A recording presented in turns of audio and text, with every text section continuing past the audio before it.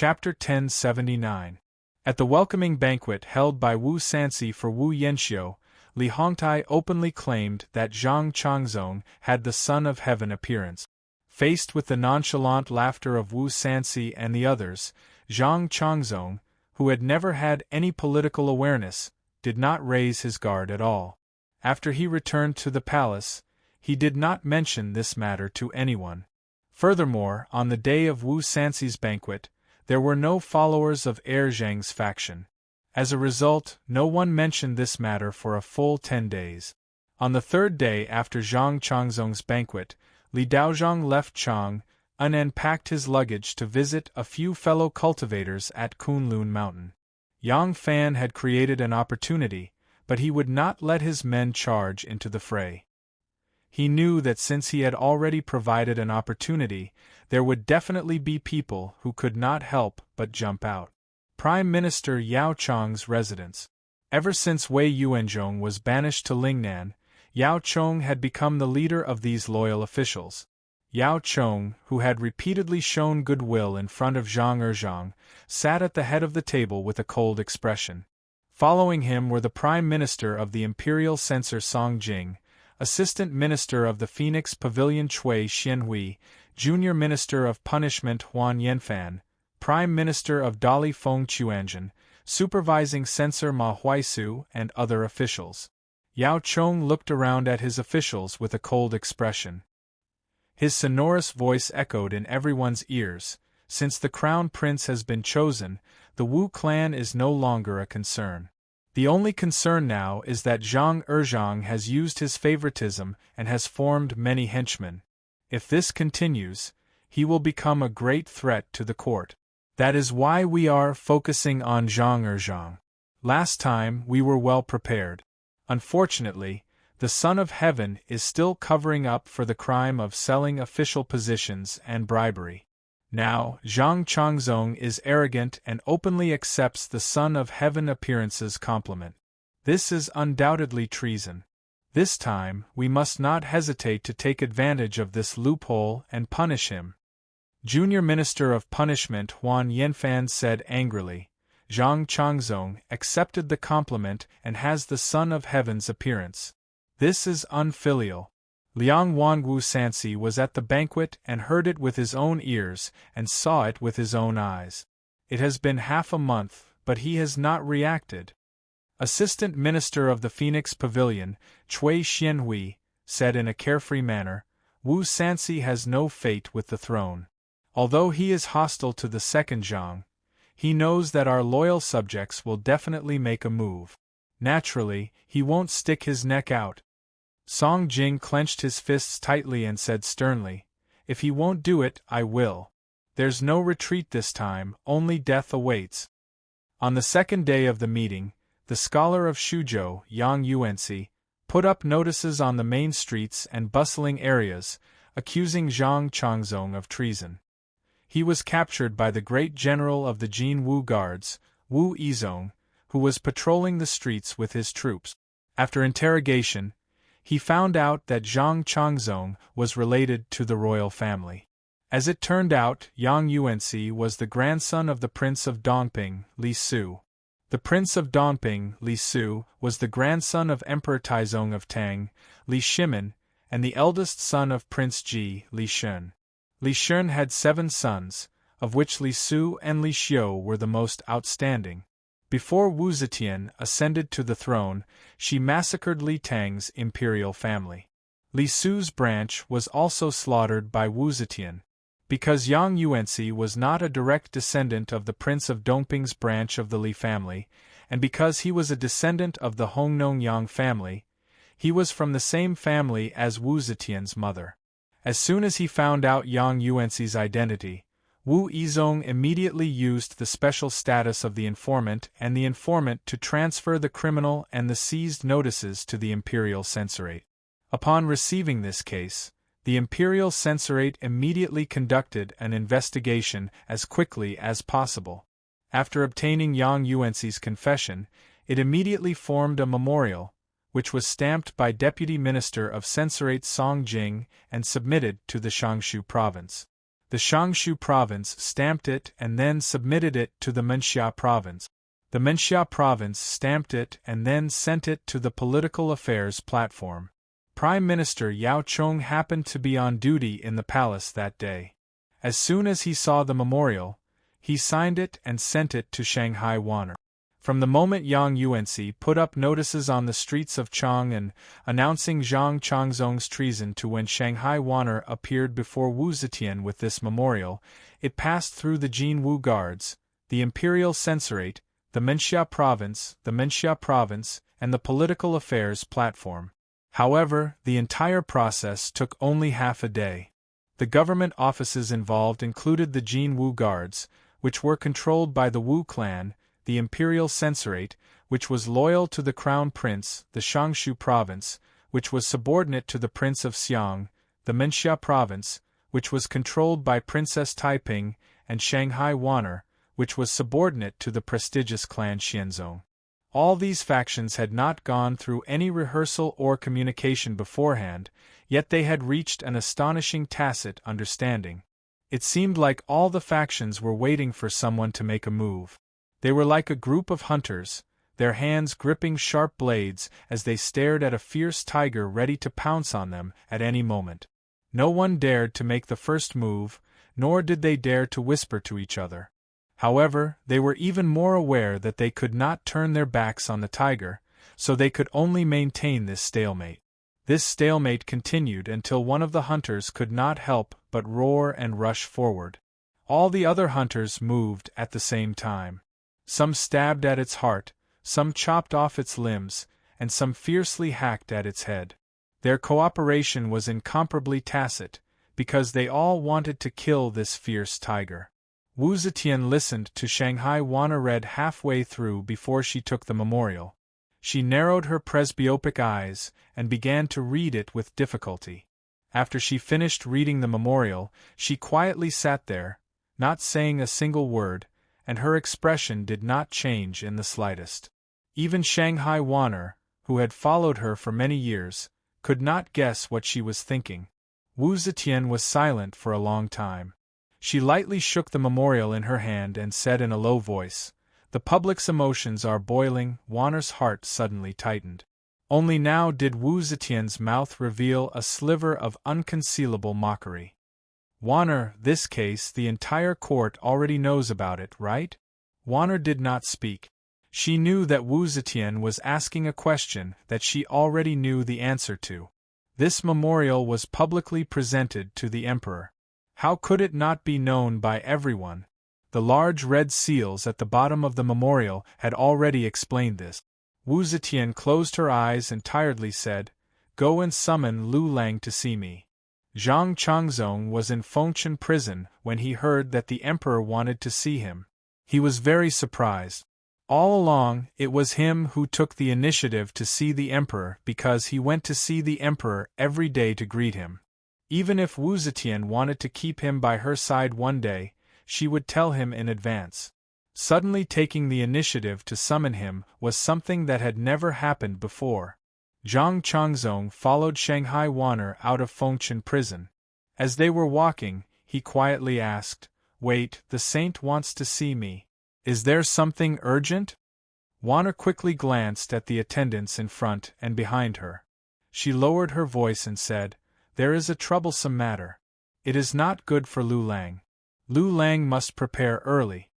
Wanner knew that once Zhang Changzong arrived in front of the emperor, he would immediately understand what had happened. There was no use in hiding it now.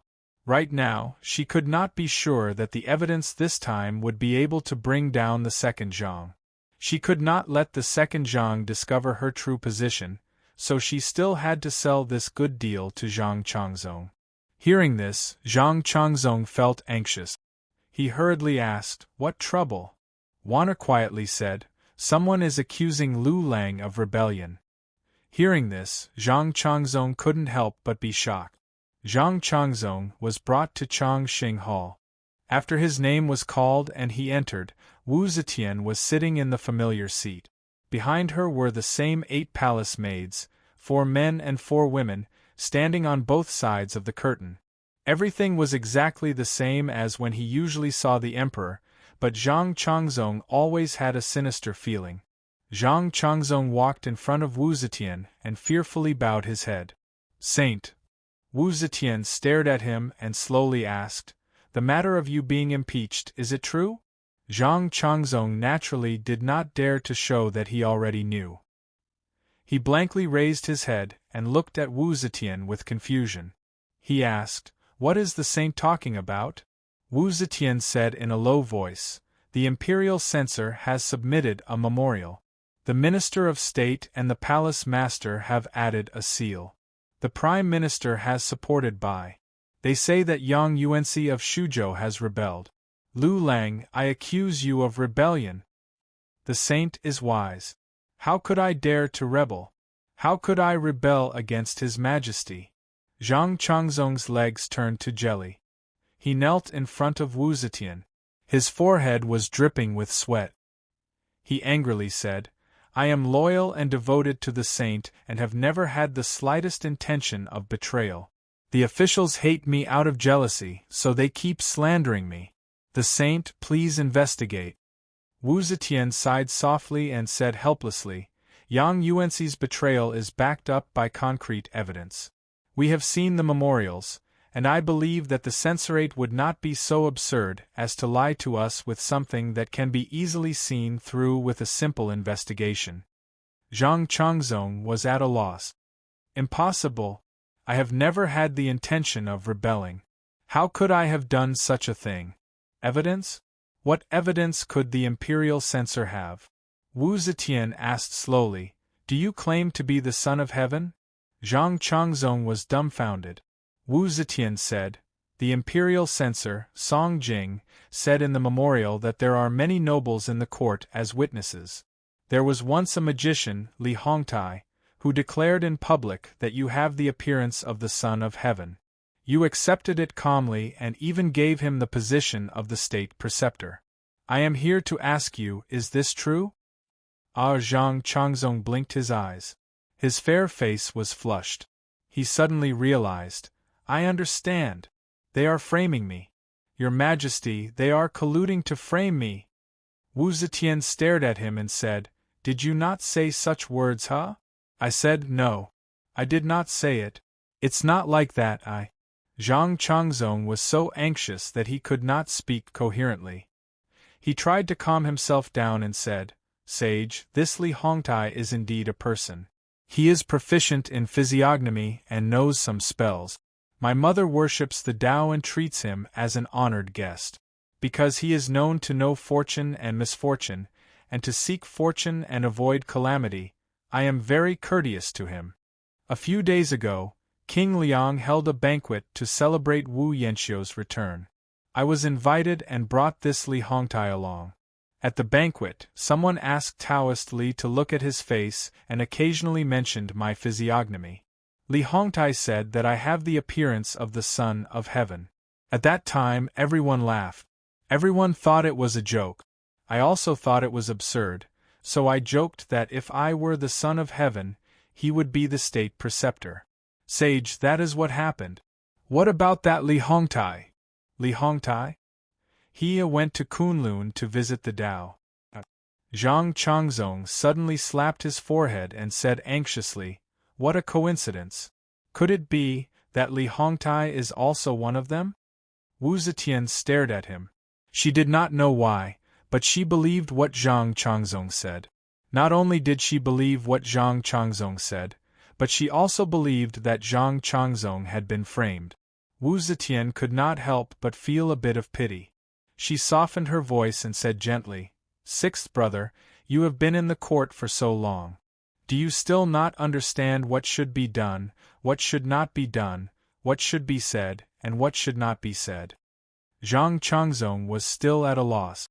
"Sage, this is just a joke. That Li Hongtai was just flattering me. Everyone who heard it laughed and knew that it was a joke. This is considered a crime of rebellion?" Wu Zetian closed her eyes. When she opened them again, there was a hint of laughter in her eyes. "Yes, according to the law, you have already committed the crime of rebellion." Chapter 1080. Sage Zhang Changzong's eyes were full of tears. He was really scared. No matter how ignorant he was, he knew what would happen if he was convicted of treason. Over the past 20 years, too many people's families had been destroyed because of treason. Wu Zetian couldn't bear to see him continue to be afraid. She said, "Now it seems that Li Hongtai was deliberately colluded with someone to lure you into the trap. However, now that this matter is known to everyone, I can't just let it go. The law is ruthless, so I can only hand him over to trial." Hearing this, Zhang Changzong turned pale with fright. He hurriedly kowtowed and said, "Sage, the officials can't wait for me to die. If you hand me over to the Ministry of Justice, I will have no chance of survival." Wu Zetian slowly said, "We will order the Assistant Minister of the Heavenly Official Wei Chengqing, the Punishment Official Chui Shenqing, and the Deputy Prime Minister of the Imperial Censor Song Jing to try this case together. Wei and Chui are both officials that you recommended, so they won't make things difficult for you. When you arrive at the court, just do what you said just now." Hearing this, Shanghai Wan Er's eyes flashed. Sage. Zhang Changzong still refused to get up. He begged, "I'd rather let the sage interrogate me personally." Wu Zetian turned her head and sighed, "Don't make trouble. You go. I will send people to keep an eye on the progress of the case." Zhang Changzong had no choice but to kowtow and leave. Wu Zetian gently waved her hand again. Wan Er understood, bowed, and quietly left. Quietly, Wu Zetian's reaction spread out of the palace. After hearing the news, Yang Fan was stunned for a long time. He shook his head and said with a bitter smile, "In the past, when fighting for and defending her throne, even if her own son was in her way, she would mercilessly eradicate him. As for the crime of treason, she would rather kill the wrong person than let it go. So, I thought this crime was enough to put the two Zhangs to death. I was wrong. The current Wu Zhao is no longer the Wu Zhao of the past." Yang Fan knew Wu Zetian's attitude, so did Princess Taiping.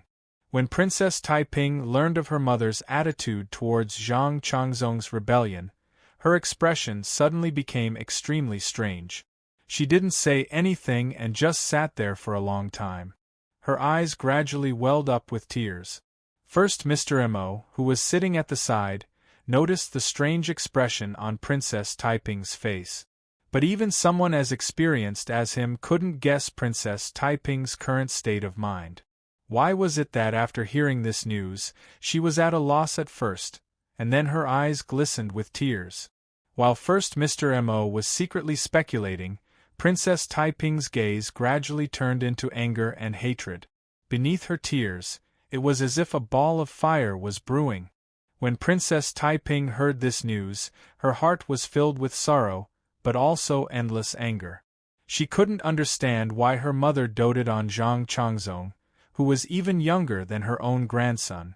Yes, it was hard to hide this plan from Wu Zetian's eyes, especially when Zhang Changzong had always been by Wu Zetian's side. With his cultivation, it was hard to hide it from Wu Zetian. Wu Zetian had long known his character and ability. She knew that he couldn't rebel, but did she know nothing about her son-in-law? When the three brothers of the Xue family participated in the anti-Wuo case, she clearly knew that Xue Xiao was wronged. Why didn't she spare his life? Her daughter, holding her young child, kowtowed to the imperial palace and fainted in front of the palace, but she didn't move at all. Now she was so reasonable and generous to Zhang Changzong. Princess Taiping was so angry that she gritted her teeth. Originally, she was determined to deal with the two Zhangs to avoid any variables in the process of Li Tang regaining power. But now Wu Zetian's unconditional trust and protection of Zhang Changzong aroused her jealousy and hatred. Her mother was so protective of an outsider, but cruel to her own flesh and blood. "I won't stand it any more." Princess Taiping supported herself on the table and stood up. Her fingers exerted strength, and her knuckles turned white. "This time, if I can't let the two Zhangs be beheaded, then I will use any means at all costs. I will do what the Emperor is unwilling to do." Emoyuhan was moved and said hesitantly, "I'm afraid that the crown prince—" Princess Taiping suddenly looked at him and used her sharp eyes to stop what Mr. Emo was going to say next. She said word by word, "Whether he is the crown prince or the emperor, no one can stop me. This is the justice I should seek." Wei Qingqing was the assistant minister of the heavenly official. He had a high position and was also the first person appointed by the emperor. So naturally, he was the chief judge, and the disciplinary official Cui Xinqing and the deputy prime minister of the imperial censor Song Jing were the co-judges. Wei Qingqing and Cui Xinqing were promoted because of the two Zhang's connections. They were the disciples of the two Zhangs, so how could they make things difficult for Zhang Changzong? As soon as Zhang Changzong entered the court, Wei Qingqing ordered people to look at the seats with a pleasant expression. Although the crime of rebellion had not yet been decided, there was no reason to look at the seats. But he was the chief judge, and Song Jing did not want to be entangled in these minor details, so he pinched his nose and endured. But the so-called trial that followed was simply a farce. Wei Qingqing smilingly asked Zhang Changzong about daily life and roughly understood the process of him becoming the emperor. He said, "Li Hongtai's words are really rebellious. Although the duke only took it as a joke, he must have reported it to the emperor afterward?" Song Jing heard this and felt that something was wrong. Wasn't this baiting a confession? Moreover, it was baiting a confession from an angle that was advantageous to the suspect. Song Jing immediately stopped him and said sternly, "Assistant Minister Wei, these words are very inappropriate." In reality, Wei Qingqing had overestimated Zhang Changzong's political intelligence. Zhang Changzong could not understand such an obvious hint. He was naturally skilled in music, chess, calligraphy, and painting, but he knew nothing about politics and law. He didn't know if he had told the emperor what this meant. If it was just Wei Qingqing's hint, he would most likely say in confusion, "No. This duke often tells jokes in front of the emperor, but while Li Hongtai's words were a joke, they were used to flatter the emperor. This duke does not find it funny." But how could Zhang Changzong not see that Song Jing was so nervous? He knew that Song Jing wanted to kill him, and Wei Qingqing was his helper. Since Song Jing opposed it, then it was right for him to do so. Relying on this simple method of analysis, Zhang Changzong responded with good fortune. Yes, Changzong did say this to the emperor. Song Jing was furious and said sternly, "Who is the witness?" Punishment official Cui Xinqing immediately said, "Since Duke Yi said that he knew to the emperor, then the witness is naturally the current emperor." Wei Qingqing nodded and said, "Then this matter only needs to be confirmed by the emperor. Since Duke Yi once treated these words as a joke to the emperor, then even if he is guilty, it is considered surrendering, and the punishment should be reduced." Song Jing said loudly, "How can the great crime of rebellion be pardoned because of one sentence? According to the law, we should at least ask relevant witnesses and search Changzong's residence." Wei Qingqing's expression darkened and he said, "Those who attended the banquet that day were all nobles, dukes, and officials. You want to capture them all here as witnesses? All he had to do was send someone to inquire about it. As for searching the duke's residence, since we cannot prove his crimes, who would have the guts to search the residence of a duke?" Cui Xinqing immediately said, "Assistant Minister Wei's words are reasonable. Now that the truth is out, we should first report to the emperor and let him decide." Wei Qingqing and Cui Xinqing echoed each other and controlled the entire trial. Song Jing, as the deputy minister of the imperial censor and the highest leader of the officials, was unable to say anything more. After Wei Qingqing finished speaking with Song Jing, he said politely to Zhang Changzong, "I am sorry, Duke. I will have to detain you for another day. After this lowly official reports to the emperor, I will hold a feast for you to calm down." Zhang Changzong waved his hand and boldly left the interrogation hall, making Song Jing bristle with anger. The next morning, Wei Qingqing met the emperor in the Golden Hall and repeated the memorial to the emperor. Duke Yi Zhang Changzong was careless with his words and caused trouble. In this official's view, it was the warlock Li Hongtai who did not know the taboo and flattered the master as a guest. Duke Yi only thought it was a joke. The empress reported it to the emperor and did not commit any major crimes. His Majesty can take away 3 months of his salary as a punishment. As for that Li Hongtai, even though he was flattering, it was all lies. He should be punished and be brought to justice. Wu Zetian was delighted and was about to nod when the deputy minister of the imperial censor, Song Jing, came out with his scepter and said sternly, "Your Majesty, the lies of the warlocks are caused by the people.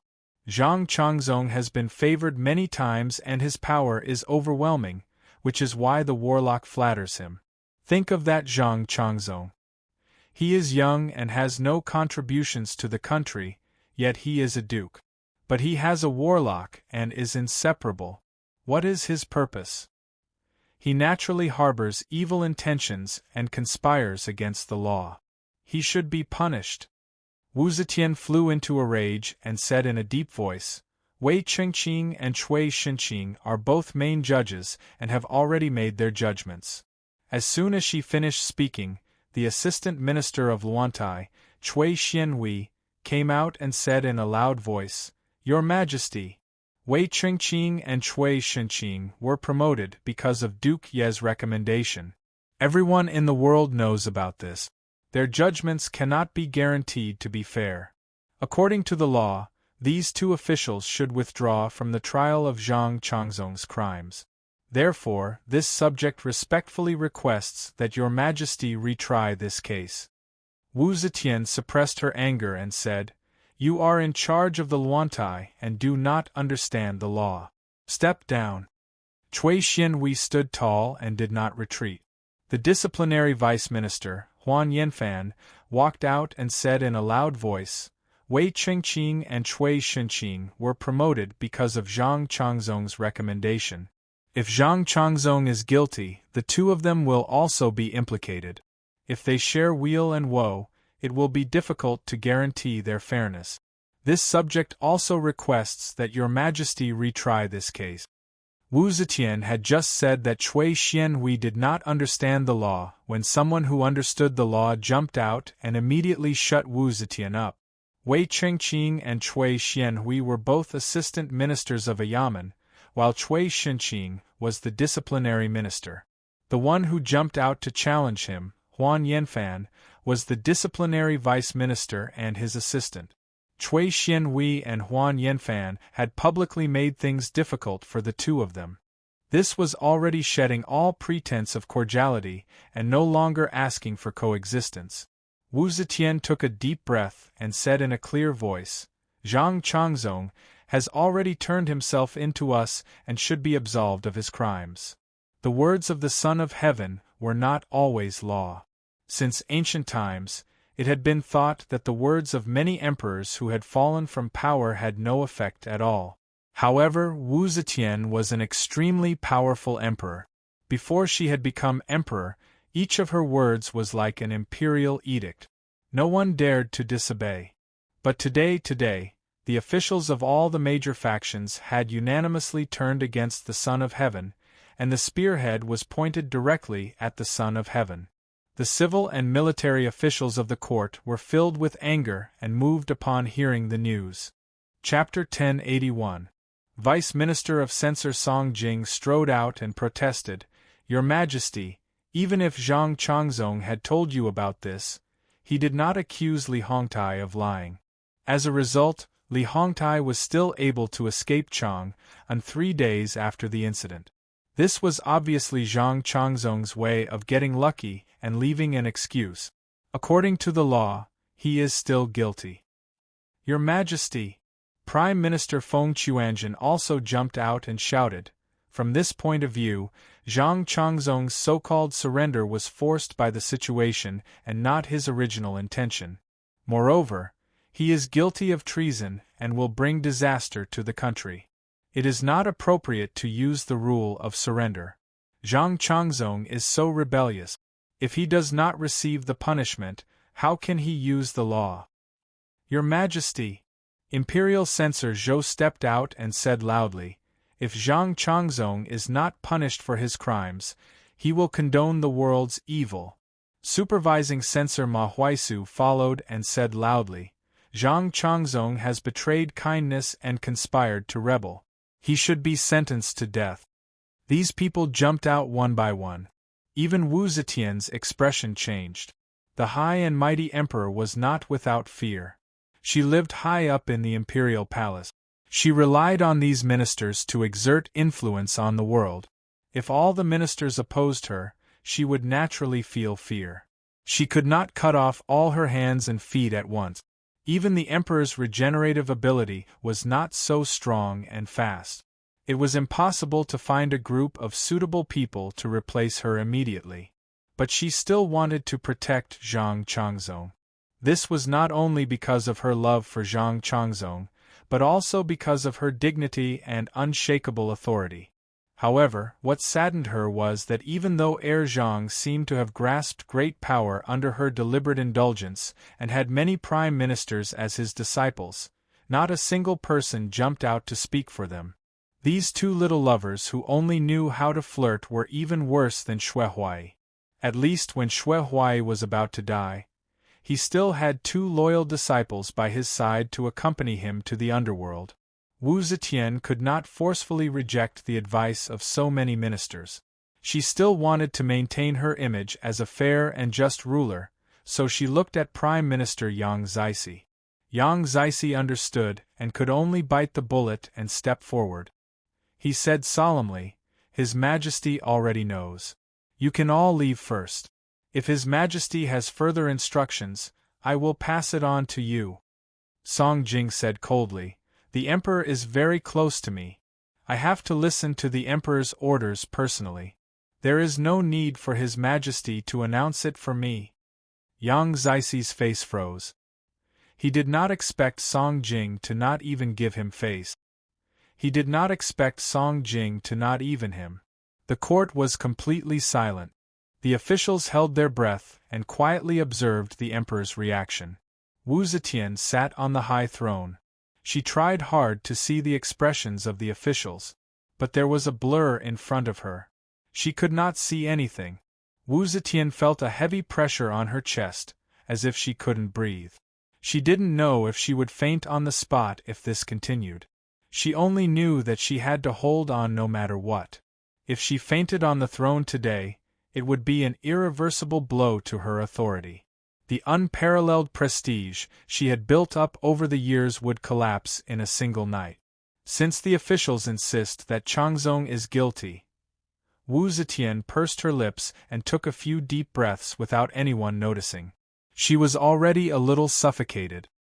Then, Wei Qingqing, hand Zhang Changzong over to the censorate for Zhongqing Song's review.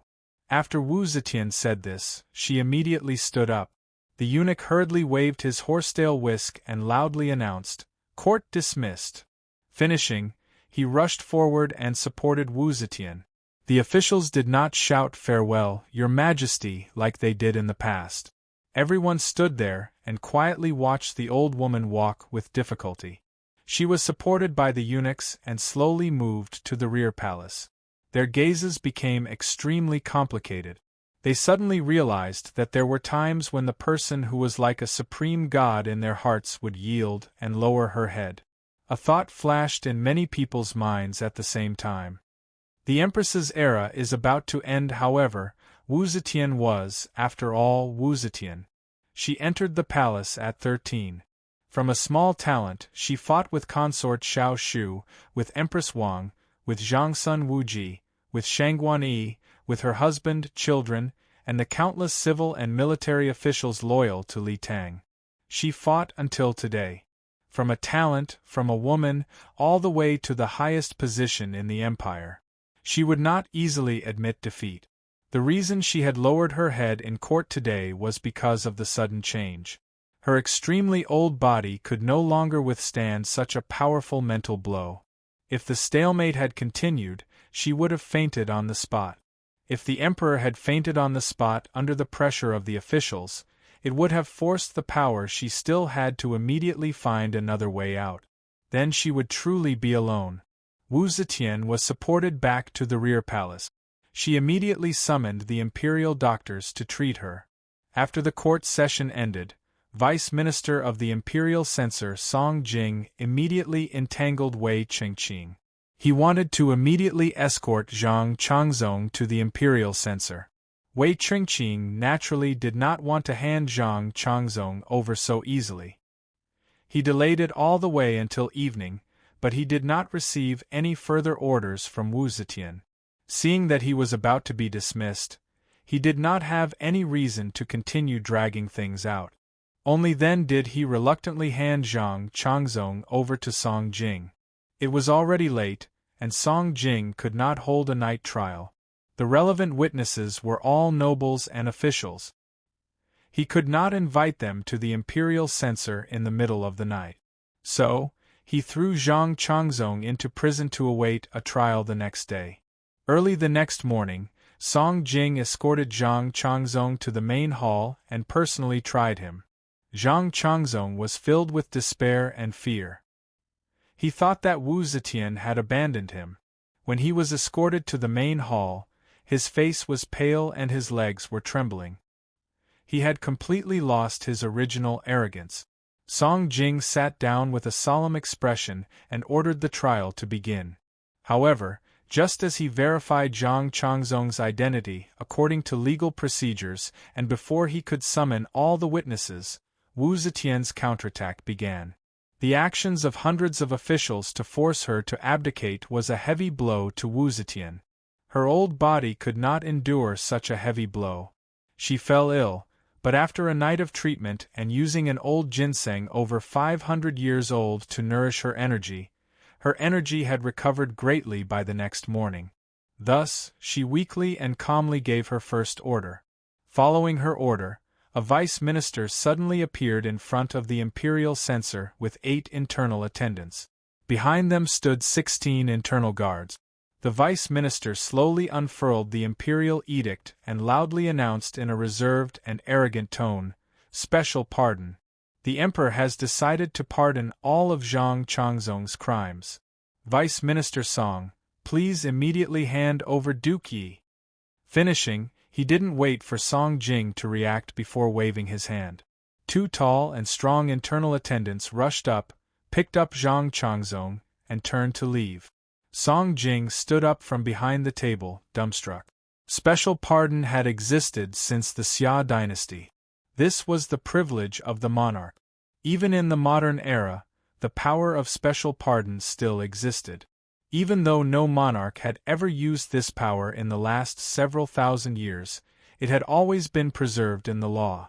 It was completely in accordance with the law. Didn't Song Jing and the officials of the court say it was based on the law? Good. If you want to fight, then I, Wu Mei, will fight with you. As the emperor, I have the power of special pardon. I cannot stop you from convicting Zhang Changzong, but I have the power to pardon all of his crimes, even if they are crimes that require death. There was no need for Song Jing to continue the trial because even if he put all of Zhang Changzong's heinous crimes on him, Wu Zetian could still use the emperor's ultimate weapon to pardon all of his crimes. Wu Zetian's counterattack began. It was still filled with the unique fighting style of the Wu clan, domineering, swift and fierce. And this was only the first punch of Wu Zetian's counterattack. I should have immediately used the punishment. I should have taken him to the main hall and immediately beaten him to death. At most, it would have been an improper punishment. As long as I can get rid of this evil, I will not fear the future. It was not until the Zhongguan left with Zhang Changzong that Song Jing finally reacted. He pounded the desk and cried out loudly. Although Zhang Changzong had only been in prison for 1 night, he was already disheveled.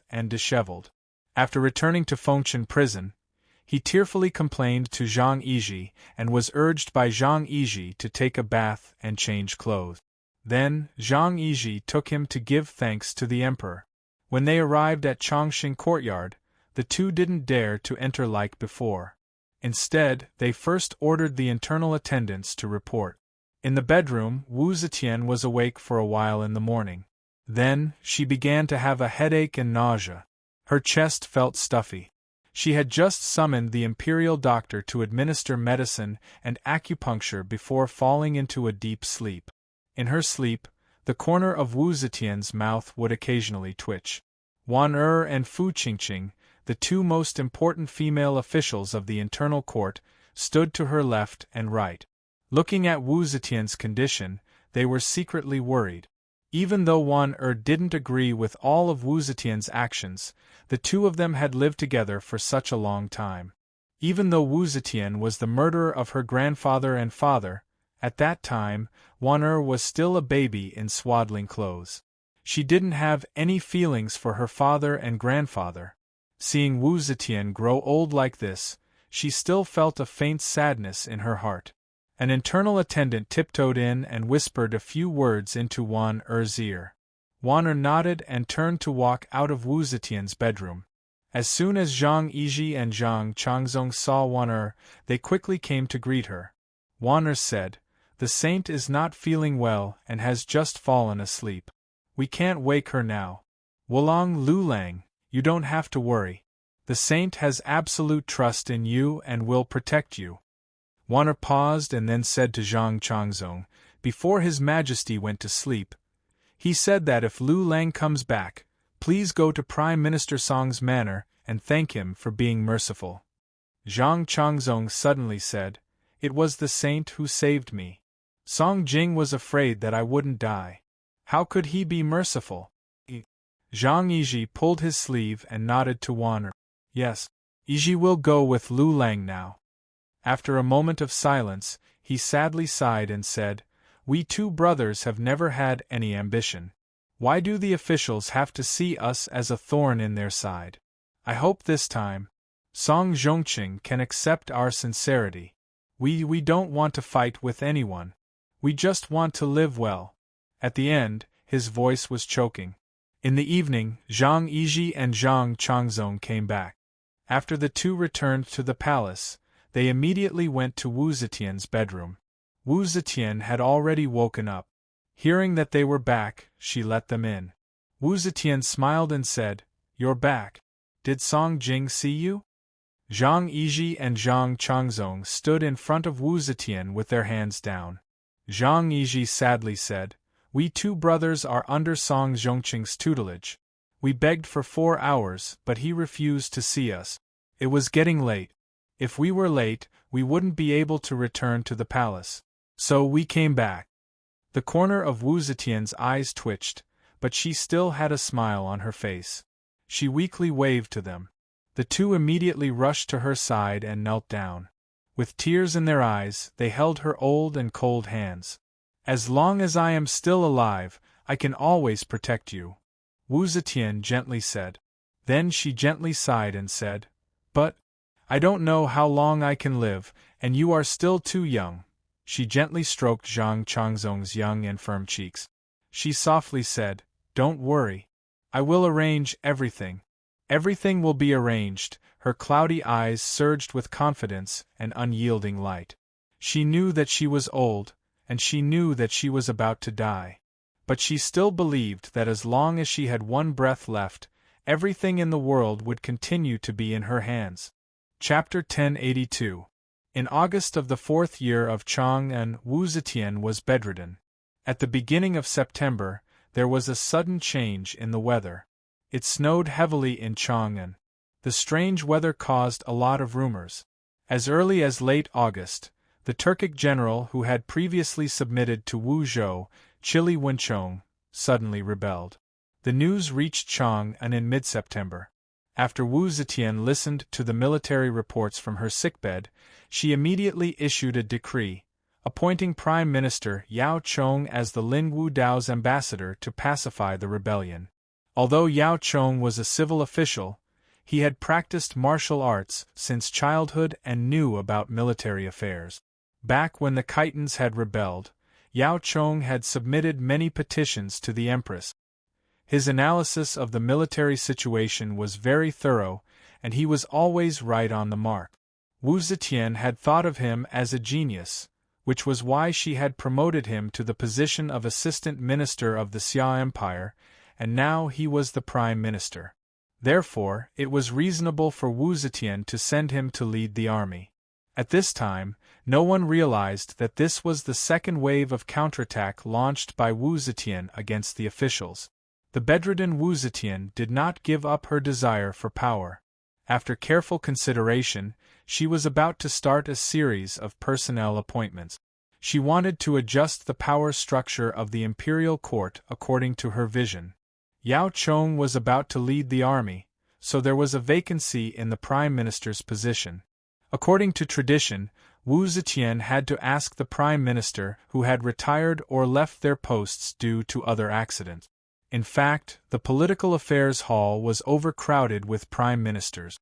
There had never been so many prime ministers in the past. But how many prime ministers could be as smart and capable as Cen Zhangqian, Ren Zhigu, Pei Xingban, Di Renjie, and Wei Yuanzhong? The current prime minister was either a flatterer like Yang Zixi, who sat in his position without doing anything, or a treacherous person like Su Weiwei, who was hesitant and ambiguous. On the other hand, Wu Zetian was old and weak. She did not have enough energy to deal with so many affairs of the country. She now relied on the prime ministers more than ever, so she needed someone who could really do things.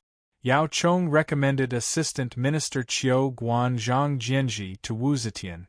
Wu Zetian recalled that Elder Di had also recommended him, so she gladly agreed.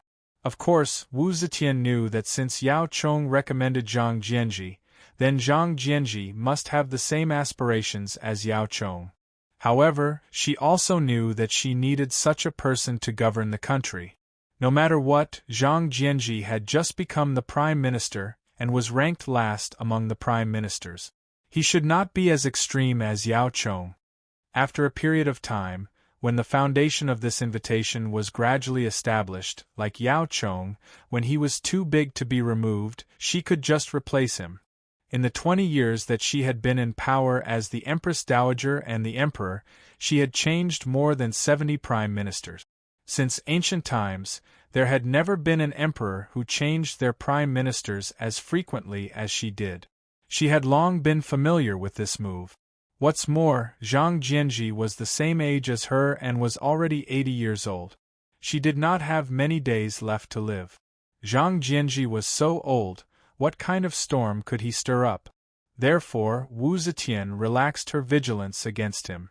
After Yao Chong led the army into battle, Zhang Jianji was appointed as the administrator of Luantai of the Phoenix Pavilion. He entered the political affairs hall and became the current prime minister. The day Zhang Jianji paid his respects to the prime minister was the 22nd day of the 10th month in the 4th year of Chang'an. On the 23rd day, Wu Zetian appointed Wei Sili, the assistant minister of the Phoenix Pavilion, as the administrator of Wei Province. On the 30th day, Wu Zetian appointed Fang Rong, the assistant minister of Huaizhou, as the administrator of Wei Province. On the 5th day of the 11th month, Wu Zetian appointed Wei Chengqing, the assistant minister of Heavenly Official, as the assistant minister of the Phoenix Pavilion. The series of appointments was like an airtight combination of punches, mercilessly punched out. Wei Sili and Wei Chengqing were brothers. When the two brothers entered the cabinet at the same time to pay their respects to the prime minister, it caused a sensation. What made people wary was that these two brothers were close to the second Zhang. As for Fang Rong, the assistant minister of Huaizhou, he had once participated in the compilation of the Pearl of the Three Schools, and was now part of the second Zhang faction. While Wu Zetian was making these changes, she had been bedridden the entire time. These edicts had all been issued through the internal court, causing the people to grow increasingly suspicious. Many people said that these edicts had not been issued by the Empress, that the Empress was already seriously ill and unconscious, and that this was the second Zhang's fake edicts to expand his own power. In truth, although Wu Zetian was bedridden and had even stopped attending court, she was not so weak that she could not see things. At the very least, she had summoned the prime ministers in front of her. She had spoken clearly and thought clearly in front of them. However, the Crown Prince's faction, the Prince of Xiang's faction, the Prince of Liang's faction, and the other factions naturally would not stand out to refute these rumors. These rumors were beneficial to them, and they were happy to see them. Many of these rumors had actually been fabricated and spread by their own people. When Wu Zetian promoted 3 of the second Zhang's henchmen into the political faction, she set out to remove the second thorn in her side. Ever since Wei Yuanzhong had been demoted, Yao Chong had become the highest representative of the anti-Zhang faction in the Political Affairs Hall, the first thorn in Wu Zetian's eyes. Now that Yao Chong had been dispatched to Lingwu to quell the rebellion, the second important leader of the anti-Zhang faction, Song Jing, had become a thorn that she urgently needed to remove. Wu Zetian issued an edict ordering Song Jing to go to Yangzhou, Yuzhou, Longyu, and Bash. Of these 4 places, 1 was in the east, 1 was in the north, 1 was in the west, and 1 was in the south. If Jiaozhi was added, then Song Jing would have to go around the borders of the Wuzhou Empire. Even if Song Jing wanted to go through these 4 places, it would take him at least a year or 2. Song Jing knew that Wu Zetian wanted to transfer him out of the capital. He was the deputy minister of the imperial censor. Once he left, the empress could replace the important position of the imperial censor with the second Zhang's faction. At that time, the second Zhang's position would be even harder to shake. Therefore, Song Jing brazenly resisted the edict and refused to leave. Song Jing ran into the palace and stood in front of Wu Zetian. He righteously and sternly refused. As the deputy minister of the imperial censor, I have the responsibility of supervising the hundreds of officials, and the imperial court is the center of the hundreds of officials. Therefore, the deputy minister cannot leave the imperial court unless it is an important matter of the country. If it is not an important matter of the country, I cannot leave. Song Jing's act made Wu Zetian very angry.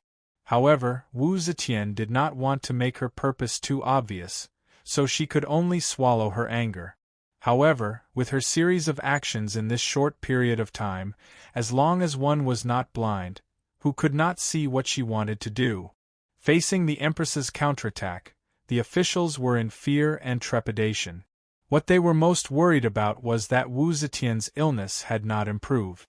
Every day, only second Zhang could serve the emperor. The time that the officials could see the emperor was getting less and less. They were worried that second Zhang would take the risk and forge an imperial edict when the empress was in danger. If such a scene really happened, even if they could still control the situation, they would not be able to stand on their feet in the law. In the history books, they would definitely be marked as rebels and traitors. This was something they could not tolerate. Prime Minister Cui Xianwei could not hold back and went to the harem to see the empress. He suggested to her, "The Crown Prince and the Prince of Xiang are your Majesty's biological sons. They are benevolent, filial, and good enough to serve your Majesty's soup and medicine. Your Majesty should order the 2 princes to serve by your side. It is better not to let people of different surnames freely enter and exit the palace." Wu Zetian smiled faintly and said, "Prime Minister Cui's good intentions, I am grateful for your hospitality." However, Wu Zetian did not accept Cui Xuanwei's suggestion. The officials became even more anxious. They were already completely opposed to second Zhang, but now the sword that should belong to the emperor was in second Zhang's hands. No one could predict what would happen next. The sword was already hanging over their heads. They only had one choice: rise up and resist. Chapter 1083. 80 years old was considered a very old age in modern times. During the Tang dynasty, it was considered a very old age. It was almost unimaginable that such an old man could still have such exuberant energy, meticulous thinking, and be able to handle heavy and complicated government affairs. But it didn't mean it didn't exist. Zhang Jianji, who was a late bloomer, was such an anomaly. He had been a county lieutenant until he was over 60 years old. If it was someone else, they would have retired and returned to their hometown. But Zhang Jianji, who had just survived, seemed to be glowing with vitality. He became the prime minister at the age of 80 and would soon enter a new year. By then, he would be 81 years old.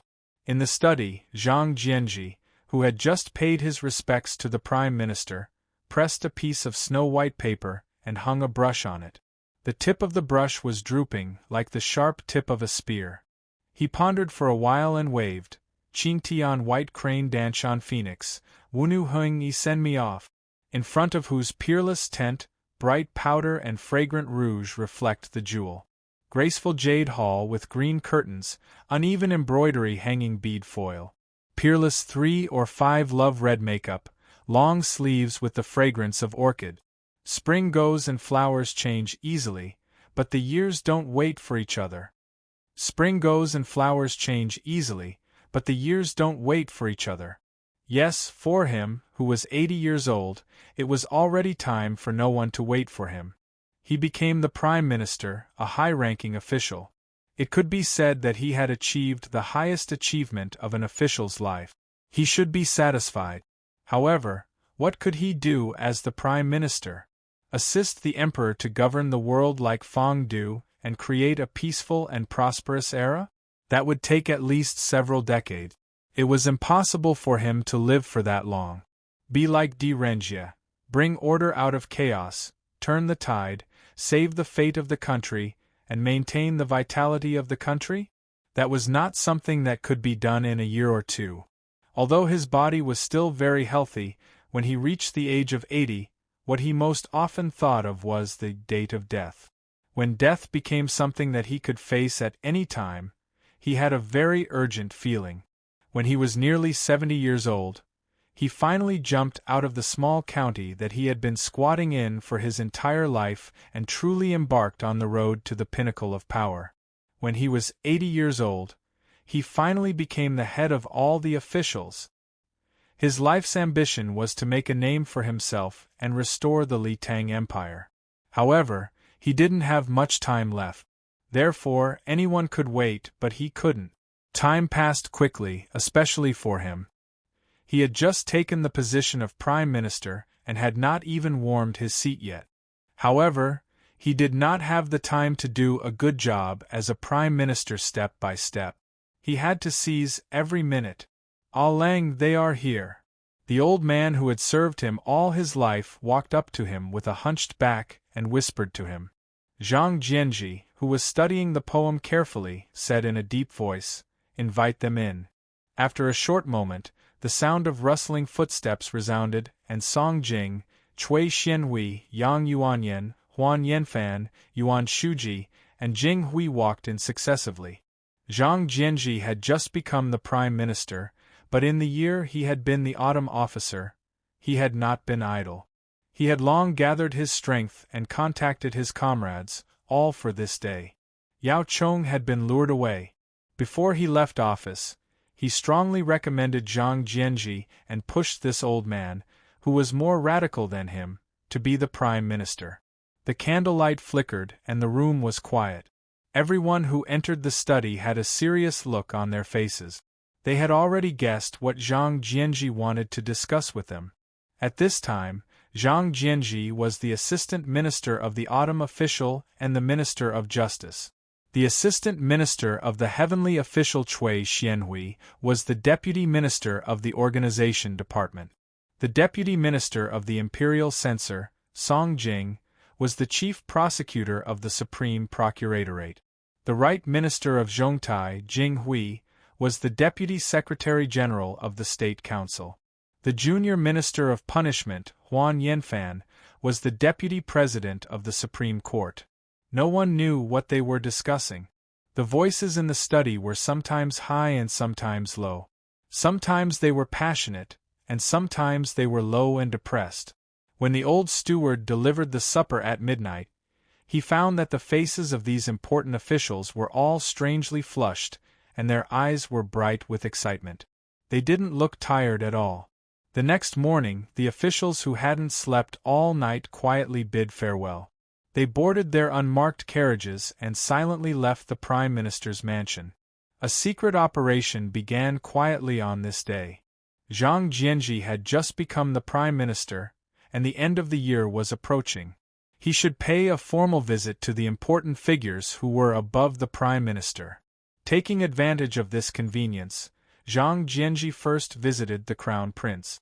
Li Xian didn't know much about Premier Zhang, which was why he didn't know the latter's style of doing things. He had thought that Zhang Jianji was just greeting him out of courtesy, and that was why he had put on a fake smile on his face. He had planned to stand up and see Zhang Jianji out after chatting with him for a bit. However, Zhang Jianji's straightforward words startled him. Li Xian stuttered, "The second Zhang doesn't have great ambitions. I don't think he will cause any harm." Zhang Jianji said, "Among the second Zhang, Zhang Changzong is really incompetent and not a threat. However, although Zhang Yiji isn't very resourceful, he is also very cunning.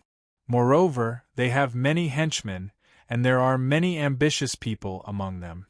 Who knows if they will instigate the second Zhang to do anything in desperation?" Li Xian said hurriedly, "The second Zhang's identity is awkward.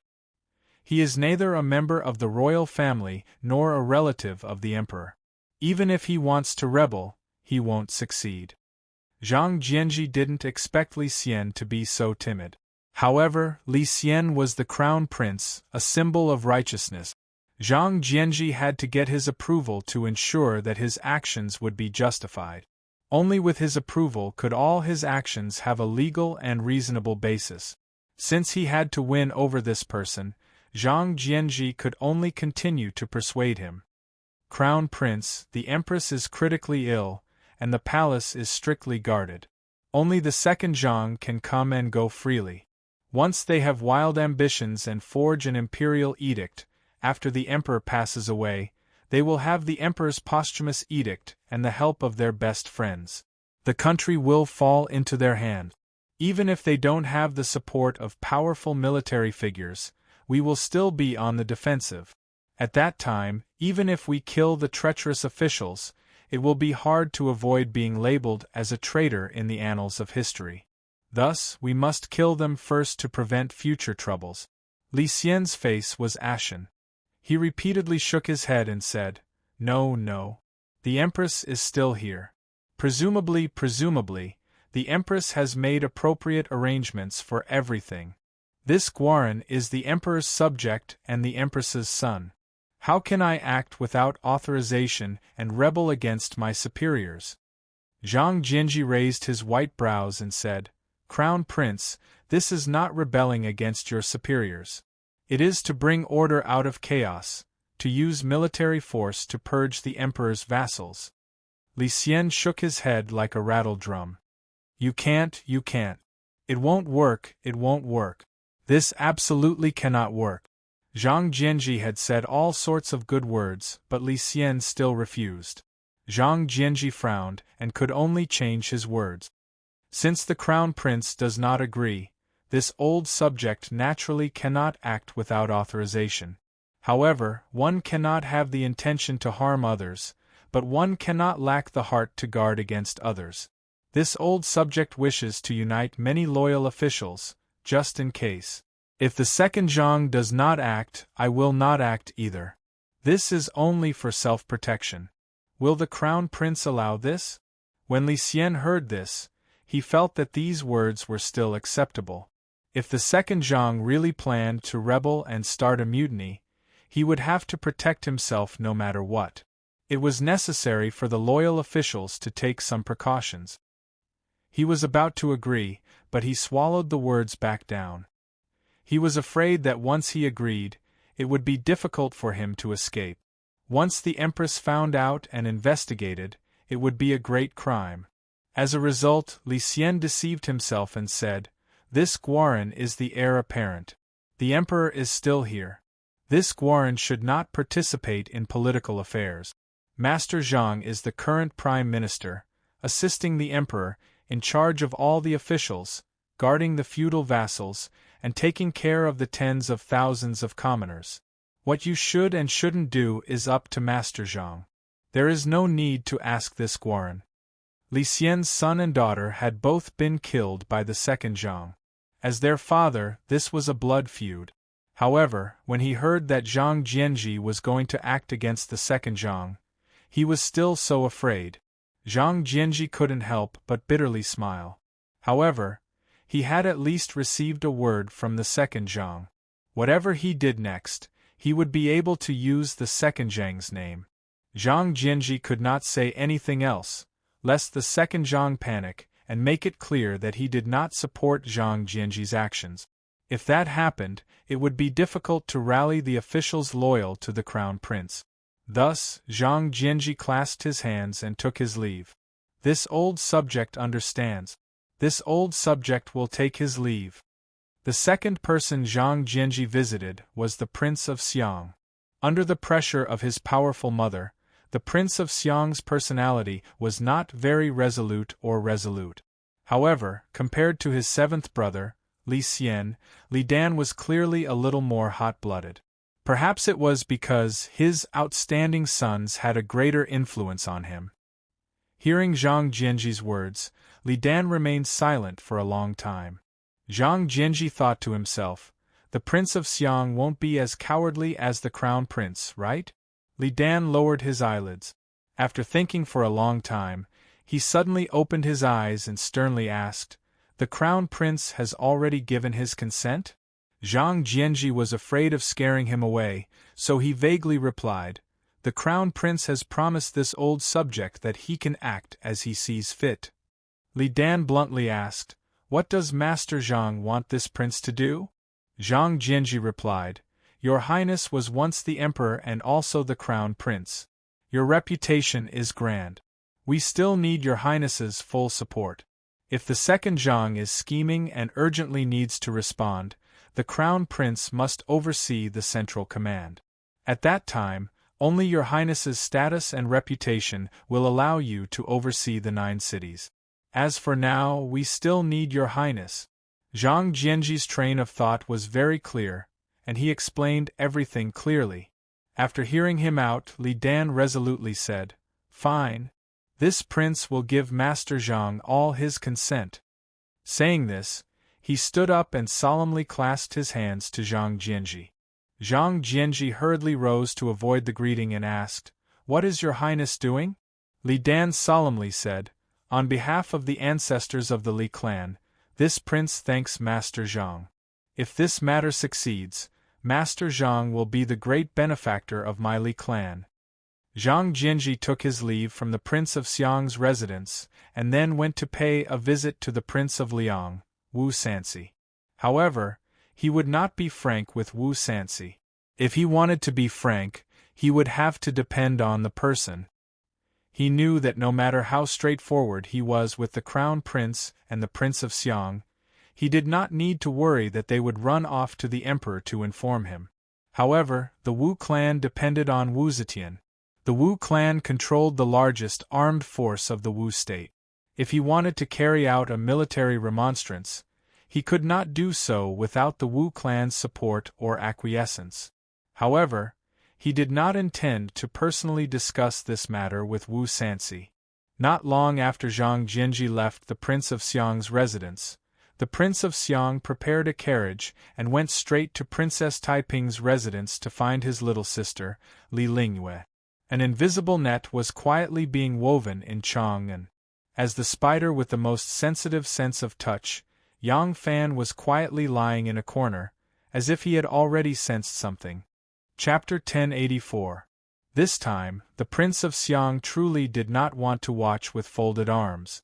Last time, he had stayed out of the affair because the Crown Prince was the main cause, but the Crown Prince himself was cowering and cowering. The main cause himself had not taken the initiative, but now he was being asked to take the risk to speak up for Wei Yuanzhong?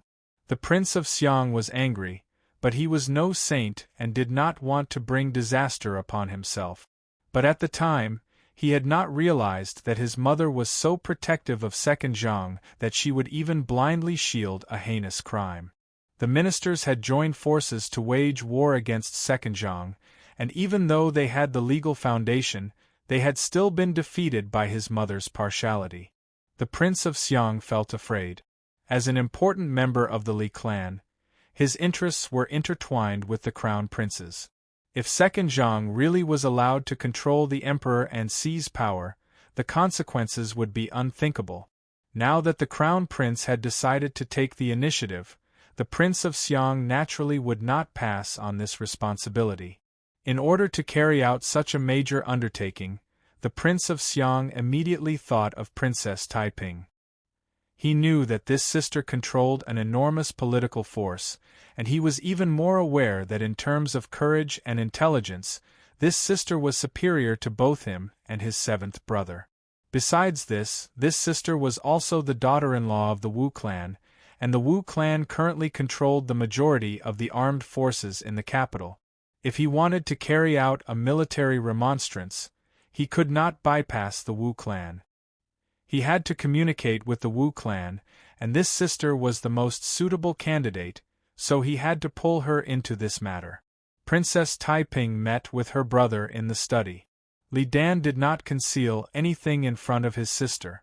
As soon as he sat down, he bluntly stated the purpose of his visit. Li Dan first recounted the events of Zhang Jianji's visit to him today. He then said to Princess Taiping, "Second Zhang is so favored, it is really beyond your brother's expectations. With mother's serious illness and Second Zhang in control of the palace, it is even more worrisome. I feel that it is time to take special measures." Princess Taiping's delicate brows perked up as she asked, "How confident does Brother Wang think they are?" Li Dan shook his head. "Not them, but us. They have already remonstrated with Mother, but what was the result? It is impossible to rely on just a group of civil officials. This time, we must carry out a military remonstrance. Only if the Crown Prince, you, me, and the Wu clan are of the same mind and work together will there be a chance of success." Princess Taiping asked. "The Crown Prince agreed?" Li Dan nodded. "Yes. Zhang Jianji said it himself." Princess Taiping heaved a sigh of relief and murmured, "In other words, this time, we are fighting against the Emperor with all our power." Li Dan laughed bitterly. When Song Jing accused the second Zhang of being a prime minister, he had already used all the power of the court, but didn't he still suffer a crushing defeat? This time, we need the full cooperation of the Li and Wu clans, but most importantly, since it is a military remonstrance, we need to use force. Force is the foundation. Princess Taiping slowly stood up and paced in the room. Her skirt swayed gently with her movements like the rhythm of water. Li Dan knew that for such an important matter, her sister needed to consider it carefully. The main point of her consideration was not whether or not she would participate, but how likely it was to succeed. Princess Taiping paced back and forth for a long time before she suddenly stopped and resolutely said to Li Dan, "Right now, Mother is seriously ill and has not appeared in court for a long time. Imperial edicts have been passed down from the rear palace, and the second Zhang's henchmen have been repeatedly promoted. Only by carrying out a military remonstrance, killing the second Zhang, and purging the Emperor's side, could they turn the situation around. Ling Yu is willing to follow you two brothers and carry out this important matter together." Li Dan said cheerfully, "I knew that you would agree." Princess Taiping's eyes flashed. "How much force do you have now?" Li Dan shook his head. "Right now, it is still too early to talk about force. We must first determine how many allies we have and who is willing to participate. Only then can we divide the work and discuss the specific plan. Right now, I only know that no matter how many people participate, our only option is to carry out a military remonstrance. And there is only one way to carry out a military remonstrance. If we try to use any other means to reach the palace and kill the second Zhang, Mother will have enough time to mobilize the troops and quell the riot." Princess Taiping said in a low voice, "The Black Tortoise Gate." Li Dan nodded forcefully. "Yes. It is the Black Tortoise Gate. Right now there are 1,000 cavalrymen guarding the Black Tortoise Gate, and their commander is Yang Fan. This person is of utmost importance. Do you have the confidence to make him stand on our side?" Taiping was silent, and Li Dan was in no hurry to press him. Although as Taiping's brother, no one would be stupid enough to publicize the love affair between Taiping and Yang Fan in front of him, he had more or less heard about it. However, he did not think that this relationship could guarantee that Yang Fan would stand on their side. They thought that they were carrying out a military remonstrance against the emperor, but to the emperor, this was no different from plotting a rebellion. Once they failed, the result would be the death of their family. When faced with the great crime of rebellion, there had been cases of wives suing their husbands and sons suing their fathers. This had happened before in history. Things like love and affection could not guarantee anything. Yang Fan had a family, a career, and a fourth-rank official. He was a rational and mature adult. He would definitely not choose to stand on the other's side on such an important matter because of love and affection.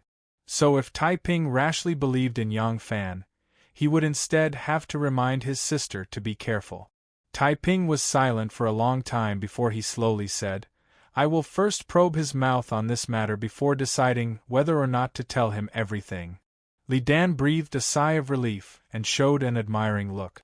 She said, "This is a serious matter, and we should be extra careful. Yang Fan is the key, and the other key is the Wu family. The Wu family controls the elites of the Northern Office. If the Wu family does not agree to the military remonstrance, the possibility of success of this plan is very small." Princess Taiping nodded and said, "After several years of recuperation, we have indeed accumulated a force in the imperial court. But the biggest problem is that we have never had the opportunity to control the military power. During the military remonstrance, it may not take many people to rush into the palace and kill Zhang. But to control the palace and the imperial city, we must have the military power in our hand. And without the consent of the Wu family, who now controls the military power, we have no chance." Li Dan said, "So, we must persuade the Wu family to cooperate with us." Princess Taiping nodded and said, "Leave it to me." The brother and sister discussed it again.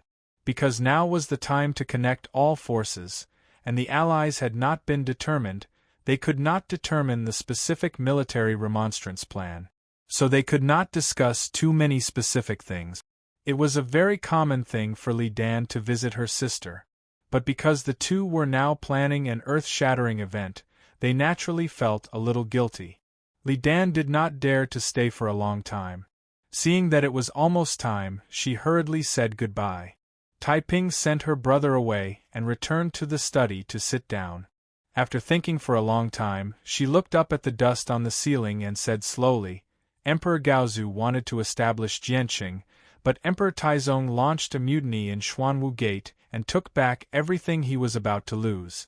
Do you think if we launch another mutiny in Xuanwu Gate, can we succeed like Emperor Taizong?" There was no one else in the study except for her, but her tone did not sound like she was asking herself. So, who was she talking to? Behind Princess Taiping was a screen with "Flowers in Bloom and Riches" on it. Beautiful and delicate peonies were painted on the screen. Following Princess Taiping's question, a person quietly walked out from behind the screen. He was tall and slender, and his clothes were as light as snow. His handsomeness revealed an exuberant heroic spirit. It was Yang Fan. Yang Fan did not come today to inform Princess Taiping. Although he had already faintly sensed some signs because he had many tentacles, he only knew that Zhang Jianji and some other people were secretly contacting each other through his people. As for the specific content of their discussion, he naturally did not know. In this kind of situation, he would not reveal the information that could not even be counted as groundless rumors to Taiping. Even if he already knew all the inside information, he would not hastily come to Taiping and tell him everything. He would definitely think of a more appropriate method first. Otherwise, with Taiping's intelligence, he would definitely immediately realize that he controlled a huge force. In fact, Yang Fan came today because he sensed that Zhang Jianji and a group of his henchmen seemed to have a plot. He was not sure whether Princess Taiping was also one of the participants in this secret, so he came today to inquire about the information from Princess Taiping. As a result, Li Dan suddenly came to visit and he heard everything.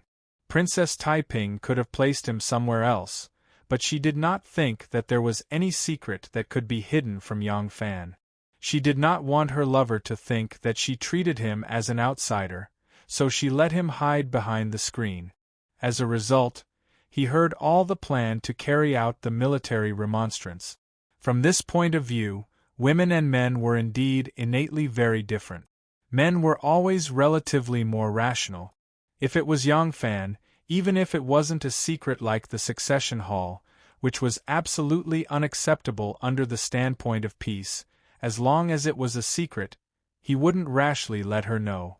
Even if Yang Fan did not have the sensitive identity of the succession hall master of the obvious sect and had no secrets that he could hide from her, he would rather think carefully before revealing it to her.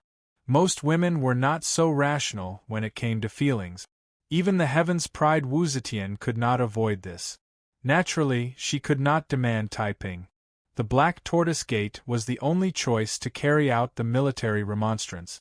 Sooner or later, Yang Fan would be pulled in.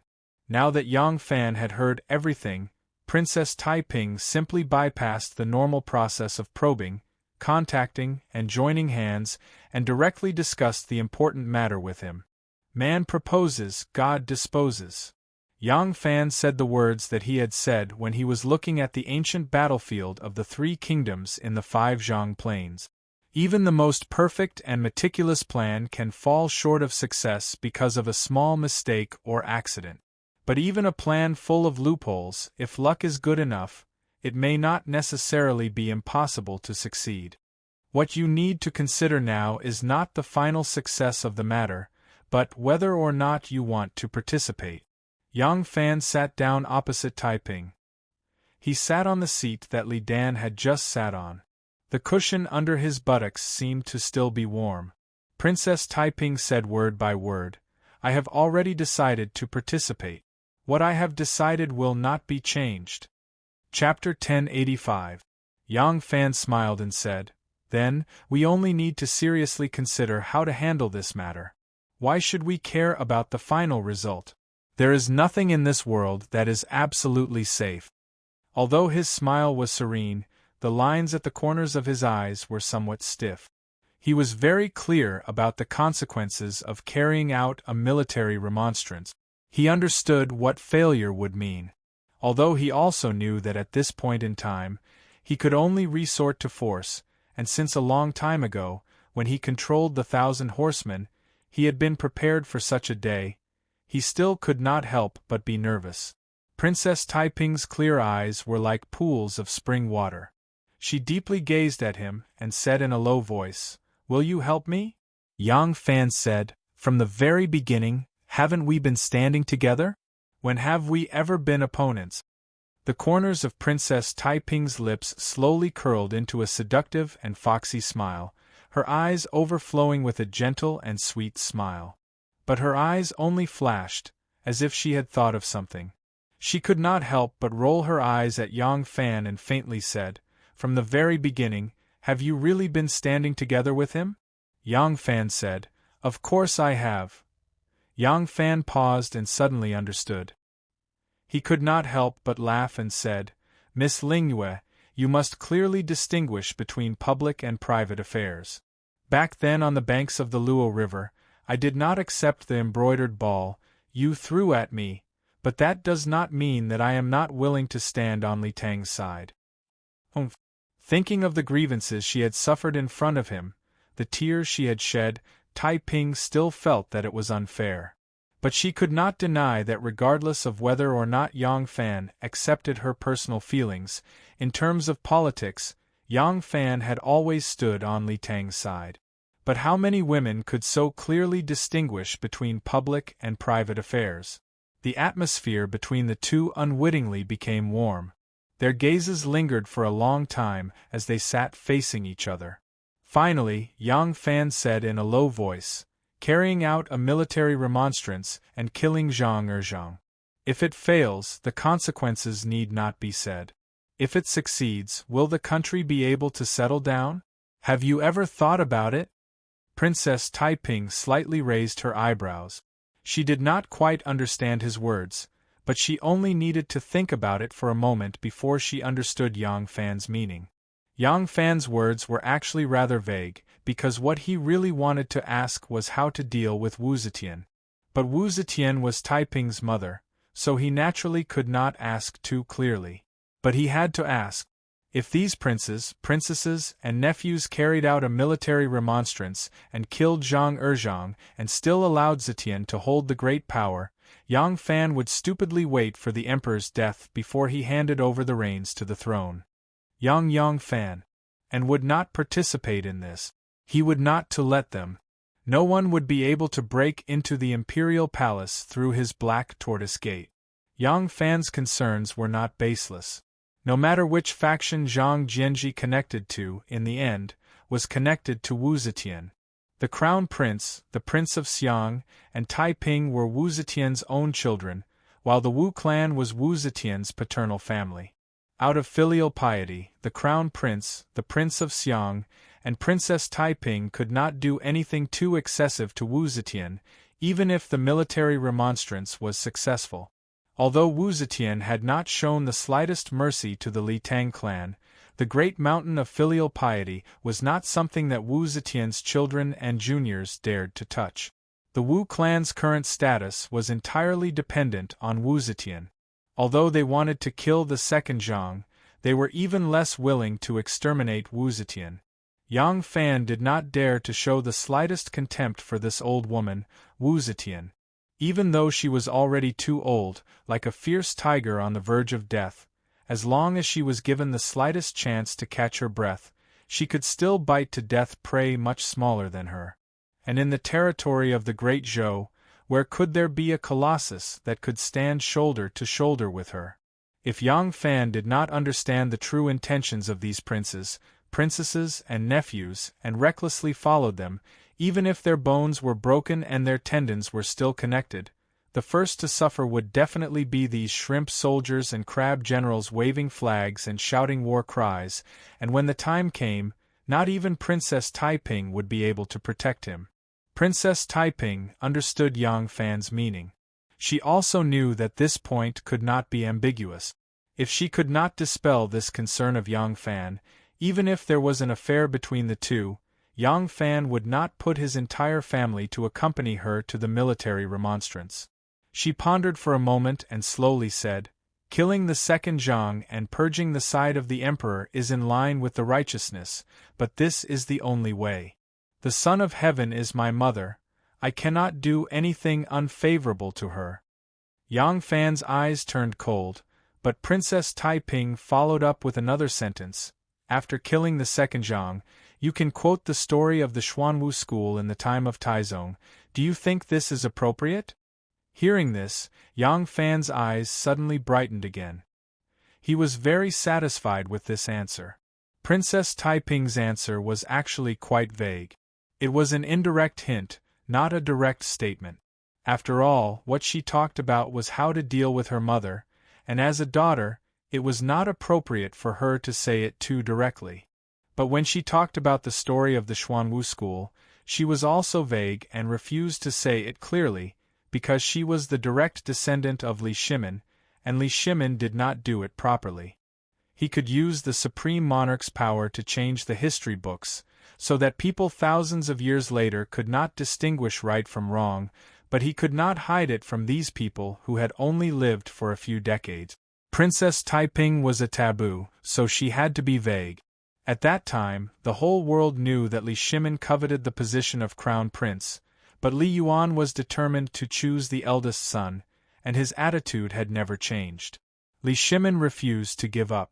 Seeing that he had achieved great power, Prince of Qi Li Yuanji wanted to kill Li Shimin when Li Shimin went to his mansion to save the position of the eldest brother, but was strongly stopped by Li Jianqing. Later, Wei Zheng, a subordinate of the Eastern Palace, also tried to persuade Li Jianqing to kill Li Shimin, and offered him many plans, but was rejected by Li Jianqing. Perhaps Li Jianqing did this because he was kind or because he was already the crown prince and did not want to be the bad guy. Anyway, he was not willing to make a decision, and the result was that he was harmed by Li Shimin. After Li Shimin killed Li Jianqing and Li Yuanji at the Xuanwu school, he immediately led his troops to the palace. He did not show up, but sent Yu Qigong to see the emperor.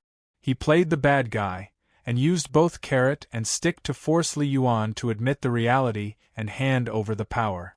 After Li Yuan reluctantly agreed, Yu Qigong personally appeared, knelt on the ground, and cried, begging his father for forgiveness. Speaking of Yu Qigong, he was not the uncouth man in the historical novel.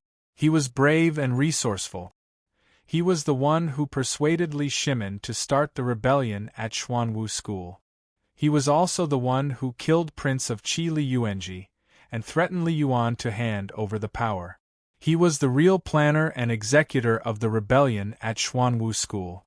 As for Qin Xiong and Qing Yaojin, they were only one of the participants. After Li Shimin killed the crown prince and Prince of Qi, he put his father, Li Yuan, under house arrest. However, Li Yuan was still the ruler of the country in name. After some time, he finally abdicated the throne. He did this to avoid the bad reputation of usurping the throne, and to create an image of a father and son, which was justifiable. Princess Taiping's reply to Yang Fan clearly meant that after the military remonstrance, she would imitate her grandfather Li Shimin's methods and exercise de facto control over her mother. After a period of time, she would abdicate the throne. This would ensure that the military remonstrance would be effective, and it would not be accused of usurping the throne. Yang Fan knew how much influence Taiping had over her two brothers.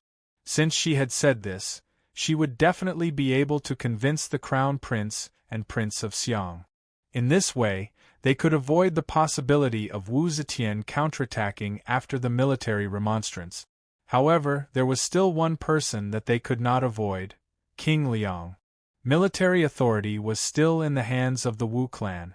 If they wanted to use the military remonstrance, they would need the cooperation of the Wu clan. Would the Wu clan agree to this? Taiping said, "I will act as a lobbyist for King Liang. The Wu clan is also deeply afraid of the second Zhang. I believe that he will agree to use the military remonstrance." Yang Fan said, "But King Liang will only agree to execute the second Zhang. He will not agree to do anything detrimental to the Son of Heaven." Taiping said, "The Son of Heaven is the mother of the Crown Prince, the Prince of Xiang, and me. As children, we could never do anything disgraceful to her. As for having mother hand over the reins of power, it seems that if not for the variable known as the second Zhang, mother's relinquishment of power would only be a matter of a year and a half. Wu Sanxi is well aware of this. If we bring it forward a few days, what will he be able to hold out for? The imperial throne is already out of his reach. Does he not want to mend his relationship with our Li clan?" Yang Fan thought for a moment, then nodded. Do your best on this matter. Only with the Wu clan's agreement can we tamper with the army. We must rope in this ally. To achieve this goal, we won't hesitate to promise them a few benefits." Taiping was deeply convinced. She nodded and said, "Should we rope in some people from the second Zhang's side?" Yang Fan thought for a moment, then shook her head. "That won't do. The second Zhang's foundation is still shallow. They only have two kinds of people by their side. One is people of high status and authority, and these people are at a loss when they attach themselves to the second Zhang. The other kind is people that the second Zhang has promoted. These people have only risen to power for a short time, and some of them have not yet grasped any important power. Some of them have been placed in important positions by the second Zhang, but they have only been there for a month or two. They cannot control the important departments and are of no threat to us, nor are they of any help." Princess Taiping thought it over and had to admit that Yang Fan's words were very reasonable. Now that she was about to carry out a military remonstrance, She couldn't help but think of her grandfather's mutiny at the Black Tortoise Gate and evaluate the gains and losses from that successful mutiny. Back when Li Shimin had coveted the imperial throne, Crown Prince Li Jianqing had not been willing to use extreme measures to deal with him, but he had taken precautions. On one hand, he had suppressed the development of the Prince of Qin's residence and weakened Li Shimin's power. At the same time, like Li Shimin, he had tried to infiltrate and rope them in. However, Li Jianqing had tried to rope in Li Shimin's trusted generals, while Li Shimin had tried to rope in those lower-ranked subordinates of Li Jianqing who wielded crucial power, such as General Chang He, who guarded the Black Tortoise Gate.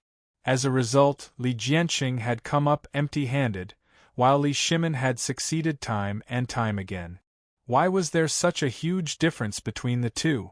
It wasn't that Li Jianqing was too arrogant and incompetent, but that their goals were different. Li Jianqing was already the crown prince, and if he could successfully rope in the generals at Li Shimin's side, he could achieve his goal without shedding a single drop of blood. But Li Shimin was not the crown prince, and Li Yuan had no intention of replacing the crown prince. He had no chance of using proper methods to ascend to the throne unless he carried out a mutiny. What a mutiny required the most were the generals guarding the vital areas of the imperial palace.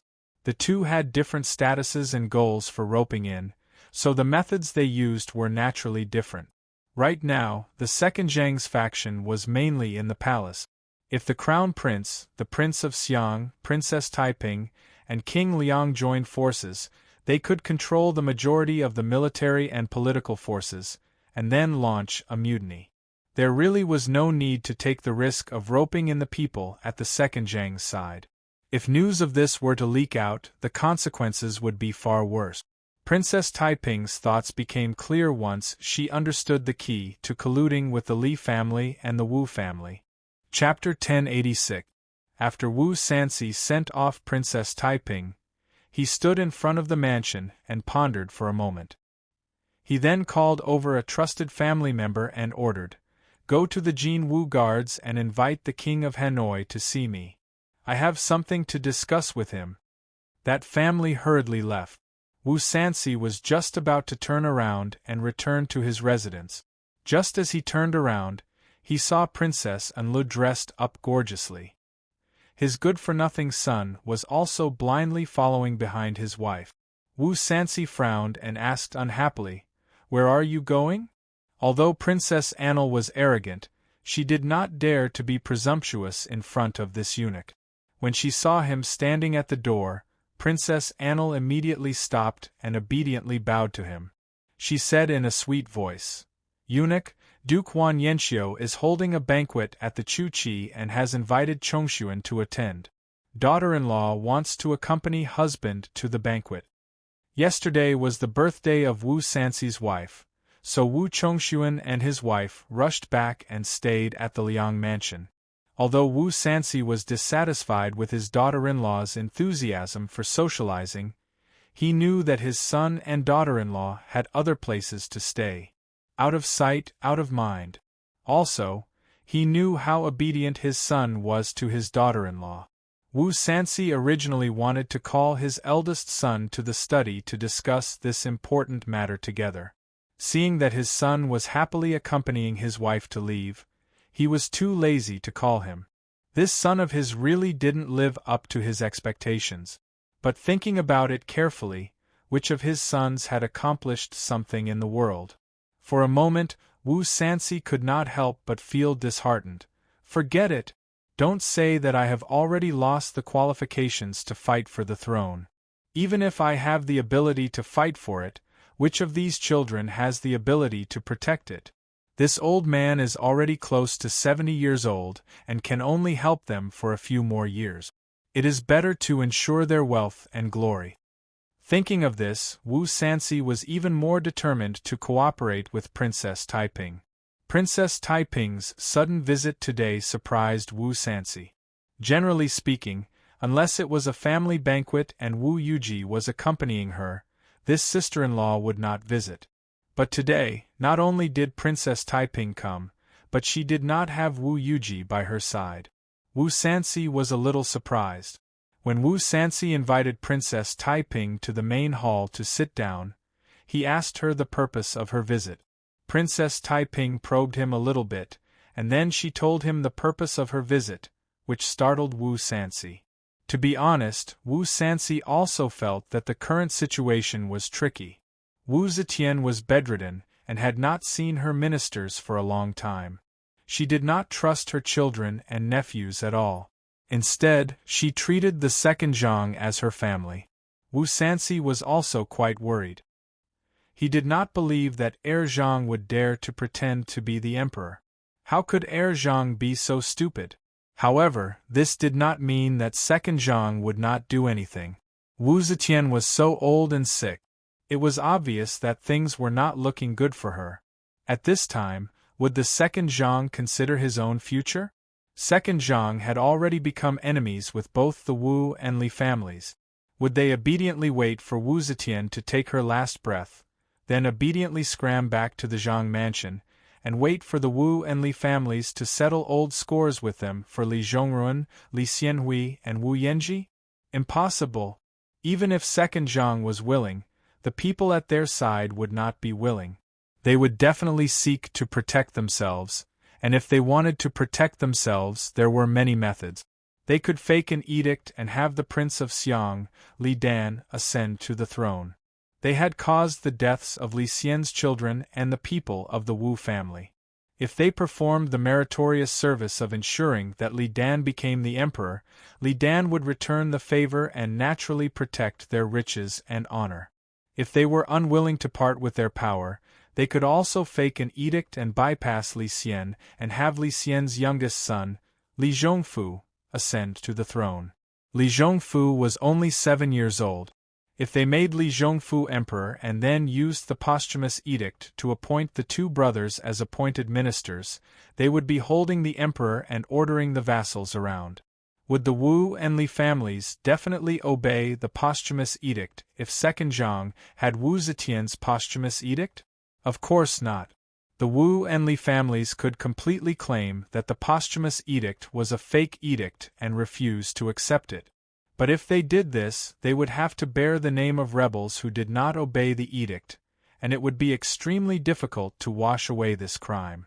Moreover, it was very difficult to determine the position of the great general of the Featherwood Guard, Wu Yi. He had always been loyal to Wu Zetian and had always remained uninvolved in the conflict between the Wu and Li families and the conflict between the Wu and Li families and second Zhang. If he believed in Wu Zetian's posthumous edict, or if second Zhang used the military power of the world as bait to win his support, then it was hard to say whether the Wu and Li families would be able to overturn the fake edict. If second Zhang was smart enough, he could grant Yang Zixi, Su Weiwei, and the other prime ministers positions and even promise them the title of king. He could also vigorously rope in some of the feudal officials who held important military power. In the palace, he also had Wu Yi to support him. After first establishing the young emperor and then using the Son of Heaven to order the vassals around, it was not impossible for Wu and Li to achieve greatness in the future. During this process, what would Wu Sanxi do? It was true that he also had the possibility of being roped in, but what could second Zhang use to rope him in?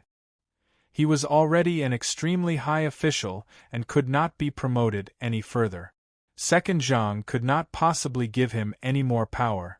If he did, then second Zhang would just be making a wedding dress for him.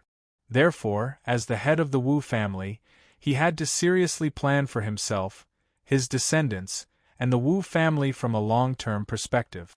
The result of his choice was to ally with the Li family. He and Li Xian were relatives by marriage, and Li Xian had always been mediocre and incompetent. If he also had the merit of establishing a new emperor, he would not be affected. As for his aunt, he also took Princess Taiping's words to heart. Princess Taiping bluntly told him that after the military remonstrance was carried out, it would urge the empress to hand over her power. Although Wu Sanxi was very dependent on his aunt, he also knew that his aunt would not be able to hold on for much longer. He would have to face this matter sooner or later. Then, he might as well kill second Zhang. According to the arrangement that his aunt had been working on for the past few years, the Wu and Li families would jointly rule the world. No matter who tried to change this arrangement, they must be eradicated, regardless of whether this person was second Zhang or Wu Zetian herself who had created this situation. The alliance of Wu and Li to overthrow Zhang was officially formed from this moment on. In the deep night, Yang Fan slowly walked to the west mountain wall of the study, followed by Xiao Man and Anu. Anu was carrying a lantern. The snow glowed, so the ground was relatively bright, and the lantern was not conspicuous. Under the mountain wall was a wall carving of 5 bulls, and in front of the wall carving was a water jar. The water jar was originally planted with water lilies, but since it was winter, only milky white ice could be seen spilling out of the jar. Yang Fan reached out and hugged the big jar, and with a hard turn to the left, the big jar began to rotate, and the surrounding snow was flipped up. Yang Fan forcefully rotated the big jar 3 times, and then walked to the wall carving.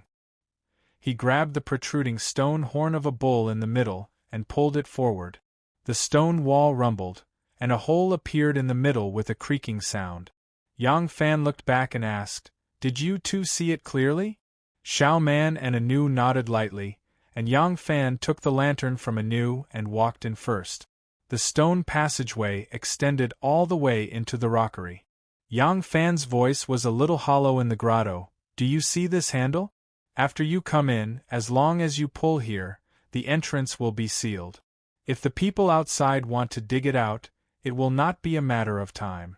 Go straight from here. There are a total of 3 paths. The one on the left leads straight to a lake more than 2 miles away, and the exit is in a family's well. The one on the right leads to the side and back of our house, and the exit is in the vegetable field of a house outside the back wall of Princess Annel's mansion. The one in the middle leads to Madame Zheng's house, and it is usually closed, so you don't have to worry about it." Yang Fan's introduction was very detailed.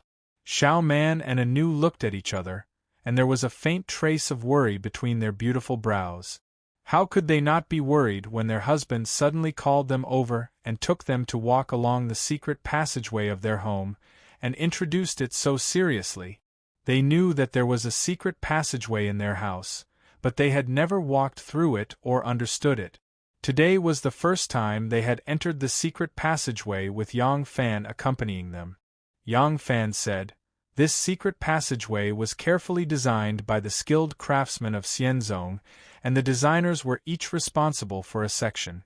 The same was true for the people who built it, so only the 3 of us know the details of the entire secret passageway. As to the secret room that Huang Yuanbao helped us build, that was just a pretense, and I never thought to use it. After all, he had built palaces for the imperial family." Yang Fan slowly walked at the front with the lantern, and his voice was very clear. "If you need to use this secret passageway, the situation will be very dangerous. You can lead your entire family to hide here. You can choose left, you can choose right, and you can also leave from one of the 2 exits. The people at the exit are all people I have arranged. As long as you go out from here, they will know what to do. The people at the exit on the left can arrange for you to go to the western region or the southern frontier, and the people at the exit on the right can arrange for you to go to Fusang or the South Sea. As to where to send you, it will depend on the specific situation at the time." Xiao Man said with a trembling voice, "Lang Jun, what happened?" Yang Fan turned around and smiled at her. "Don't worry, nothing happened. Otherwise, would I have brought you here to talk about these things slowly? I would have taken you and escaped long ago. Haha, telling you this today is just in case." Xiao Man did not let go of her doubts and persistently asked, "Lang Jun, you and I have been husband and wife for a long time. Do you think I don't know your personality? Don't hide it from me. What happened? What do you want me to be on guard against?" Anu did not speak, but gently held Yang Fan's hand. Her little hand was cold. Yang Fan secretly sighed. He also knew that with the shrewdness of these 2 women, it would not be easy to deceive them. Now that he had given them an explanation, he was afraid that they would not give up if he did not tell them the truth. But after telling them everything, would they not be worried? Yang Fan didn't want to give up. He deliberately said in a relaxed tone, "I do have something important to do now, but it won't be too dangerous. Do you think I don't know the principle of a noble sun sitting under the eaves? Haha, if you really want to talk about risks, everything has risk. Walking on the road, you will encounter a frightened horse. Sitting at home will collapse the beam. I always think about failure before thinking about victory, that's why." Lang Jun. Xiao Man rudely interrupted him. She raised her eyebrows and gradually showed her heroic spirit. Li Tang's princess and Wu Zhou's marquis, Lang Jun has never cared about them. In the Tubo kingdom, Lang Jun played tricks on Zanpu and the prime minister. In the Turkic Shui Yentua city, Lang Jun dealt with the 100,000 troops with ease. This time, who is it that made you so cautious? Yang Fan was silent for a long time and softly replied, "The Empress." Chapter 1087. Another year was coming to an end. As the end of the year approached, people from the palace came in and out more frequently. The eunuchs who prepared for the new year, the craftsmen who decorated the tents, and the musicians of the musical house who rehearsed large-scale palace dances and various celebrations. Because of this, the palace was much more relaxed than usual. But on the first day of the little new year, something unpleasant happened in the palace. A little eunuch suddenly ran to report to Shanghai Wanner that someone had taken items from the palace out to sell. After hearing the news, Shanghai Wanner immediately dispatched a team from the inner guards, led by her trusted eunuchs, to strictly interrogate each palace gate. As a result, they found some silk, incense burners, masks, books and other objects from the palace maids and eunuchs who didn't have time to escape. In fact, these things weren't too valuable, and they didn't dare to steal and sell the truly valuable things. But taking some things from the palace and using the opportunity to leave the palace to sell them was a violation of the rules. Shanghai Wanner was furious, but she didn't report this matter to the emperor. Firstly, there was no need to report petty theft to the emperor. Secondly, the emperor had been bedridden in recent months. Not only did he not attend court for many days, but he was also unable to attend several major New Year's celebrations. Naturally, it was impossible to disturb him with such a small matter. Therefore, Shanghai Wanner reported this matter to the great general of the Yulin Guard, Wu Yi, urging him to strengthen the management. This was because the Yulin Guard was responsible for guarding the palace. The Black Tortoise Gate was nominally under the Yulin Guard, but in reality, it was directly under the emperor's command. The other palace gates were under the direct control of the Yulin Guard. Normally, the Yulin Guard had to search the eunuchs and palace maids entering and leaving the palace. But after so many years, this aspect hadn't been too strict.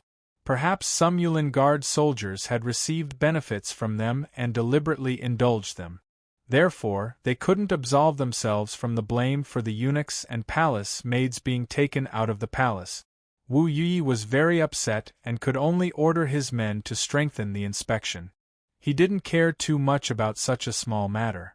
Immediately after, on the next day, when the palace minister Ji Su was inspecting the various chambers of the palace, he unexpectedly discovered that several Yulin Guard officers and men had secretly drunk wine. After drinking, they went on duty and guarded the palace. Ji Su was greatly dissatisfied. Although these people repeatedly begged for mercy, Ji Su still rudely told this matter to Wu Yi with an iron face. On the 28th day of the 12th lunar month, Taichung Temple was rehearsing the Nua opera in the palace.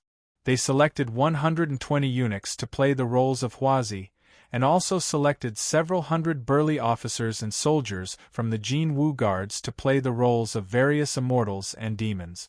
After the rehearsal of the exorcism of the Nua opera, a fire inexplicably broke out at the rehearsal site. The fire was not big and was quickly put out. However, after an investigation, it was found that the fire had not been completely extinguished when they dispersed. The Yellow Gate and the Golden Guards who had participated in the fire had all been punished, but the fire had only reignited after they had left for nearly 2 hours. Naturally, the Featherwood Guard, who were in charge of patrolling, could not escape responsibility. As a result, Zhou Yong, Zhang Tingue, and several other imperial censors who had heard of this matter submitted a severely worded memorial, listing the various misdeeds of the Featherwood Guard's mismanagement and requesting the imperial court to investigate and rectify. Now that Wu Zetian had not attended court for a long time due to illness, she would not personally handle matters other than extremely important matters. This memorial fell into the hands of Zhang Jianji, who had just become a prime minister. In fact, in terms of seniority, Zhang Jianji, who had just become a prime minister, did not have the qualifications to handle matters before Yang Zixi, Su Wei, and the other old prime ministers. However, those prime ministers were people who were afraid of shouldering responsibilities. This memorial involved the king of Jian and the great general of the Featherwood Guard, Wu Yi. They did not want to offend these people, so after pushing the blame around, this memorial naturally fell into Zhang Jianji's hands. Zhang Jianji was really a new official who made 3 changes. He attached great importance to this memorial and immediately summoned Wu Yi to reprimand him in a stern voice. The next day, he removed several Featherwood Guard generals who were directly or indirectly responsible and transferred several young and promising officials into the Featherwood Guard to take up posts.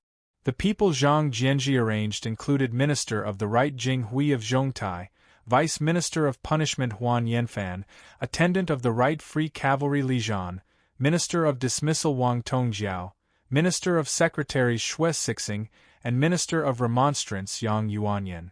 These people were all civil officials. Fortunately, it was extremely normal for civil and military officials to exchange roles in the Tang dynasty. Yang Fan had first Empress Wu's civil, and then joined the military, so it was not strange for Zhang Jianji to make such arrangements. These people were arranged by Zhang Jianji into the Featherwood Guard, each assuming the position of general. Originally, the sudden removal and appointment of so many mid-level generals of the Featherwood Guard was bound to arouse the vigilance of the Wu family, who held military power.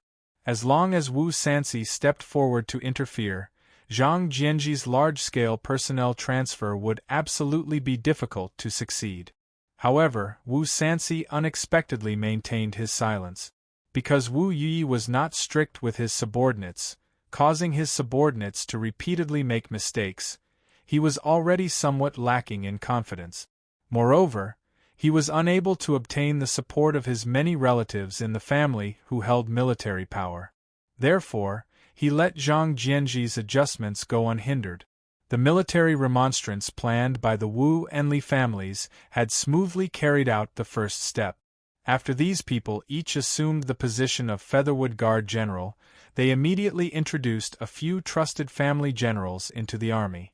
It was impossible for them to carry out a large-scale change of blood in the Featherwood Guard, but introducing a few personal guards to act as personal soldiers was a very normal matter. When Yang Fan had established the 1,000 cavalry, he had also arranged for Ren Wei and other trusted bodyguards, who had never been in the army, into the army. As these mid-level generals were intensely preparing for the military remonstrance, changes were also quietly occurring in the palace under Wan Er's arrangements. These changes were under the 2 Zhang's eyes, but the 2 of them were completely unaware. In terms of the foundation of the palace, how could they compare to Shangguan Wan Er, who had been operating for 20 years? On Yang Fan's side, he was also quietly making preparations. Yang Fan found Ma Qiao and had a secret discussion with him. The next day Ma Qiao fell ill. For many days in a row, he asked for leave and stayed at home. Originally, the Black Tortoise Gate was guarded by 5 Lang generals in rotation, but Ma Qiao fell ill. Someone had to replace him for the day he was on duty. Ma Qiao found Lu Maofeng for this. Lu Maofeng gladly agreed. During the days that Ma Qiao was sick and stayed at home, he would replace Ma Qiao on duty. Of course, these days of leave would need to be returned. Then, when necessary, as long as Ma Qiao recovered, he could replace Lu Maofeng on duty. This would prevent Lu Maofeng from appearing at the Black Tortoise Gate for a very long time. Yang Fan made these preparations after full consideration. He had 5 Lang generals under him. Among them, Huang Xuchang, Chu Kuanga, Ma Qiao, and Dugu Huizhi were all under his control. Only Lu Maofeng had originally been recommended by the two Zhangs.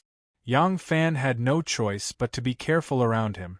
In reality, in the years that Lu Maofeng had been in the 1,000 Cavalry, he had a very good relationship with the brothers of the 1,000 Cavalry. He was also loyal to Yang Fan. But this matter was too important.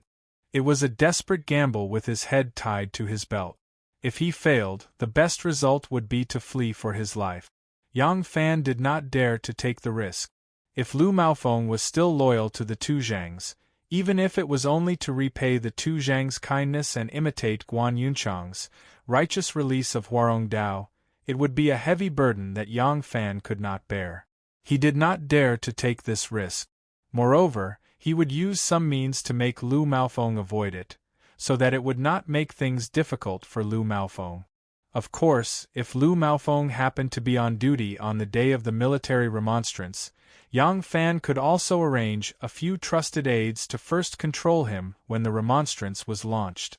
But in that case, the friendship between the two of them over the years would disappear. It would be difficult to mend the rift afterward. It would be better to use some tactful means to make him avoid it. These days, the two Zhang had been guarding by Wu Zetian's side. After asking the imperial doctors and learning that Wu Zetian's condition was not good, they moved Wu Zetian to the Yingzhan Palace overnight. They transferred their trusted aides and took control of the entire Yingzhan Palace. If the prime ministers wanted to see the emperor, they had to get their permission. Even the Minister of Internal Affairs, Shanghai Wan did not have the opportunity to see Wu Zetian without their permission. These days, the crown prince pretended to be a filial son every day. He ran to the north gate and waiting for his seriously ill mother to summon him to enter the palace to serve. Unfortunately, he could only wait outside the north gate. He could not even see the cornice of his mother's bedroom. The two Zhang's actions were only an instinctive reaction because they felt confused about their future. As for what they should do next, they had no clue. These days, the two Zhang gathered a group of trusted aides and discussed the problem of their way out after Wu Zetian passed away. There was only a curtain separating them. Behind the curtain was the seriously ill and unconscious Wu Zetian. Outside the curtain were the two lovers she relied on as emotional pillars in her later years. These two lovers were calmly discussing how to preserve their wealth and glory after her death. The two Zhang's true diehard subordinates were all a group of high-handed but low-minded hedonistic young masters. Faced with this kind of military and national affairs, what could they do? Even Zhang Yizhi was only slightly steadier than Zhang Changzong. Faced with this kind of national affairs, he also had the feeling of a dog biting a hedgehog and not knowing where to start. So after many days of discussion, all they came up with were some whimsical ideas. At this time, the news that Zhang Jianji had made adjustments to the middle-level generals of the Yulin Guard reached their ears. Although they felt that they were in the dark under the lamp, Zhang Jianji's actions aroused their vigilance. The two Zhang became even more uneasy. They immediately summoned a group of beautiful young think tanks of Fengchen prison to discuss countermeasures. As the chief think tank under the two Zhang, the tall and handsome Fan Liyuan said aggressively, "Zhang Jianji's move must be aimed at us. Fo Chenling, they have already raised the butcher's knife high. We must respond immediately." Zhang Changzong said blankly, "These days we have been discussing how to respond, but we haven't come up with a clue. Why don't you say, how should we respond?" Fan Liyuan said, "Minister Fengchen, you are the Yunhui general, the left ox commander of the 1,000 guards. You have tens of thousands of troops and horses under your command, and Feng Ling is the junior minister of defense, in charge of the 3 departments of the armory, weapons, and palace guarding. The saint gave you these 2 positions, isn't it, to guard against the unexpected? In for a penny, in for a pound, in for a pound. You will order the transfer of the 1,000 guards into the palace. Feng Ling will open the armory and distribute the armors, bows, and other sharp weapons, and clean up the original guards in the palace. The 1,000 guards will be on duty in the palace and firmly control the entire palace. With the heavy palace walls as a barrier, no one will be able to break in. Zhang Yiji's expression changed. What are you doing? Do you want to rebel? Chapter 1088. Hearing Fan Liyuan's words, Zhang Changzong replied guiltily. Ever since I became the commander of the 1,000 ox guard, I have only been to the army a few times because I have to serve the sage. I don't know if the soldiers will listen to my orders. Moreover, I am only a commander of the 1,000 ox guard. There is no war outside and I have no right to mobilize the army. Fan Liyuan said, this is easy. Isn't the imperial seal currently in the hands of Fengchen? As long as Fengchen drafts an imperial edict and mobilizes the army in the name of the Son of Heaven, who would dare to disobey? Zhang Yiji could no longer hold back and asked sternly, then what should we do after we mobilize the army to control the palace? Do you think we can still rebel? Fan Liyuan said, we naturally don't have the power to rebel. We might as well fake an edict from the Son of Heaven and kill Zhang Jianji and the others. We should be able to do that, right? Zhang Yiji said, Zhang Jianji has the current crown prince behind him. Do you think that killing Zhang Jianji will solve our current predicament? Fan Liyuan said fiercely, then kill the crown prince as well. Zhang Yiji said coldly, kill the crown prince? Do you think that the Prince of Xiang and Prince Liang will just stand by and watch? Fan Liyuan used his palm like a knife and slashed downwards.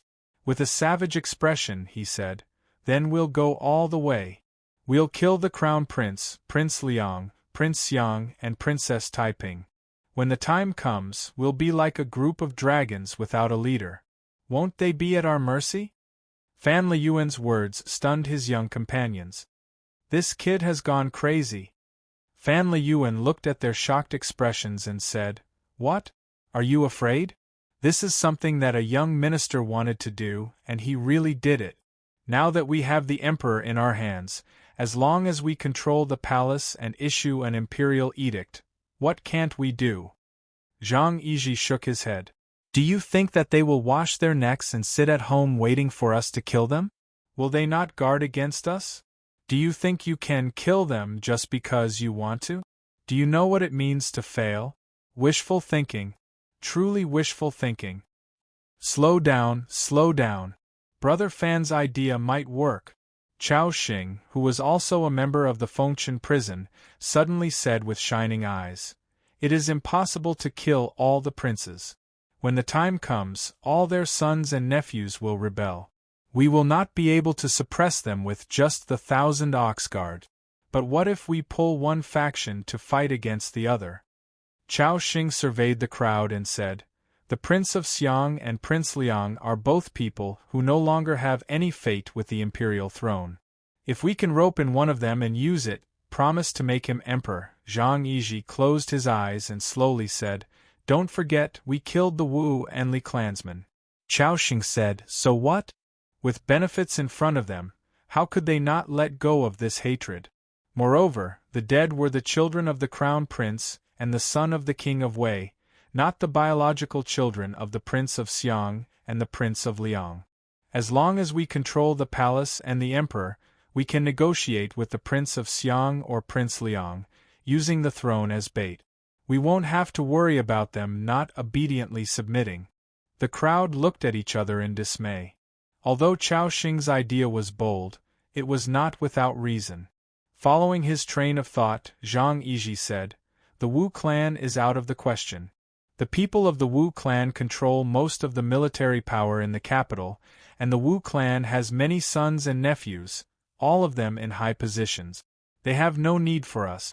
As long as we support Wu Sansi to the throne, once he puts on the imperial robe, he can immediately kick us aside. Zhang Changzong excitedly said, "Then let's go find the Prince of Xiang. What do you think?" Zhang Yizhi stood up and slowly paced around the hall. He hesitantly said, "Prince Liang has military power, the crown prince has righteousness, and although the ministers of the court have their own supporters, ever since Di Renjia died, the power of the Prince of Xiang's faction has been greatly reduced. Moreover, after the position of crown prince was confirmed, the Prince of Xiang intentionally reduced his interactions with the ministers to avoid suspicion. Of all the factions in the court, the Prince of Xiang's faction is the weakest. Even Princess Taiping is stronger than him. Do we support him? Even if he's willing to agree, it's still too risky. If we had the ability to eliminate the Crown Prince and Prince Liang and support the Prince of Xiang to the throne, would we be in such an awkward situation?" These words silenced the crowd. It was true that the plan was good, but in the end, they did not have the strength to do so. The emperor was not someone they could elect just because they wanted to. If they tried to recruit the Prince of Xiang, even if the Prince of Xiang coveted the throne, he would not believe in their abilities. Perhaps he would even sell them out to win the trust of the crown prince. For a moment, the discussion of the youths reached a dead end. At this moment, a light cough came from behind the curtain. A palace maid cried out in alarm, "The saint has awakened! The saint has awakened!" Zhang Yizhi hurriedly raised his hand to stop the crowd from speaking. He lowered his voice and said, "We will discuss this matter later. All of you withdraw." After saying this, he purposely messed up his hair, making it seem as if he was extremely haggard from serving the emperor without care for his clothes. He jogged into the curtain in the winter of the River Chu. The southern slope was covered in snow, and the chill was biting. Standing on the Furong Tower on this clear day, one could see the snow and floating clouds on Mount Zhongnan in the distance. Yang Fan pushed open the window. He did not look at Mount Zhongnan, but at the city in the north that was as orderly as a chessboard. Mount Zhongnan was a place of seclusion. He was currently actively trying to enter the world. The stove was blazing. Shin Mu did not have a body as strong as Yang Fan's. He found it hard to endure such a cold day. When Yang Fan opened the window, the cold wind blew in. Shin Mu, who was sitting in front of the stove, shivered. He quickly picked up a fur coat and wrapped it around his body. Only then did he walk over to Yang Fan's side. Yang Fan did not turn his head. He only faced the wind and rain, gazing at the majestic scene of the distant palace. He sighed with emotion. Who would have thought that under this peace, a great change was about to take place? If we can successfully mutiny this time, perhaps our Tang dynasty will be able to reappear as a mighty country. Shin Mu tightened the collar of his fur coat and closed his mouth. After he got used to the cold air that rushed into his nose, he then said, "Does the Xian sect plan to be at the forefront this time?" Yang Fan shook his head and said, "I have thought about it carefully. If I want a moment of riches, then I will do it. If I want a long-term riches, then I should hold back a little in everything and not show off my abilities."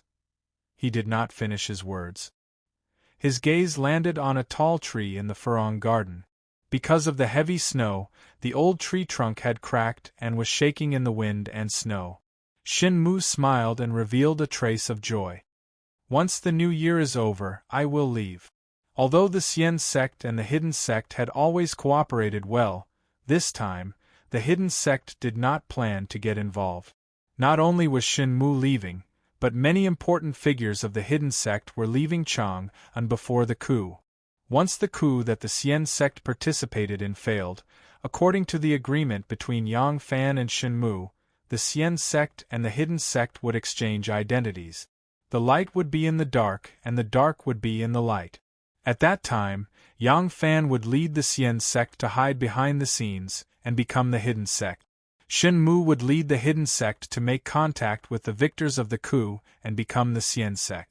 Seeing Shin Mu shiver again, Yang Fan smiled and closed the window. Shin Mu let out a breath and returned to the stove to remove his fur coat.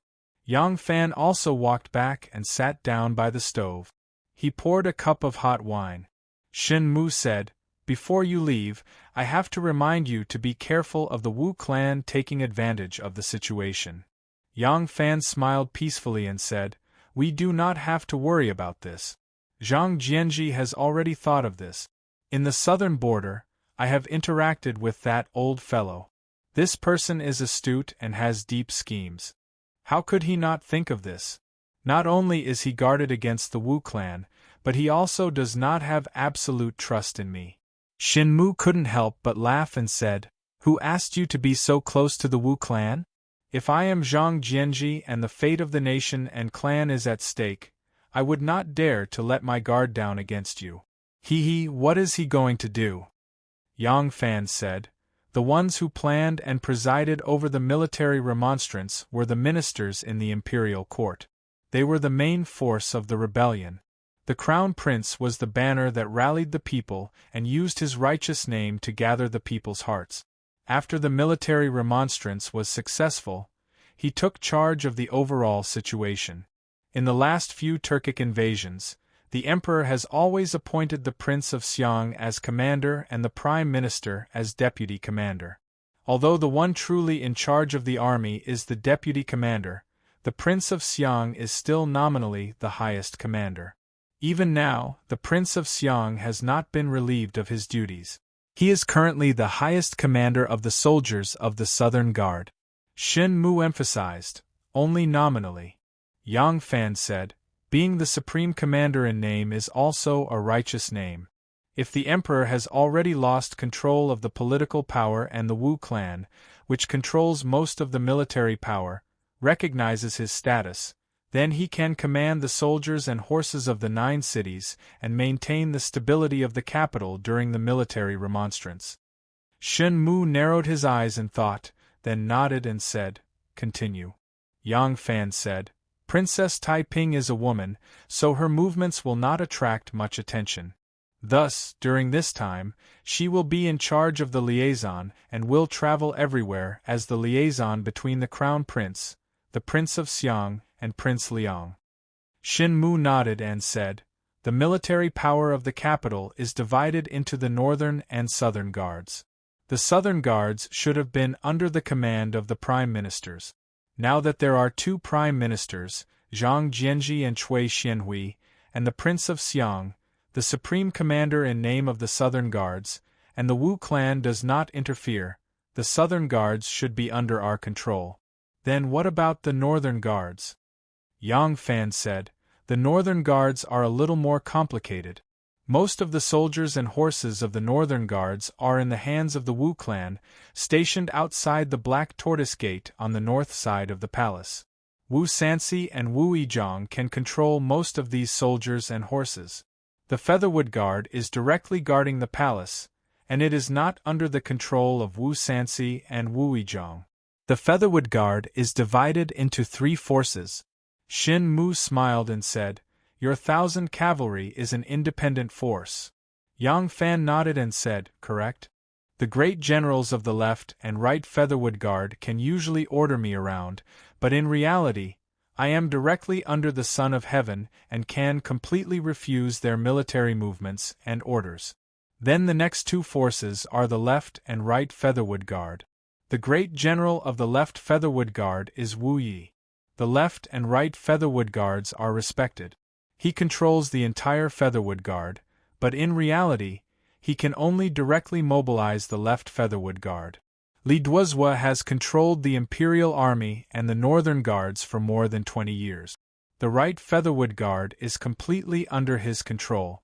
Usually, he obeys Wu Yi's orders, but if he disobeys at a critical moment, Wu Yi cannot do anything to him." Shin Mu gently raised his cup and said, "Mutual checks and balances, layer upon layer of restraint. The Empress has good methods." Yang Fan said, "Unfortunately, the methods are too complicated and sometimes fatal." Shin Mu took a sip of wine and leisurely said, "Correct? If my guess is correct, this great General Li Duozhua has also been instigated by Zhang Jianji?" Yang Fan nodded and said, "Correct. Between the second Zhang and the Wu and Li families, it doesn't need to be asked which choice he will make." Shen Mu focused his eyes and pondered for a moment, then suddenly said, "No wonder Zhang Jianji is using and guarding against the Wu family, and Wu Sanxi is also willing to cooperate. So the key lies here."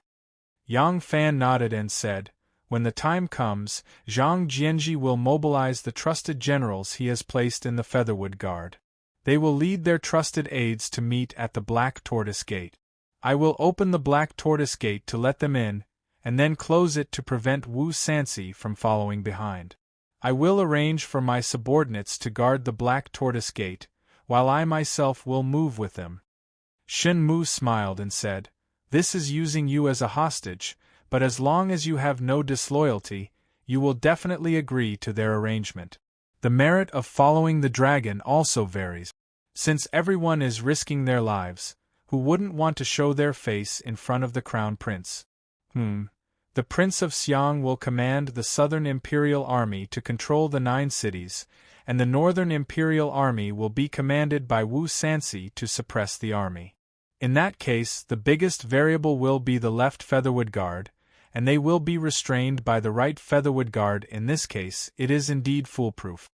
Yang Fan laughed and said, "I don't know if it's because I'm getting older and have experienced more things, but I don't believe in being infallible anymore. Gue Guzi says, 'It is not difficult to plan thoroughly, it is not difficult to speak, it is not difficult to listen, it is not difficult to accomplish.'" However, with this arrangement, the success rate of the military remonstrance will indeed increase greatly. In fact, in the entire military remonstrance plan, there are more than what I have told you. There are some defensive measures that even I am not aware of. What I can confirm is that the success rate of this military remonstrance is at least 70%, unless the secret is leaked in advance or a major accident occurs. Shen Mu said, "For the benefits of our succession hall, we must make use of this mutiny to strive for the greatest benefits." Yang Fan replied calmly, "Of course, this is for sure." Shen Mu smiled and said, "From the looks of it, our hidden sect will have to continue lying in wait. I toast you with this cup of wine. I wish you immediate success." Chapter 1089. The new year had arrived.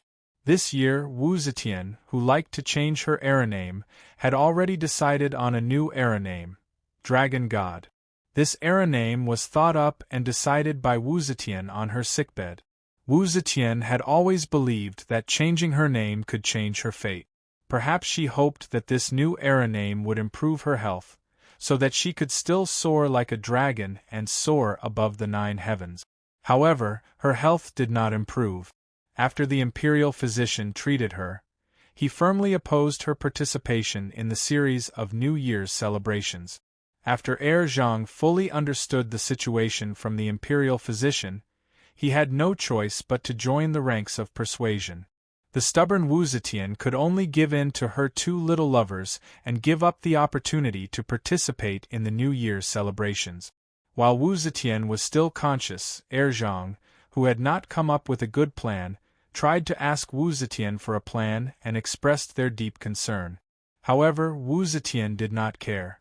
She firmly believed that her health would recover. She did not think that she was beyond cure. At the same time, Wu Zetian was very confident in the future structure of the Wu family controlling the military and the Li family controlling the politics of the Wu Zhou Empire.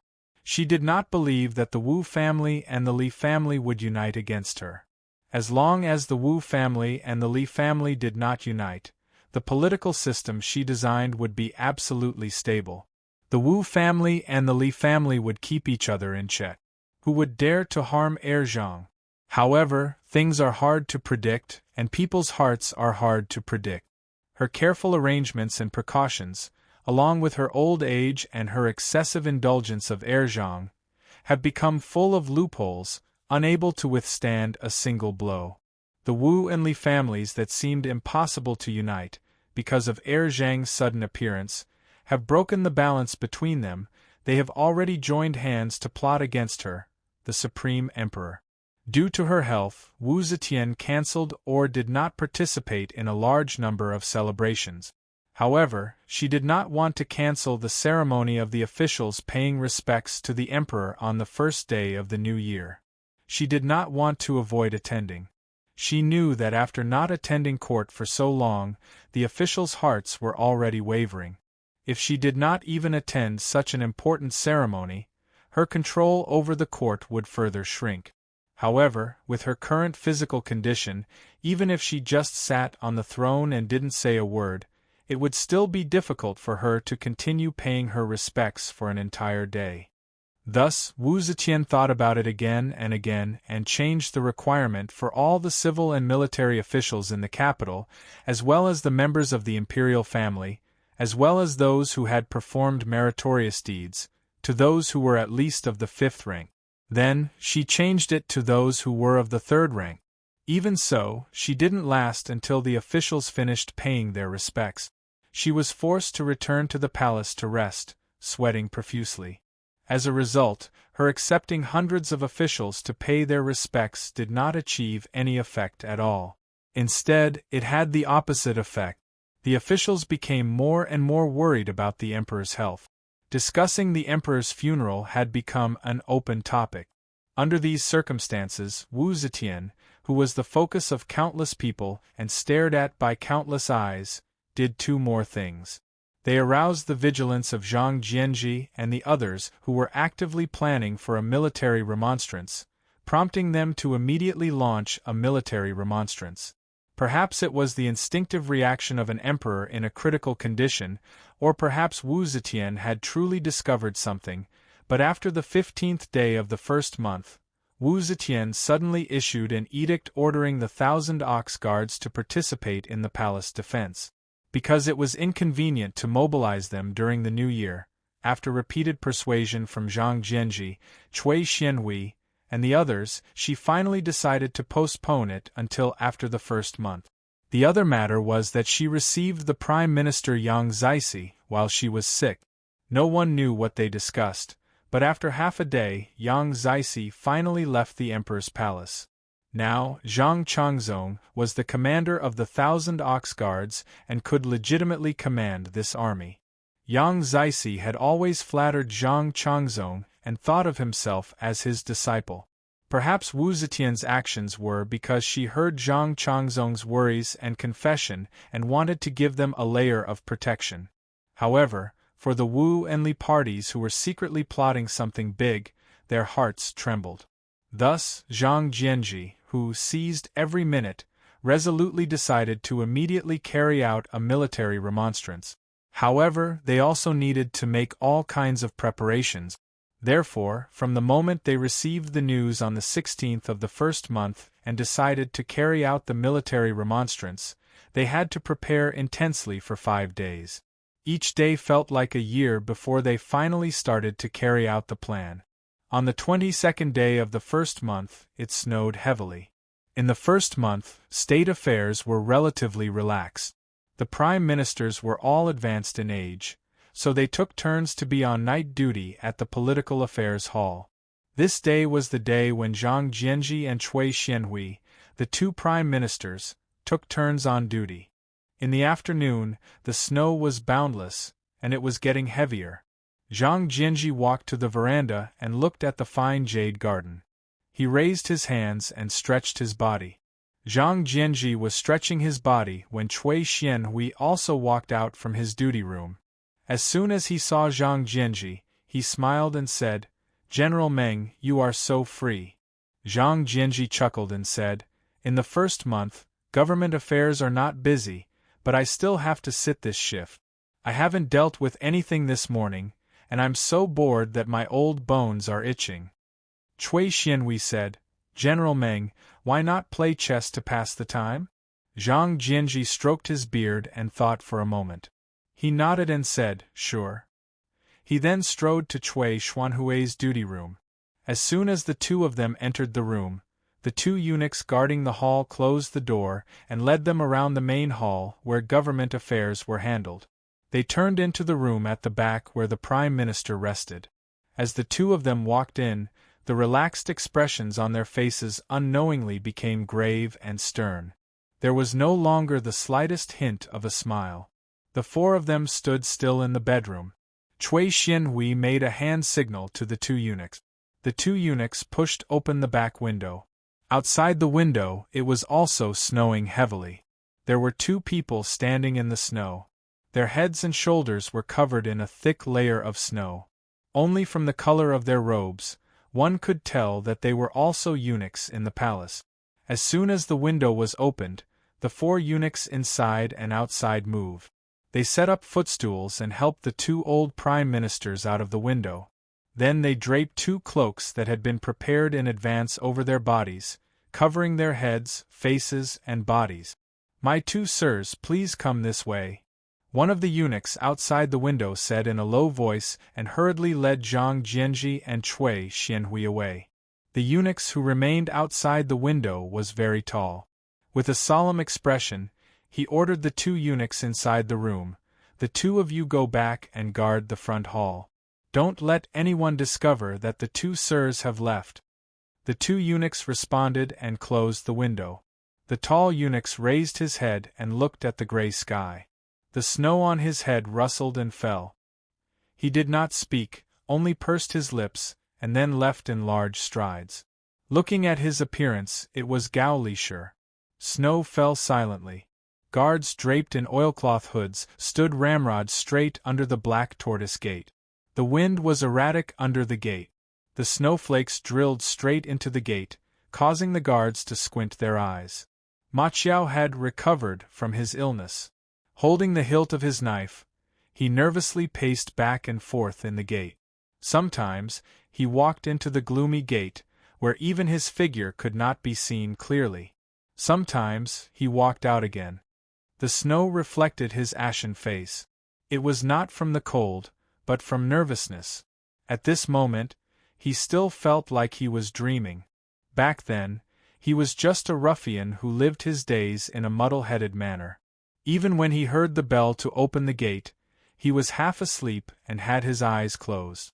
It was this little commoner who could take on such an important mission and participate in the military remonstrance that would decide the fate of the country.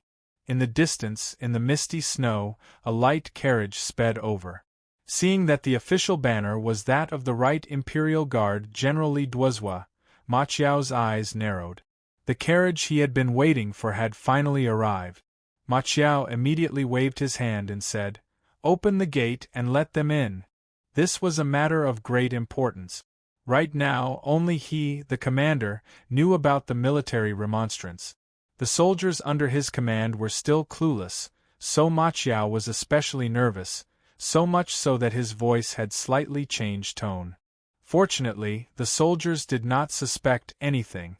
Once they heard the general's order, the guards immediately rushed forward, removed the bolts, and opened the heavy palace gates. At this time, the great general of the left Featherwood Guard, Wu Yi, was wearing a cloak and with a few guards, slowly strolled along the palace walls to the top of the Black Tortoise Gate. Seeing the carriage coming from below the city, Wu Yi couldn't help but cry out in surprise. Although this was the northern palace gate, it was rare to see a carriage in the palace. Wu Yi's heart was filled with suspicions. Because of the endless snow on the city walls, and because of his old age, his eyesight was limited. He wanted to go down the city walls to investigate. "Tell them to stop for a moment."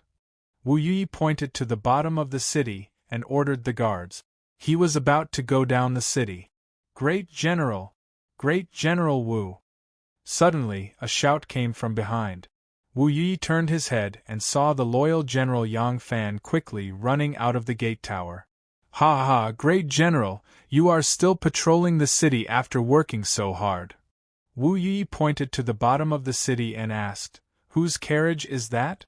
Yang Fan glanced down at the city and said nonchalantly, "Oh, that is Great General Li Duozhua's carriage." Wu Yi snorted. This old man, what an imposing manner. Why is he riding a carriage? According to the customs of the Tang dynasty, civil and military officials all rode horses. Only a very small number of people who were too old and unable to move would ride carriages or carriages to court, such as Zhang Jianji. Yang Fan smiled. Great General Li fought in the northwest in the past, lying on the ice and lying in the snow. He got a pair of old cold legs. During the winter, his legs would act up and he would not be able to endure it. That's right, Great General. Just now, Great General Wu of the Jin Wu Guards sent a letter, inviting Great General to come over. This general was about to send someone to find Great General and coincidentally ran into him.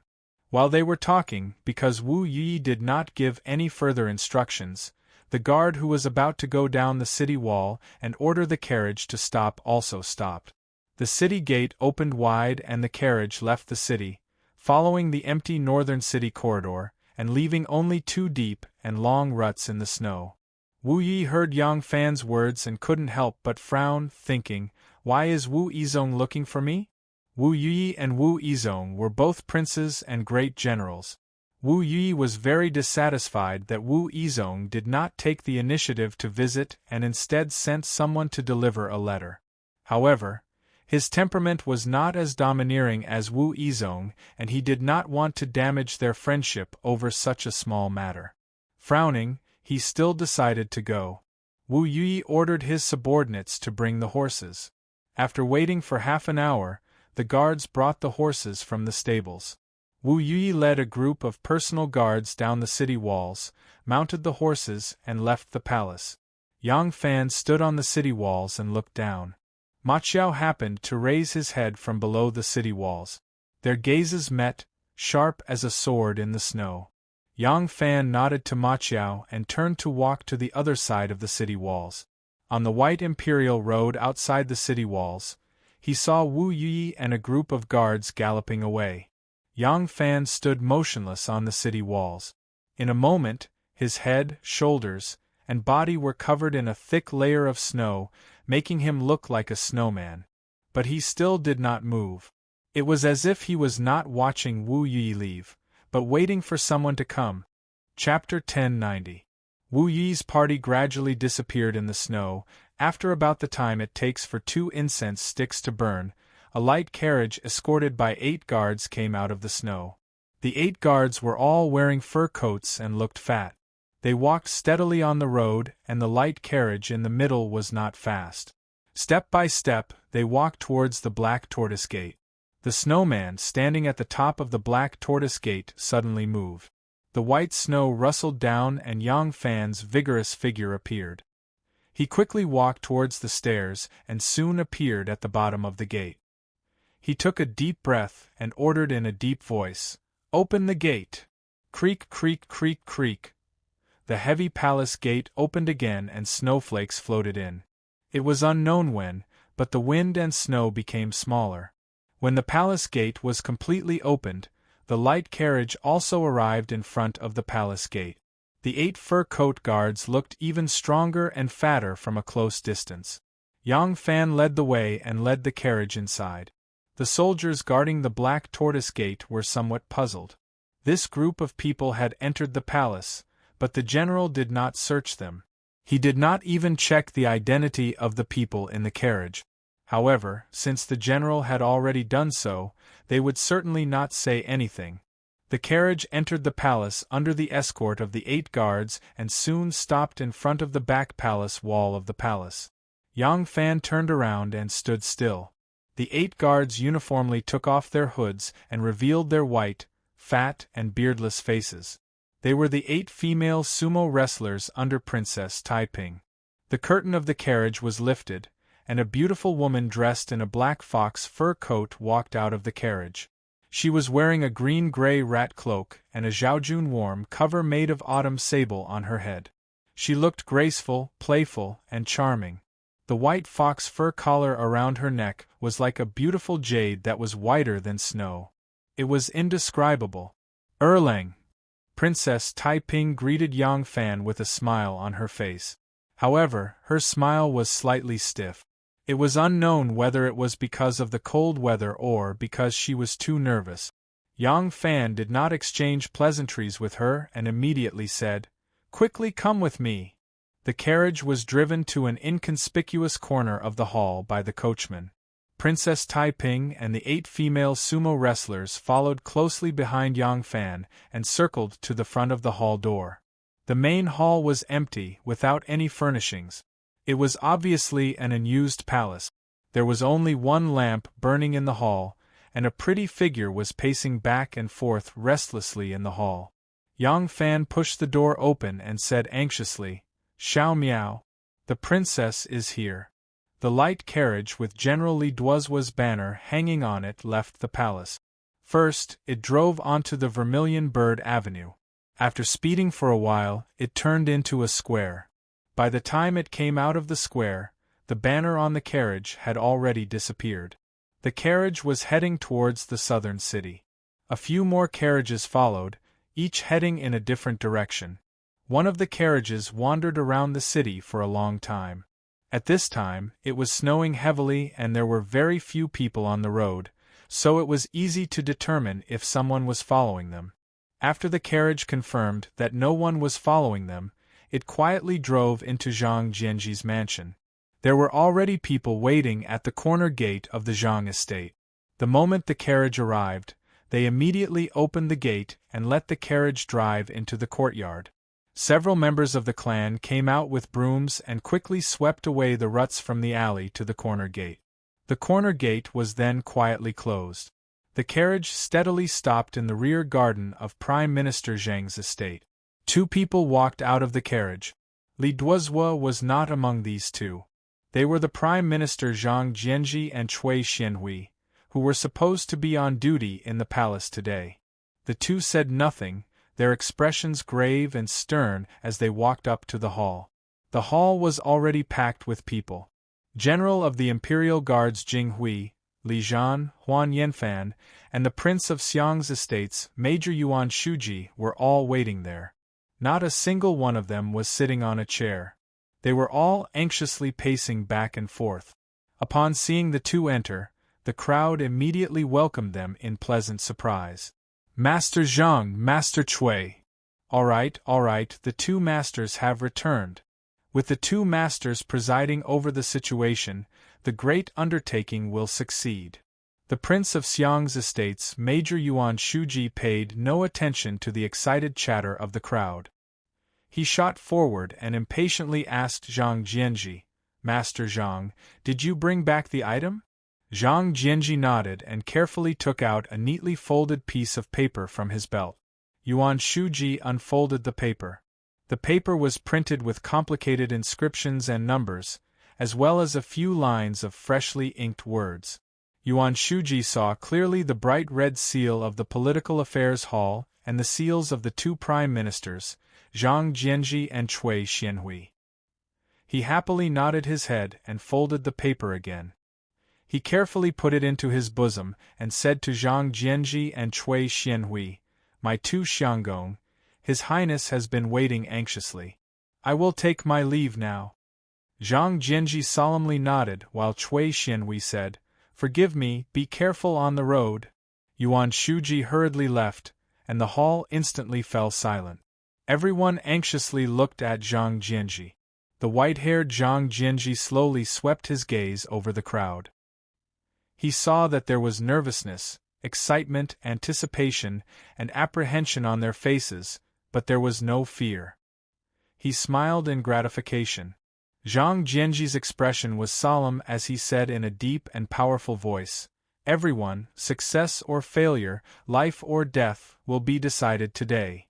Cui Xianhui cupped his hands to the sky and sternly said, "May Emperor Xian's spirit in heaven bless the Tang Empire and restore it to its former glory tonight." Jing Hui and the others excitedly cupped their hands and said in unison, "May Emperor Xian's spirit in heaven bless the Tang Empire."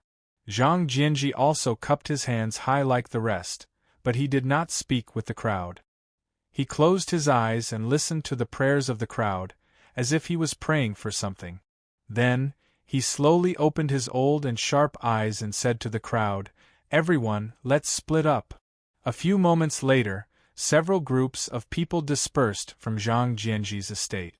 There were 3 sentry camps outside the Jinwu Guard's main camp, forming a tripod. Each camp had 10 soldiers of the Jinwu Guard, and in each sentry camp was a sentry tower over 10 zhang high, allowing one to see more than 10 li.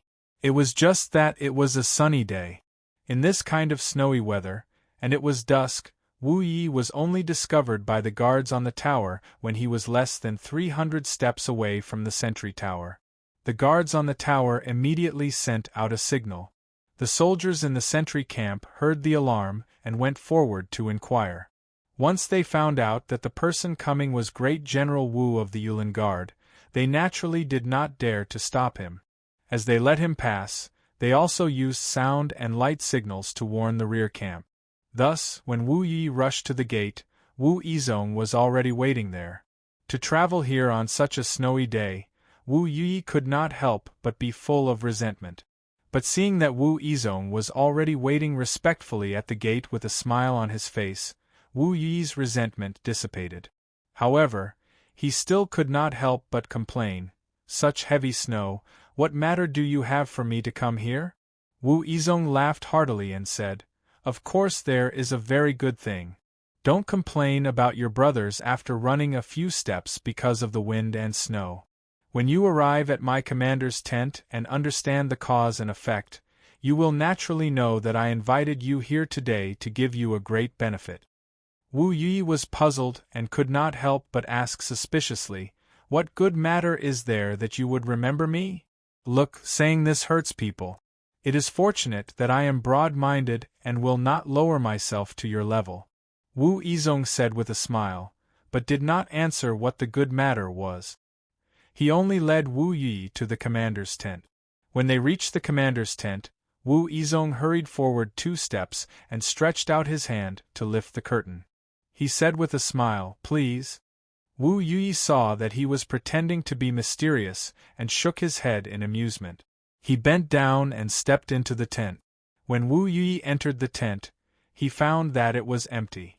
There was only a person sitting high up in the commander's chair, flipping through something with his head lowered. Wu Yi looked closely and was shocked. He cried out involuntarily, "King Liang!"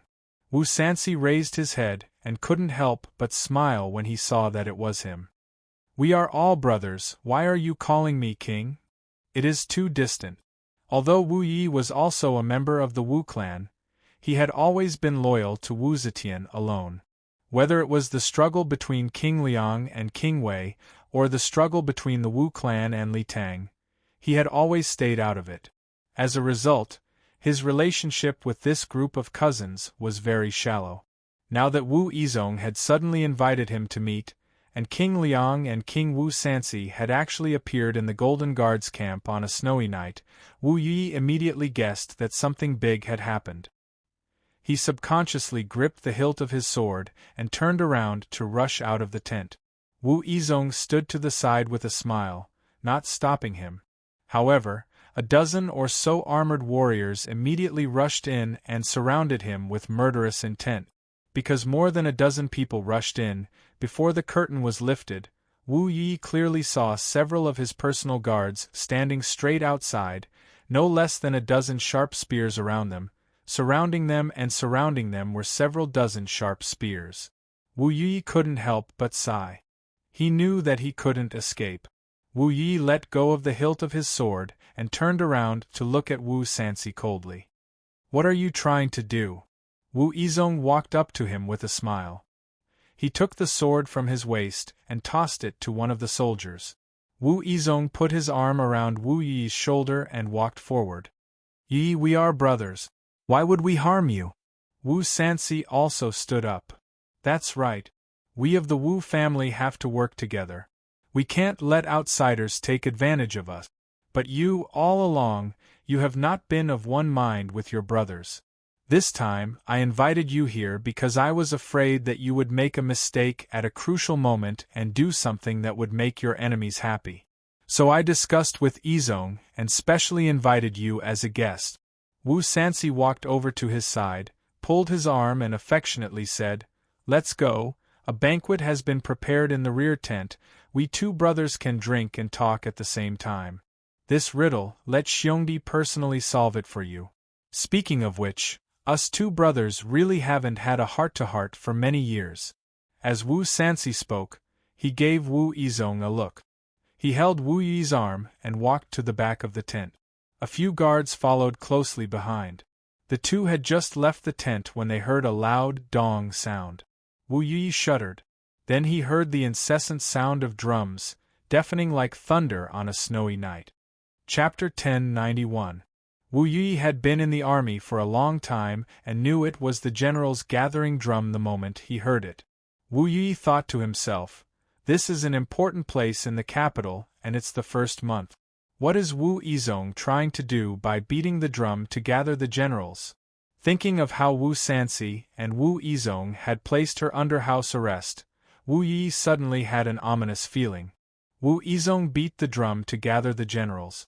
The generals of the various camps did not dare to be slow and rushed to the commander's tent. In an instant, all the generals arrived and reported their names. In a short while, all the generals gathered in the tent. The tent was filled with a murderous air. Some of these generals were Wu Yizong's confidants and had been instructed by him beforehand. Thus, they were very calm.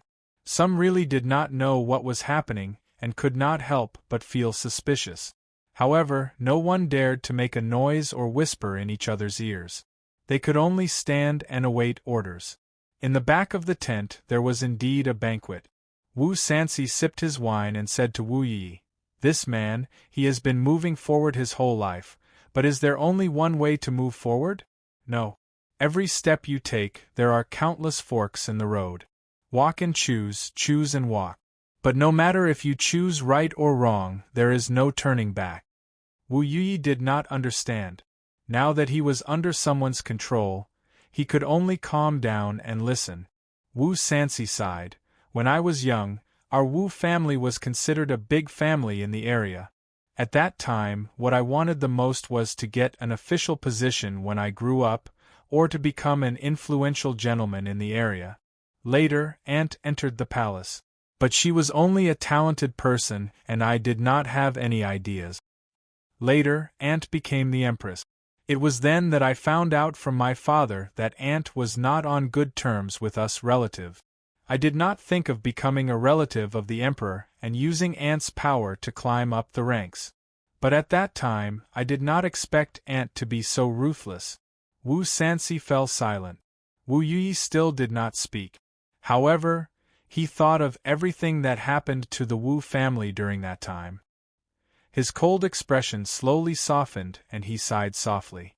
Wu Sansi was silent for a while, then said, "The days when I was sent to Lingnan by my aunt were really tough. Father was always on tenterhooks, and I didn't have enough clothes to cover my body and food to fill my stomach.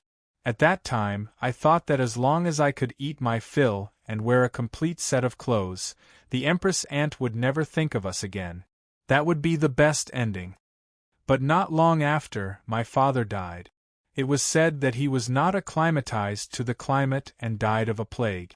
Wu Sansi raised his head to look at Wu Yi, his eyes slightly red. "I have never thought of revenge, really, even today. No matter what, it was Aunt who saved us from hell and gave us endless glory and wealth. I, Wu Sansi, owe it all to Aunt that I am who I am today. The Wu clan is also what it is today because of Aunt. Aunt placed the Wu clan in an important position, not because of blood relations, but because she had no other choice. It was because she wanted to become the Empress, and she could not find a more reliable supporter than the Wu clan. She needed us, but if we wanted to live a good life, we had to rely on her even more. So, I am not close to Aunt, but I do not want to harm her." Wu Zetian's father was Wu Xiu, and Wu Sansi's father, Wu Yuanqing, was Wu Xiu's son. Wu Yi was Wu Xiu's older brother, and Wu Yuanqing's grandson. His father and Wu Yuanqing's father were separated from each other. Their relationship was distant, so he did not suffer Wu Zetian's persecution. So, hearing Wu Sansi's words, Wu Yi was unmoved. He only coldly said, "Is that so? Then what about everything you're doing now?" Wu Sansi said in a low voice, "What is it?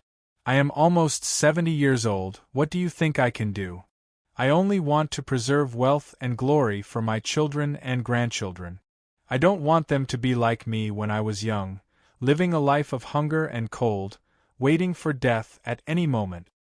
Wu Sansi pointed at Wu Yi and said sternly, "You also have children and grandchildren, don't you want to make arrangements for them?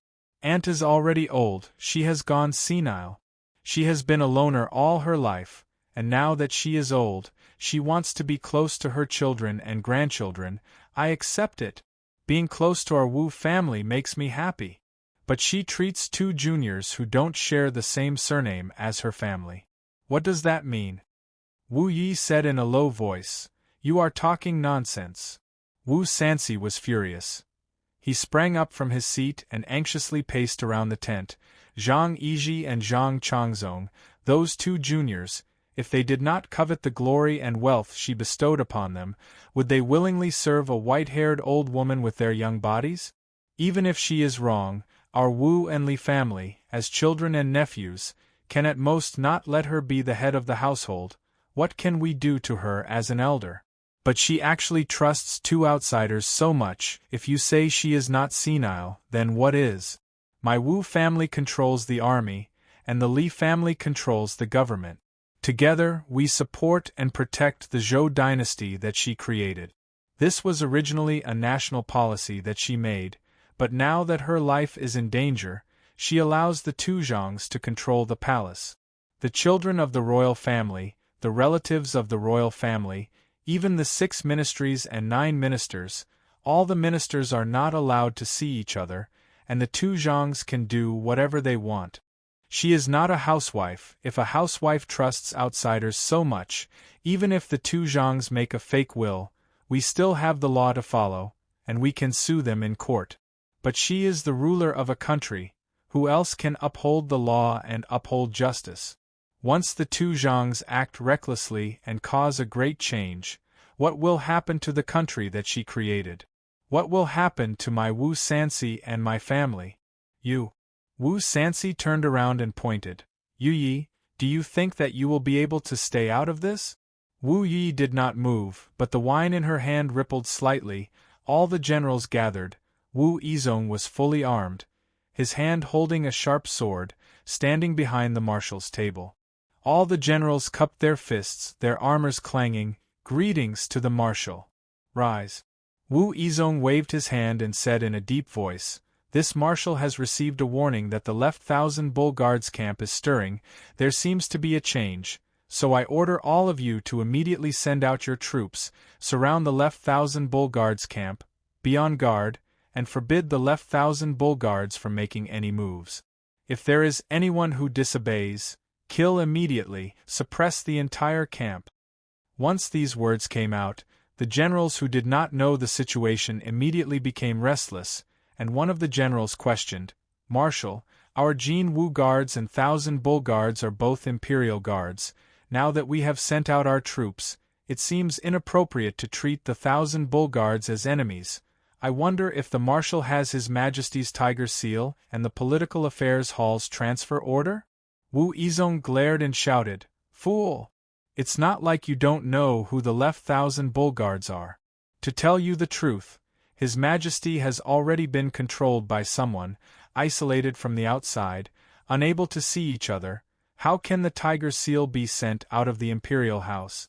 As the Emperor's Imperial Guards, it is time for us to uphold justice, to eliminate evil, to return peace to our world, and to brighten the world." Just as he was speaking, the curtain to the back of the tent was lifted, and Wu Sansi and Wu Yi appeared side by side. Wu Sansi looked at the generals in the tent with a smile, then turned to Wu Yi and said, "What do you think? The morale of the troops can be used.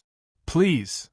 Wu Sansi respectfully waved at Wu Yi, and the two returned to the back of the tent. As they walked, Wu Sansi said, "Yu Yi, I will not force you to participate in our operation. Besides, if I really fail, as long as I can protect you, it can be considered a continuation of the Wu family's lineage. I only ask that you stay in this camp until the matter comes to an end. I will lock you up with your guards, and they can prove that you are not our accomplice. I hope you can understand this brother's painstaking efforts. Inside the marshal's tent, Wu Yizong said, this time, it was Great General Wu Yi of the Featherwood Guard who discovered Zhang Erzhang's plot. That is why he mobilized his troops to protect the capital while urgently reporting to King Liang. King Liang and Great General Wu Yi of the Featherwood Guard have come together to mobilize troops. The palace will be protected by the Featherwood Guard, and we will be responsible for keeping an eye on Niu Qianwei to prevent them from attacking the city and alarming His Majesty. Does anyone have any objections? The generals all recognized King Liang, Wu Sanxi, and Great General Wu Yi of the Featherwood Guard. Seeing this scene, there were no more objections. Moreover, Wu Yizong's eyes were wide open, and his hand was already gripping the hilt of his sword. Even if there were still some misgivings, they did not dare to say anything more.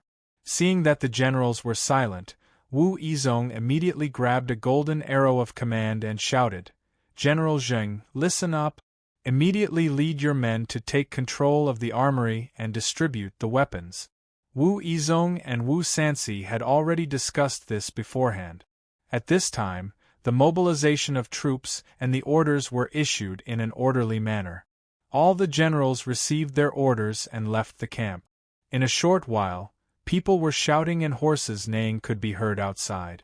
The Golden Guards had been mobilized. Wu Yizong's eyes turned, and he waved his hand to summon a trusted aide. He lowered his voice and said, quickly send some of the more astute scouts to investigate the movements of the Black Tortoise Gate. Remember, send a few more people. If there is any news, report back at any time. Because it was winter, the sky darkened early. Coupled with the thick snowstorm, the sky was gloomy, so the sky darkened very early. However, the time of the curfew was still strict. Only when the day carving on the heavenly gate was over would the closing gate drum be sounded. After the drum had sounded 600 times, the 9 cities would be closed, and the Golden Guards would patrol the streets, prohibiting pedestrians from entering or leaving. In fact, there was no need for the Golden Guards to be on the streets on such a night. With the cold wind and heavy snow, who would come out in this kind of weather? But at this time, there was a figure hurriedly walking on the crossroads of Chongren Lane. At this time, other than those on night patrol, only imperial court messengers, weddings, funerals, and urgent matters such as buying medicine for illnesses could walk on the streets with the relevant proof. Of course, although those with special privileges could also go out after the curfew, that was an unwritten rule and was illegal. The person in front of him was going out to buy medicine. His name was Chu Kai, and he was a member of the Prime Minister's residence. Su Wei was a member of the Prime Minister's residence. Recently, Su Wei had been a bit cold and hot, which caused his asthma. The Prime Minister's residence originally had medicine, but it just so happened that one of the medicines was not enough, so he sent someone to the pharmacy to get medicine. As a servant of the Prime Minister's residence, Chu Kai was not worried that someone would block his way. With his hands in his sleeves, he shrunk his neck, carried the medicine bag, and hurriedly walked with his head down. Only when someone stopped him and asked him questions would he show his identity. Seeing that the gate of the residence was in sight, Chu Kai quickened his pace. But suddenly 2 people jumped out from the side of the road and blocked his way. Chu Kai thought that it was another night patrol and impatiently said, I was sent by the Prime Minister's residence. Before he could finish his words, the back of his head received a heavy blow. His eyes immediately closed, and he fainted on the ground. A black figure waved his hand and said in a deep voice, Drag him away! Chu Kai was dragged by his feet and quickly dragged away from the main road. His little finger was still hooked on the medicine bag, making a rustling sound on the snowy ground. On the left and right sides of Su Wei's residence, a few shadows appeared indistinctly. After a short pause, they quickly hid in the darkness. At the same time, on the left and right sides of the residences of Yang Zixi, Wei Qingqing, Wei Sili, Cui Shinqing, Fang Rong, and other important ministers of the Zhang faction, there were some mysterious shadows quietly moving around. Their residences had already been sealed. Chapter 1092. The curfew in the capital began at the second watch period. In fact, on this cold winter night, there were not many people on the streets at the first watch period. At the third watch period, the gates of Prime Minister Zhang's manor opened wide. 2 light carriages drove out one after the other, hurriedly speeding away under the escort of more than 20 armored guards. The small workers at the workshop had already been notified in advance. They didn't know why the Prime Minister wanted to leave the workshop in the middle of the night, but since the Prime Minister's manor had spoken, they would naturally comply. As soon as they saw the Prime Minister's carriage arrive, they hurriedly opened the workshop gates. Only when they saw the Prime Minister's carriage leave did they lock the workshop gates, yawn, and go back to sleep. At this moment, they would never have imagined that the weather would change the next morning. And among the people participating in the change of weather tonight, there were 2 people like them, also small workers at a workshop, except that the workshop was in Luoyang. At the 4th watch period, Yang Fan suddenly came down from the city gate tower, fully armored. Ma Qiao, Lu Yen, and Gao Chu had long been waiting downstairs. As soon as they saw Yang Fan arrive, they immediately went forward to greet him. Lu Yen, Gao Chu, Li Dayan, Zhang Shidong, and the others were all Yang Fan's earliest subordinates, and also the people he trusted the most.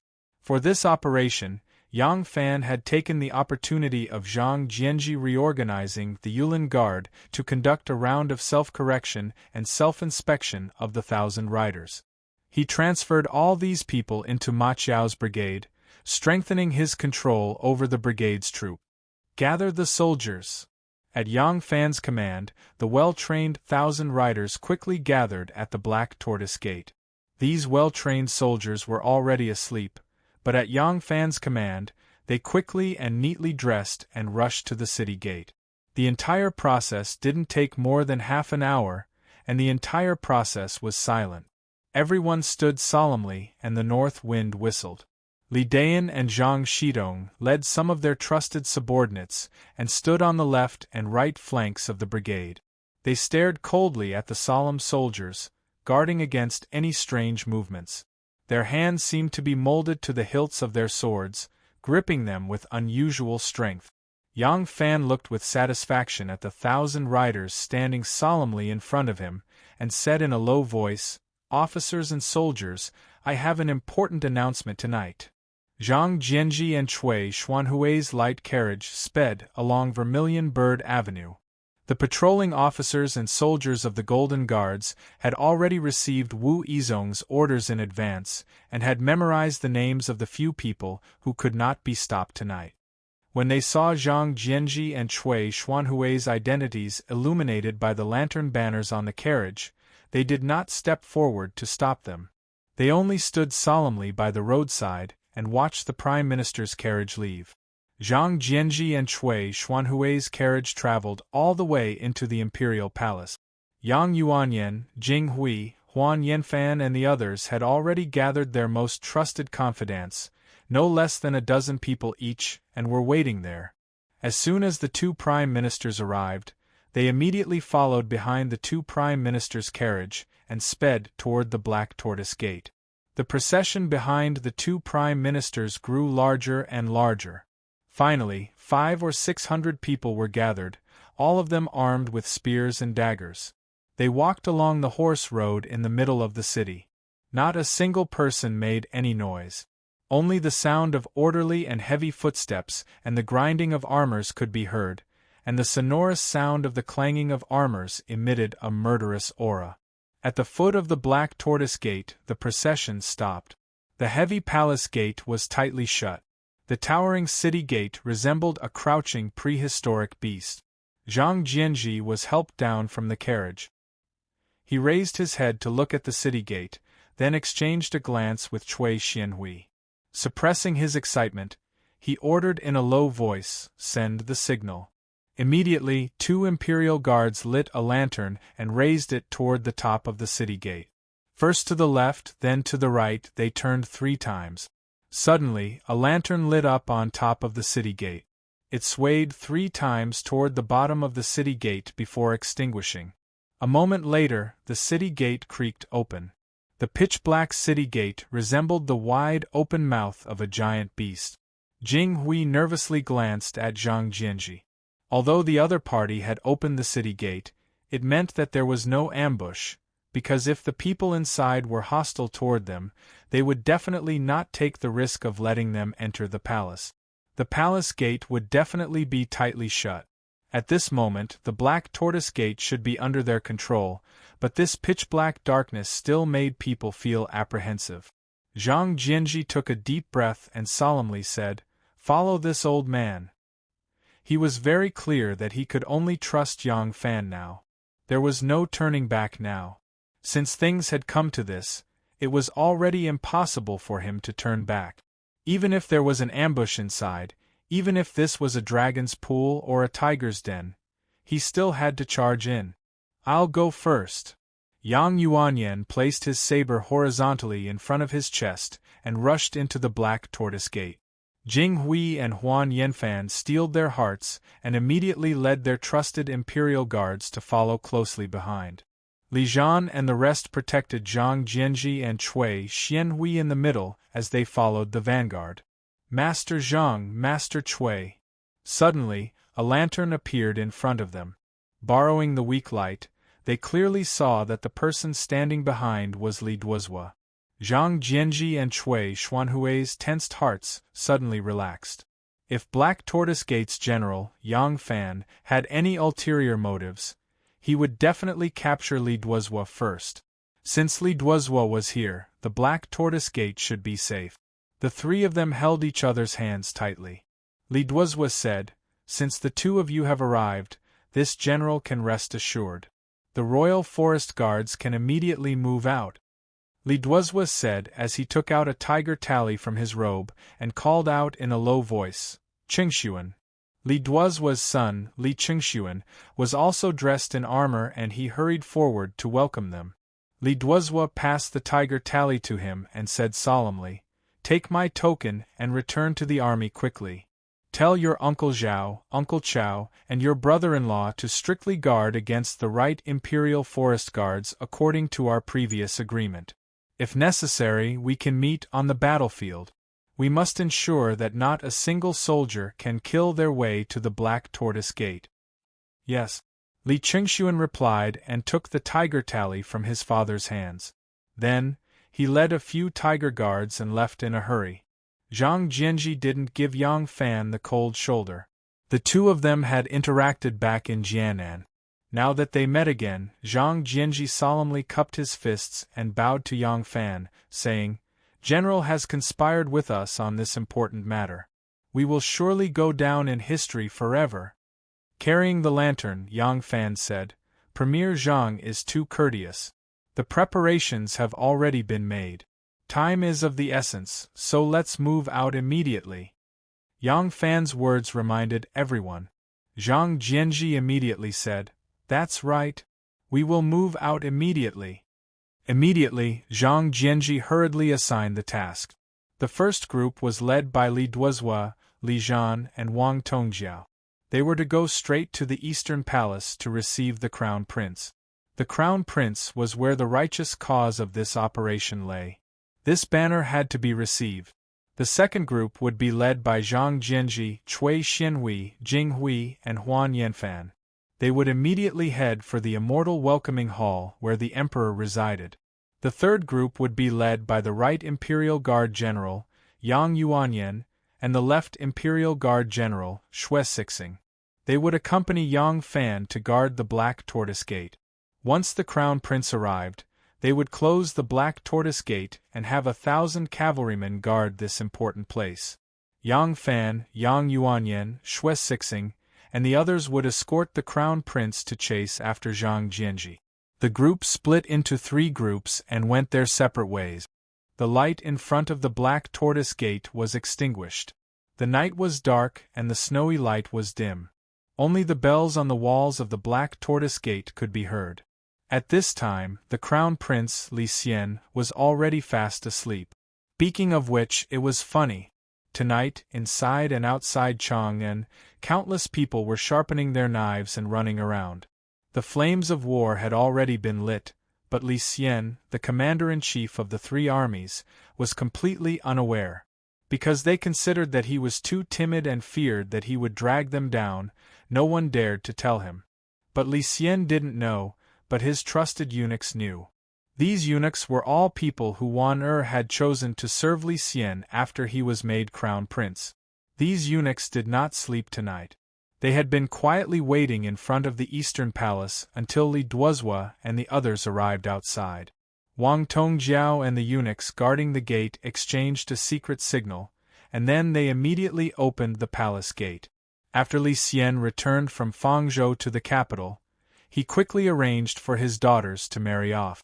Among them, Princess Xianning had taken a fancy to Wang Tongjiao, so Wang Tongjiao was Li Xian's son-in-law. Because of this relationship, the matter of colluding with the eunuchs of the crown prince's palace was handed over to him. When the palace gate opened, Wang Tongjiao, Li Duozhua, Li Zhan, and the others immediately swarmed in. 4 imperial guards were left at the gate, standing guard with their blades drawn. The head eunuchs of the palace led them into the crown prince's residence. Li Xian did not sleep on the same bed as Consort Wei. His body had long since lost the ability to engage in sexual intercourse, but his wife was in the prime of her life. Often seeing his wife's resentful eyes made him uncomfortable, so he usually slept alone at night. At this moment, Li Xian was in the middle of a drunken roar when he was suddenly startled awake. Li Xian had just woken up when he found that several eunuchs were supporting him, hurriedly helping him dress. His son-in-law, Wang Tongjiao, was standing in front of the bed. Li Xian asked in a daze, "What happened? Tongjiao, why are you here?" Wang Tongjiao bowed and said, "Crown Prince, Master Zhang and Master Cui have already gone to greet the Emperor at the Immortal Palace. This son-in-law is accompanied by Grand General Li Duozhua and General Li Zhan. They have come to take the Crown Prince to greet the Immortals and discuss important matters together." Li Xian was shocked, his back instantly drenched in sweat. He was not stupid. Once he heard Wang Tongjiao say this, he understood. Li Duozhua and Li Zhan were waiting at the door. Seeing that Li Xian had already put on his robe, they immediately flashed in and bowed deeply to Li Xian, saying, "The heavens bless Imperial Tang. The Northern Gate and Southern Yamen have unanimously decided to support the Crown Prince in restoring the Tang dynasty. Your Highness, please follow this subject out of the Eastern Palace and lead the officials to the Immortal Palace to eradicate the traitors." Grand General, Li Xian's entire body trembled. He was truly frightened by Li Duozhua's words, to the point that he even stuttered, "Grand General, doing this, I'm afraid it's not appropriate." Li Zhan stamped his feet and said, "Your Highness, the Northern Gate Imperial Guards have unanimously pledged their loyalty. This is a rare opportunity. Crown Prince, please quickly enter the inner palace to deal with the traitors. We have disregarded our clans and risked our lives to come here. Your Highness, you must not hesitate any longer. The opportunity is fleeting. If you continue to hesitate, I'm afraid that we will all perish together." As Li Zhan spoke, he signaled his 2 subordinates with his eyes. Without waiting for Li Xian to dress properly, he carried him out of the palace. "What happened? Who are you people?" Following a stern shout, 2 lanterns were lit and a figure leisurely walked in. The newcomer was Consort Wei. Her residence was not far from Li Xian's residence. With such a large commotion, how could she not hear it? Consort Wei hurriedly got up, put on a robe, and ran out. Seeing someone supporting her husband, she couldn't help but turn pale with fright. Hearing the commotion, Wang Tongjiao drew his saber with a "king." Seeing that it was his mother-in-law, dressed simply and revealing her naked body, he hastily sheathed his saber. Lowering his gaze, he respectfully said, "Crown Prince Consort, we will escort the Crown Prince to the Immortal Palace to meet up with the Prime Ministers. We will execute the traitors, clean out the Emperor's side, and restore our Li Tang's empire." The matter was urgent and there was no time to explain in detail. As Wang Tongjiao spoke, the crowd had already supported Li Xian as they walked out. Hearing her son-in-law's words, Consort Wei was stunned. For a moment, she didn't know whether she was shocked or happy. Chapter 1093. North of Chang'an was where the imperial guards were stationed. Among the guards, the left and right Featherwood guards were the closest to the Black Tortoise Gate. In front of them was the 1,000 cavalry camp. Deep into the night, Major Min Yongbua of the Featherwood Guard returned from patrolling the camp. He took off his saber and tossed it on the table before slowly pacing with his hands behind his back. Featherwood General Wang Dagong, who had accompanied him back from patrolling, yawned and was about to return to his tent to sleep. Seeing him like this, he couldn't help but ask in puzzlement, "Major Min, is there something on your mind?" Min Yongbua nodded, then shook his head. "It's already late, but the Grand General still hasn't returned to camp." Wang Dagong laughed. "Didn't the King of Hanoi invite him to visit the Jinwu Guards? Perhaps the two brothers are sitting down to drink and have a long chat. It's also possible that they won't return tonight. What are you worried about?" Min Yongbua said, "Impossible. The Grand General has never been greedy. Moreover, you know the Grand General's character. In military affairs, the Grand General has never slacked off. How could he not give us an explanation? Even if he doesn't return, he should at least send a bodyguard back to report." Wang Dagong was still unconcerned and said, "You, who can harm the great general? Besides, the Grand General is going to the Jinwu Guards. That's the Wu family's territory." Min Yongbua snorted. Is it rare to see family members turn against each other? He also felt that these words were inappropriate. They seemed to imply that the Wu family was not on good terms. He coughed and beckoned to Wang Dagong. Wang Dagong moved in front of him. Min Yongbua lowered his voice and said, "A few days ago, His Majesty had the Grand General issue a secret edict instructing him to strengthen the palace's security, especially before the 1,000 ox guards change guard. Otherwise, why do you think the Grand General has been patrolling the palace every day?"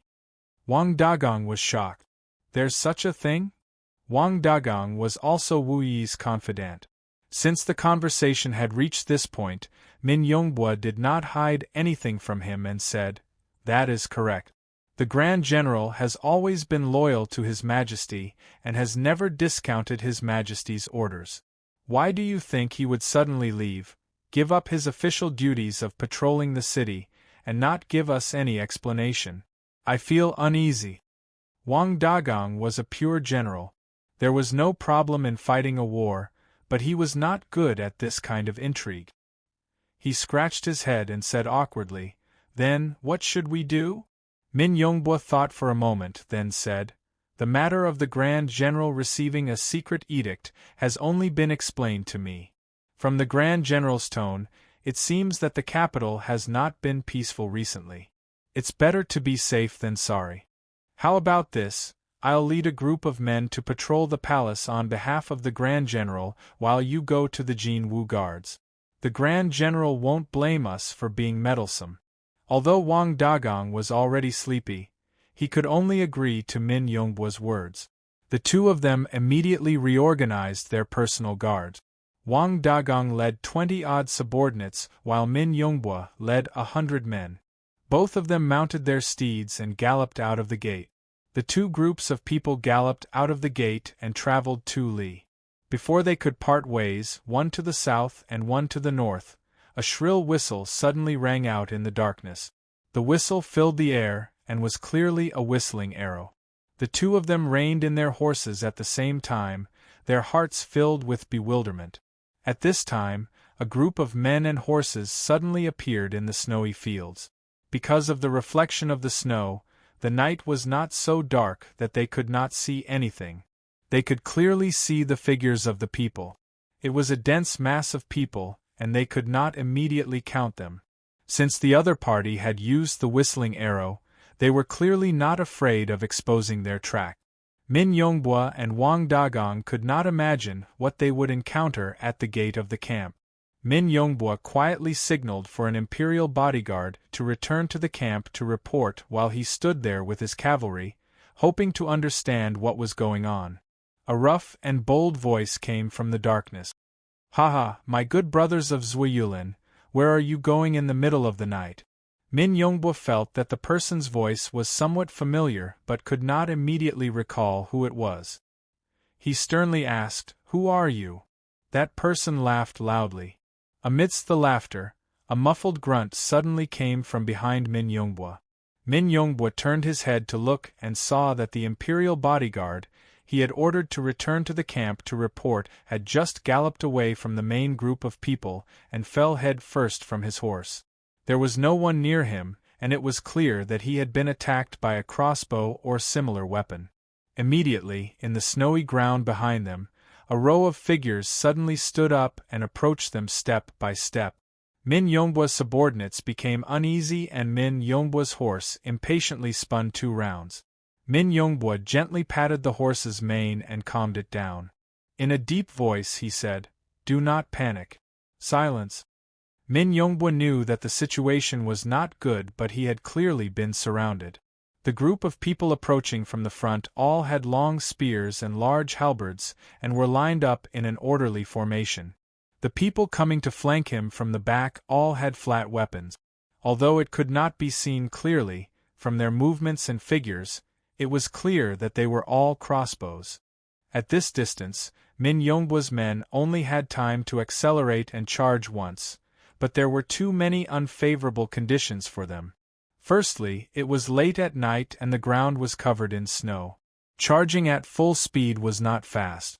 Secondly, they were all equipped with short weapons. If the other side didn't have long spears and large halberds, they had strong bows and hard crossbows. Even if he launched a charge, he would not be able to win. Moreover, although these people's hostility was obvious, no matter how he thought about it, he did not feel that the other side would indiscriminately kill him. As a result, he did not have the courage to fight to the death. In this way, the 2 sides were getting closer and closer. By the time the other side's spears and halberds neared, they had already lost the effective distance for their horses to accelerate and had even less thoughts of attacking. The other side's men stopped. Only one saber-wielding general advanced alone. Only when he came close did Min Yongbwa clearly see the person approaching. This person was the Right Imperial Guard General Yi Huli, the son-in-law of the Right Imperial Guard General Li Duozhua. Min Yongbwa thought of the secret edict that great General Wu had received and his face began to turn green. "General Yi Huli, what are you doing?" Yi Huli nonchalantly slapped his scabbard and loudly said, "Second Zhang has bewitched the Son of Heaven and brought disaster to the court. The Imperial Guards of the Northern Gate and Southern Office, under the command of the Crown Prince, the Prince of Xiang, and the various Prime Ministers, have already charged into the palace to exterminate the traitors. Major Min, you can't get involved in these muddy waters." Wang Dagong was so angry that his face turned purple. "Where is our great general?" he angrily asked. Yi Huli craftily smiled. "He's currently a guest at the King of Hanoi's place. Don't worry, Great General Wu Yi is safe and sound. His Highness, the Prince of Liang, is currently drinking wine with him." Min Yongbwa and Wang Dagong were even more shocked. Wu Sanxi and Wu Yizong were also participating? No wonder Yi Huli dared to boast that the Imperial Guards of the Northern Gate and Southern Office had responded to the Crown Prince's mutiny. With the Crown Prince, the Prince of Xiang, and the Prime Ministers of the Political Affairs Hall taking the lead and the Wu clan secretly supporting them, wouldn't this be the entire court rebelling? Wang Dagong nervously asked Min Yongbwa, "Sima, what should we do?" Min Yongbwa looked around at the soldiers of the Right Guard Forest glaring at him like tigers. In a hoarse voice, he asked, "Brother Yi Huli, what do you want to do?" Yi Huli replied, "I invite the 2 of you to rest in my army. At daybreak, you will be free. What do the 2 of you think?" Min Yongbwa gripped his horse tightly. For a moment, he could not make up his mind. He could feel his palms drenched in sweat. Yi Huli raised his hand. The soldiers with spears and halberds immediately took 3 steps forward. Their orderly footsteps treaded on the thick snow, creating a heart-chilling sound. At the same time, the archers in the rear, who had maintained a certain distance from them the entire time, also moved, assuming an offensive stance. Wang Dagong raised his saber and urgently called out, "Sima."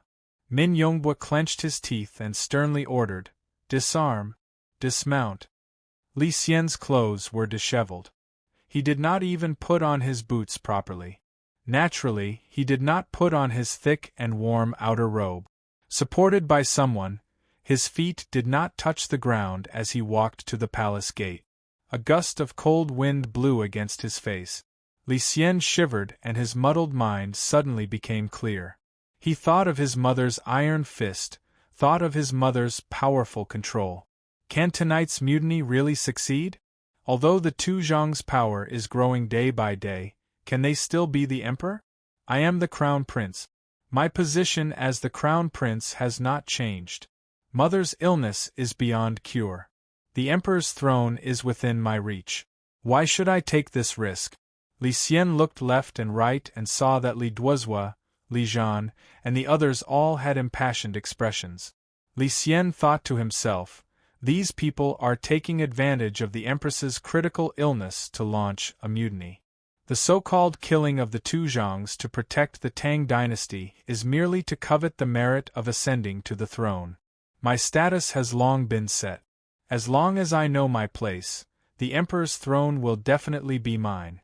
Why should I take this risk with them? Thinking of this, Li Xian suddenly struggled, shaking off the 2 attendants supporting him. He tightly gripped the palace gate, unwilling to walk out. Wang Tongjiao was stunned. Your Imperial Highness, what's wrong? Li Xian trembled as he said, the country's grand plans will be handled by the Empress. The so-called military remonstrance is no different from rebelling against the superiors. It is not the conduct of an official. Gu cannot go. Hearing this, the veins on Wang Tongjiao's forehead bulged. If the crown prince did not go, wouldn't it really be considered a rebellion? Without the crown prince, how could they convince the masses? If the news spread, those 500 warriors who had sacrificed their lives would most likely scatter and flee for their lives. Wouldn't everyone be finished? Wang Tongjiao also did not stand on ceremony. With a red face and neck, he said to his father-in-law, Your Imperial Highness, the former emperor paid Your Imperial Highness with a divine artifact, but Your Imperial Highness was unexpectedly crippled. Both humans and gods are indignant. It has been 23 years. Today, with the spirit of heaven and earth, the North Gate Imperial Guards and the South Gate Prime Minister will work together to punish the traitors and restore the Li family. Your Imperial Highness, please immediately head to the Black Tortoise Gate in order to uphold the masses' expectations. Li Xian's 2 feet stomped on the ground, his buttocks falling backwards. His hands tightly hugged the gate as he fearfully said, treacherous and vile people should naturally be killed. However, Her Majesty's dragon body is unwell. What if we mobilize our troops into the inner palace and frighten her? Wouldn't Gu bear the name of being unfilial? In Gu's opinion, you all should temporarily disperse. Let's discuss this at length. Hearing this, Li Zhan's eyes turned red. What kind of nonsense is this? You want us to disperse now? You've already caused such a big commotion. Do you think everyone else is a dead pig? Dispersing now is tantamount to suicide. If this idiot, who was as timid as a mouse, was not the current crown prince, Li Zhan would have already kicked him to death. Li Duozhua, who was standing to the side, wanted to cry but had no tears. He did not expect that the first problem of the military remonstrance would actually come from His Imperial Highness, the Crown Prince, whom they wholeheartedly wanted to support to ascend to the throne. Chapter 1094. Suppressing his anger, Li Zhan said to Li Xian, the generals disregard their clans and protect the country. What can your highness do to them? Now that things have come to this, it's like an arrow on a bowstring that has to be released. This subject is powerless to persuade the soldiers. If your highness is unwilling to go, then please persuade the soldiers yourself. Although Li Jian was angry, he also understood that once the mission was accomplished, this good-for-nothing crown prince would become the emperor. Once he became the emperor, he wouldn't necessarily be so good-for-nothing. If he offended the emperor too much now, there was no need to mention his merit. Perhaps the new emperor would remember his rudeness today and give him a pair of small shoes. Thus, although his tone was resentful, his words were tactful. At this time, the guards at the palace gate all heard Li Xian's words. Each and every one of them breathed heavily and their eyes turned red, as if they were about to go berserk. Right now, Li Xian had dropped the ball. He was clearly trying to push everyone to their deaths. Looking at the pained and angry eyes, Li Xian immediately understood that things had come to this, and there was no turning back. If he dared to cower, these angry soldiers would probably eat him alive. Li Xian trembled and loosened his hands. He muttered, I am willing to go with everyone. Please, do not disturb the Queen Mother. This was a race against time. Li Jian didn't have the time to listen to Li Xian's nonsense. He immediately waved his hand and 2 soldiers picked up Li Xian and rushed out the door. Immediately, a soldier brought over a horse that had already been prepared. Everyone hastily helped Li Xian onto the horse and rushed towards the Black Tortoise Gate. The second Black Tortoise Gate change in the history of the Tang dynasty had officially begun because of the arrival of Li Xian, the indispensable protagonist. Under the Black Tortoise Gate, the right Imperial Guard General Yang Yuanyan, the left Imperial Guard General Xue Sixing, and 1,000 of Yang Fan's horsemen were guarding the gate. The gate was ajar, leaving a gap the width of a person. Yang Yuanyan and Xue Sixing were like ants on a hot pan, occasionally poking their heads out to look. Only Yang Fan remained calm. Suddenly, a group of people rushed over from the distance. Yang Yuanyan immediately unsheathed his saber and asked in a low voice. Li Jian answered and hurriedly said, "The Crown Prince is here." Under the Black Tortoise Gate, the soldiers were in an uproar. Although no one dared to shout, their excitement was evident. At this point, Li Xian couldn't turn back. Once he calmed down, he understood that this was the time to appease the hearts of the people. As soon as he saw the people coming up to greet him, he stammered, You've worked hard. Today, all of you have risked your lives for the sake of the country." Seeing the crowd, Yang Yuanyan said, "Xian, the Prince Xian, and Chui Xian, Master Yang, Prince Yang, Palace Xian." To Li Yang said, Li Yang Xian, Li Yang, Master, and Yang Prince Xian, Palace Yang Xian. Yang Xian said Yang Xian, Prince Xian, and Fan said to Ma, Emperor, King Yang Xian, Yang, Palace Yang Xian Yang. Ma replied and shouted, "Close the gate." The heavy Black Tortoise Gate slammed shut with a loud bang, and a bolt as thick as a person's arm fell down. Ma Qiao and the others immediately armed themselves and entered the city. Yang Fan also raised his saber and chased after the Crown Prince with Xue Sixing and Li Jian. "Open the gate." Li Qingqi stood in front of the Taiji Palace and shouted angrily. The Prince of Xiang, accompanied by Sima Yuan Shuji of the Prince of Xiang's estate and his 5 sons, armed to the teeth, set out at 1:45 in the second watch period. By this time, they had already arrived at the Vermilion Bird Gate in front of the Taiji Palace, the headquarters of the Southern Guard. The Imperial Army guarding the capital was divided into the north and the south. The 6 Imperial Guards of the Northern Guard were actually the Emperor's personal army.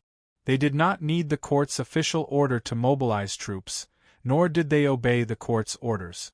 They were directly under the Emperor. On the other hand, the 16 Guards of the Southern Guard were the true army of the state.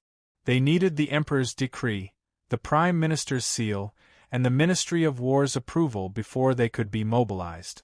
Most of the guards guarding the various gates of the capital were the Imperial Army of the Southern Guard, mainly consisting of the Meritorious Guard, Feather Guard, Imperial Guard, Left and Right Guard, Left and Right Guard, Left and Right Guard, and the Crown Prince's 3 residences and 3 guard. The various guards took turns on duty, and the garrison and duty intersected. Even the high-ranking officers intersected with each other. The Emperor used this method of mutual inspection to prevent a certain high-ranking officer from monopolizing power. Li Qingqi and Li Qingyi reined in their horses and sternly shouted at the Taiji Palace guards, "Open the gate." When the guards saw them openly carrying weapons, they couldn't help but be aghast and hurriedly raised their spears to guard. In a loud voice they shouted, "Who goes there? Do you have an imperial edict from the Emperor? Where are the escorts and gate guards?" Not just anyone could rashly enter an important military area. To enter this important military area, one had to have an imperial edict from the Emperor and be guided by escorts and gate guards. Those soldiers also acted according to the rules. With a shout, Li Qingqi raised his spear and shouted, "The Prefecture Magistrate of Bingzhou, the Great General of the Left Guard, the Crown Prince's Guard, the Protector General of Anbei, and His Highness the Prince of Xiang have arrived. Who dares to block the way?" The Tang dynasty followed the Sui system. The left and right guards were the heads of the 16 guards of the Southern Guard, and Li Dan, the great general of the Left Guard, was also the highest commander of the 16 guards of the Southern Guard. But although Li Dan's series of official titles sounded rather frightening, the majority of the guards and horses in the capital were managed by generals. The position of Great General was an empty title, and Li Dan's title of Great General was an even more empty one. But only the generals understood this principle. How could these lowly soldiers understand this principle? Even if they did, they wouldn't have the courage to resist the Great General. In just a moment of shock, Li Qingqi and Li Qingyi had already rushed to the gate. Thrusting out their spears, they exerted strength with their arms and, with a loud shout, sent the 2 barricades flying more than a zhang away. Then they took their horses and left. Yuan Shuji, Li Longji, and the others led the Prince of Xiang's estate's adjunct, general, and other civil and military officials, as well as several dozen personal guards of the estate, to protect the Prince of Xiang as they charged into Taiji Palace. The generals of the guards in Taiji Palace were roused by the urgent drumming of the generals. They hurriedly got up and rushed to the main hall of Taiji Palace. They saw that the hall was brightly lit, and several dozen soldiers in bright armor and wielding sharp blades were arrayed on the left and right sides of the hall. At the very front were 5 young generals dressed in golden armor. They were escorting a middle-aged man dressed in imperial robes, who was solemnly standing behind the commander's desk. The Prince of Xiang, Li Dan, solemnly stood behind the commander's desk. He held up the seal of the 2 prime ministers of the Political Affairs Hall and sternly said, "The 2 zhangs have rebelled and coerced the Emperor of Heaven. Today, the Northern Gate and the Southern Office will eliminate the traitors. Master Zhang and Master Cui have already followed the Crown Prince and led the Featherwood Guard into the palace to capture the traitors. This prince is acting on the Crown Prince's orders to take charge of the Southern Office." The generals couldn't help but look at each other. The Prince of Xiang's words were pleasant to hear. Everyone knew that this was a rebellion against the Emperor, but since the Prince of Xiang had appeared here, the Crown Prince entering the palace was probably true. And if the Crown Prince entered the palace, it would be impossible without the cooperation of the Featherwood Guard and the 1,000 cavalry of the Northern Gate Imperial Army, the Son of Heaven's personal guards. So, when they thought about how the Son of Heaven was old and gravely ill, so weak that he couldn't even preside over the New Year celebrations, the new Emperor's ascension was inevitable. Who would want to resist? Moreover, the Son of Heaven had always relied heavily on the Northern Gate Imperial Army and treated the guards of the Southern Office as if they were raised by his stepmother. In terms of supplies, and pay, they were far inferior to the Northern Office. If the Northern Office had rebelled, how could they be loyal subjects? These thoughts were only one aspect. More importantly, if the Prince of Xiang dared to lead such a small force to take over the Southern Office, Who knew which of these generals had already pledged their allegiance to the Prince of Xiang? If they questioned him, would someone immediately pull out a saber and cut them down? Thus, when the Prince of Xiang finished speaking, the hall was utterly silent. For a long time, not a single one of the generals raised a single question. It was true that this move was partly because the Son of Heaven favored the Northern Office Imperial Army and neglected the Southern Office, causing the Southern officers to resent him. But with so many officers present, not a single one of them stood up. This would have been impossible a few years ago. Wu Zetian's old age had truly become her greatest fatal wound. Her influence, ability to rally supporters, and ability to control were all rapidly disappearing. The Prince of Xiang swept his gaze around and sternly shouted, "10 guards of the Eastern Palace, step forward!" The 10 guards of the Eastern Palace were the Crown Prince's left and right guards, military title. Chao Qing, the Crown Prince's left and right imperial officers, military title. Lv Ben, the Crown Prince's left and right clear officers, military title. Ji Dang, the Crown Prince's left and right guard officers, and the Crown Prince's left and right inner officers. Of these, the first 6 commanded 3 to 5 regiments of subjugation, while the last 4 commanded only the soldiers of the inner estate. The 10 guards of the Eastern Palace had originally been the Crown Prince's personal army, but ever since Wu Zetian became Empress Dowager, the Crown Prince's military authority over the 10 guards of the Eastern Palace had been stripped away. But Wu Zetian could only strip the Crown Prince of his military authority over the 10 guards of the Eastern Palace, but she could not abolish the organization of the 10 guards of the Eastern Palace, so the 10 guards of the Eastern Palace still remained. But because of this, the Empress was also the most vigilant against the 10 guards of the Eastern Palace. The treatment of the Southern Imperial Army was lower than that of the Northern Imperial Army, and the treatment of the 10 guards of the Eastern Palace was even lower than that of the Southern Imperial Army.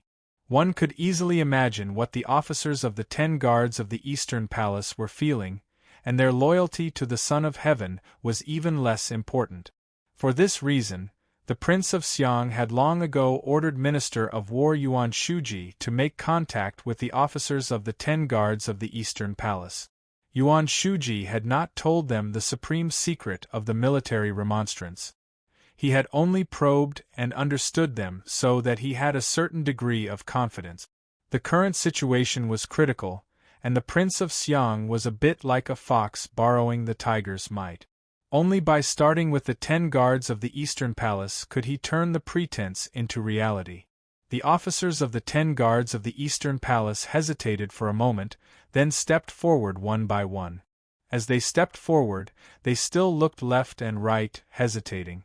Once they stood in front of Li Dan, they knew that since they had taken this stance, there was no way out. As a result, their movements and voices were uniform as they greeted Li Dan.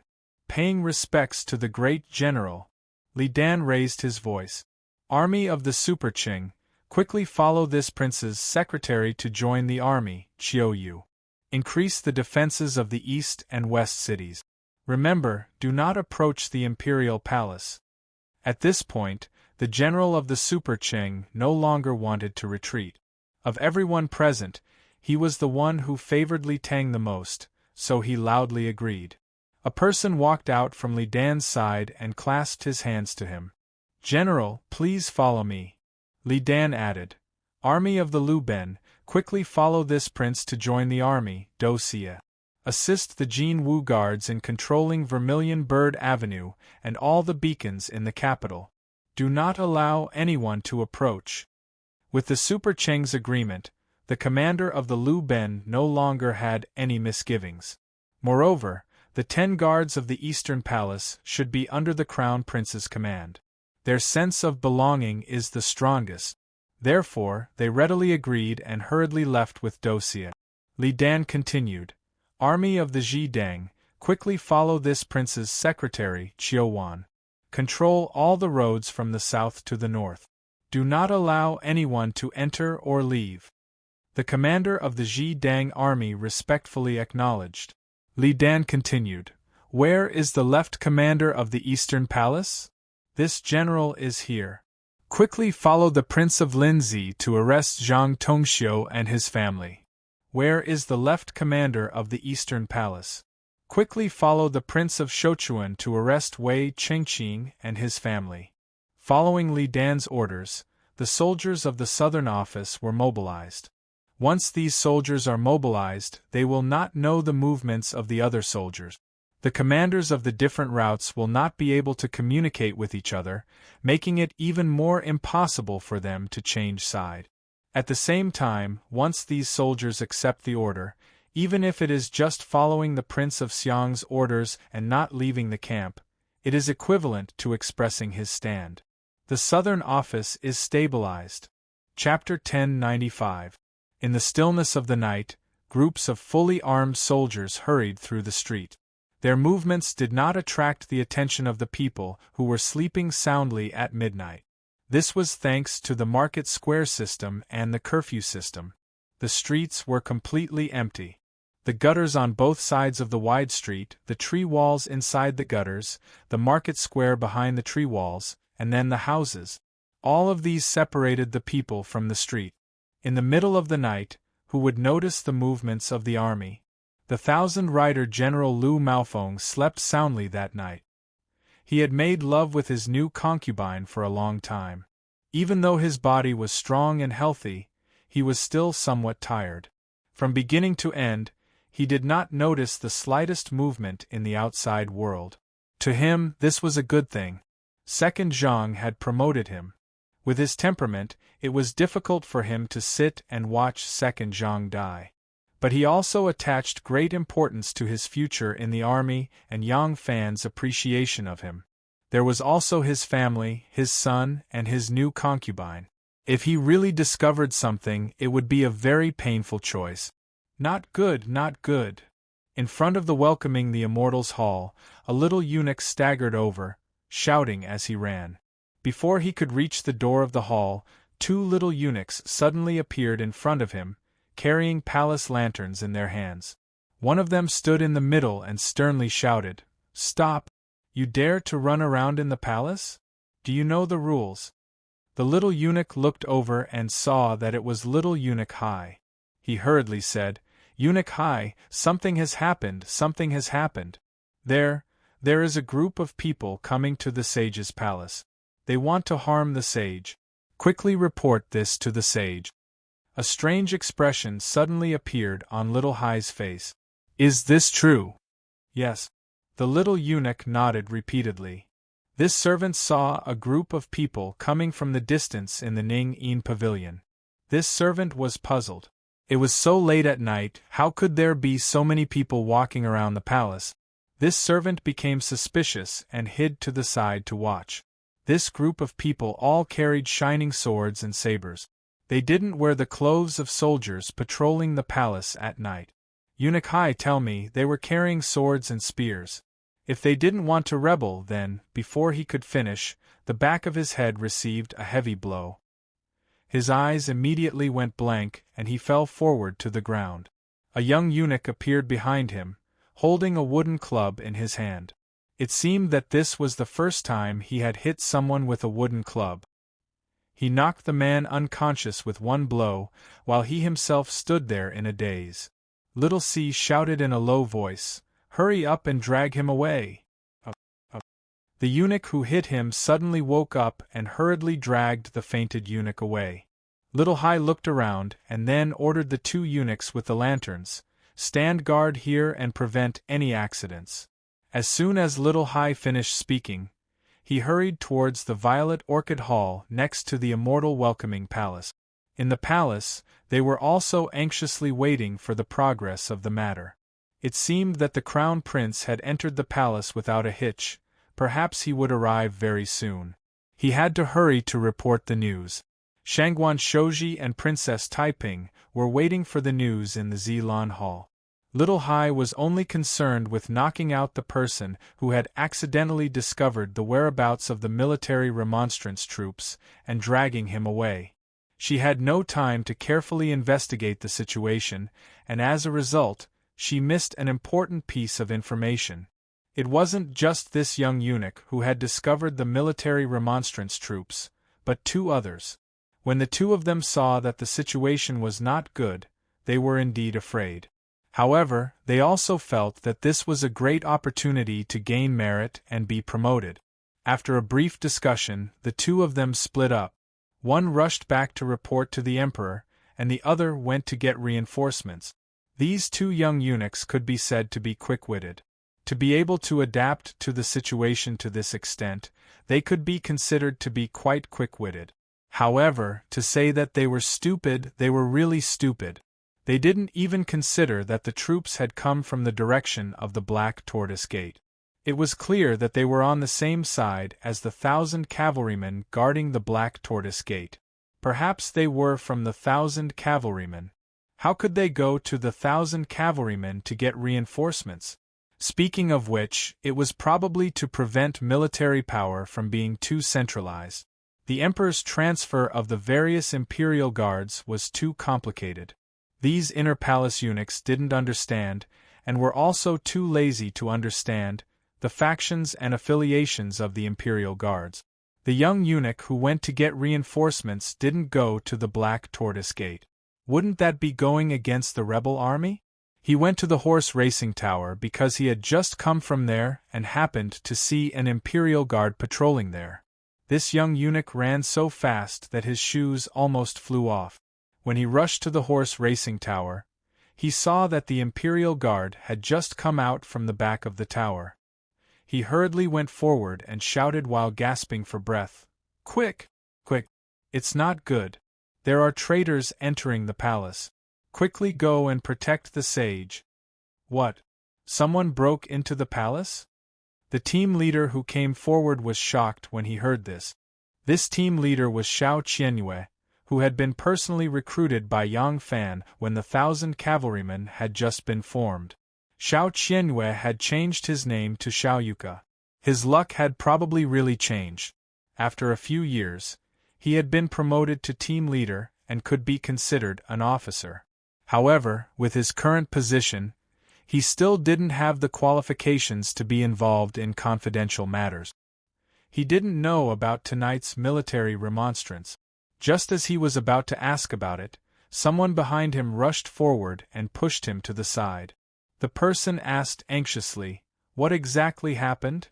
The person who spoke was the palace supervisor Tian Guidao. Tian Guidao wasn't the commander of the 1,000 cavalrymen, but the 1,000 cavalrymen patrolling the palace were led by palace officials. The official in charge of security in the palace was the palace supervisor. When Tian Guidao was 20 years old, he was promoted to the position of Minister of State. Not long after, he was promoted to the position of Minister of the Left Guard. Later on, when the Khitans rebelled, the Turks Moshe took the opportunity to request the imperial court to make the Liuhu province and the Chanyu protectorate his territory. Tian Guidao once went on a diplomatic mission to the Turks and was almost detained. Fortunately, Wu Zetian agreed to the marriage and sent Wu Yanxiu to the Turks with a large amount of betrothal gift. When Moshe saw the fat sheep that was Wu Yanxiu, he released Tian Guidao. When Tian Guidao came back, he immediately told Wu Zetian that Moshe was ambitious and had no intention of making peace with the marriage. In the future, he would definitely invade the Central Plains again. Later on, Moshe really detained Wu Yanxiu and sent troops to Hebei to take advantage of the situation. Wu Zetian appreciated his foresight and promoted him from military to civil, making him the assistant minister of Xia. Not long after, he switched from civil to military and was promoted to general of the left. He worked under Wu Yizong for a while. Later on, he followed Second Zhang's path and became a minister of the Fengchen prison. Later on, he became the palace supervisor and became responsible for the palace security. His relationship with the 1,000 cavalrymen was like that of the imperial censor and the warden's office. The imperial censor was under the imperial censorate, while the warden's office was under the command of the 5 cities' military command. One was civil, the other was military. But when patrolling the city, the two had to work together. The soldiers of the warden's office had to accept the leadership of the imperial censor. Xiao Qianyue's 1,000 cavalrymen were mostly similar. At this time, they had to accept Tian Guidao's command. Yang Fan had thought about Tian Guidao's problem before, but Tian Guidao wasn't one of his people, so he couldn't do anything to Tian Guidao. In order to make sure nothing went wrong, he used the soldiers under him to understand Tian Guidao's patrol route and time. The reason why he set the remonstrance at 2:45 in the morning and not right after the curfew began was because he had considered this. Who knew that because of the two uncontrollable eunuchs and their own cleverness, Tian Guidao wouldn't be able to circumvent them. When Tian Guidao heard the eunuch's words, he couldn't help but turn pale with fright. He immediately led his men and rushed to the immortal welcoming hall. Xiao Qianyue and the other 1,000 cavalrymen didn't know what was going on. They only knew that if the emperor made a mistake, they would all lose their head. Naturally, they also ran for their lives. Zhang Jianji and Cui Xianhui led over 300 strong men and rushed to the immortal welcoming hall. Zhang Jianji was over 80 years old, but he still walked as if he was flying. However, the palace was too big, and he was panting heavily the whole way. Seeing that the old prime minister was a bit tired, Jing Hui hurriedly had 2 soldiers support him. They hadn't traveled far when a commotion suddenly came from the side of the imperial road. Immediately after, a group of people charged through the air and blocked their way. It was Tian Guidao who had arrived with his men. When the two sides faced off, both sides were a bit shocked. Zhang Jianji and Cui Xianhui had thought that the Black Tortoise Gate and the Imperial Guards were already under their control, so they could travel as if there was no one there. Who would have thought that a group of people would suddenly appear here? They were worried that if a fight broke out, the Empress would hear the news and react in time. Putting aside the fact that there was a mysterious armed force in the palace that they couldn't control, even if the Empress fled in panic, it would be as difficult as ascending to the heavens to find the Empress with just the few of them in the palace. Once the Empress left the palace, the consequences would be hard to predict. Not everyone had the courage to face her and disobey her orders. Moreover, the Empress had been in power for over 20 years, so who knew what other tricks she had up her sleeve? Tian Guidao was both shocked and afraid, and he didn't know what to do. He didn't think that someone would actually dare to break into the imperial palace and start a rebellion, and he certainly didn't think that the 2 people who would appear before him would be Zhang Jianji and Cui Xianhui. Although Tian Guidao had been a general and a civil official, he had been chosen through the imperial examinations. Deep down, he had always viewed himself as a civil official, and the peak of a civil official was the prime minister. Now that 2 prime ministers had suddenly appeared before him, and he was asked to denounce them as rebels and traitors, he couldn't immediately wrap his mind around this. The 2 sides faced off strangely for a moment, and then Zhang Jianji spoke first. "Second Zhang, you are a traitor of the country." This old man and Master Cui, together with the soldiers of the Northern Gate and Southern Office, and with the help of the Prince of Xiang and Prince Liang, we will protect the Crown Prince and enter the palace to rid the traitor. Supervisor Tian is a loyal minister of the country, so I hope that you can join this old man in this great undertaking. Tian Guidao's mind wavered, not knowing what to do. Although he had once relied on Second Zhang and served as a guardian of Fengchen prison, his goal had only been to make his career a little smoother.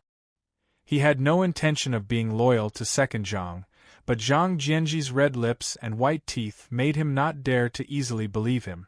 This was a choice that would decide life and death in a single step.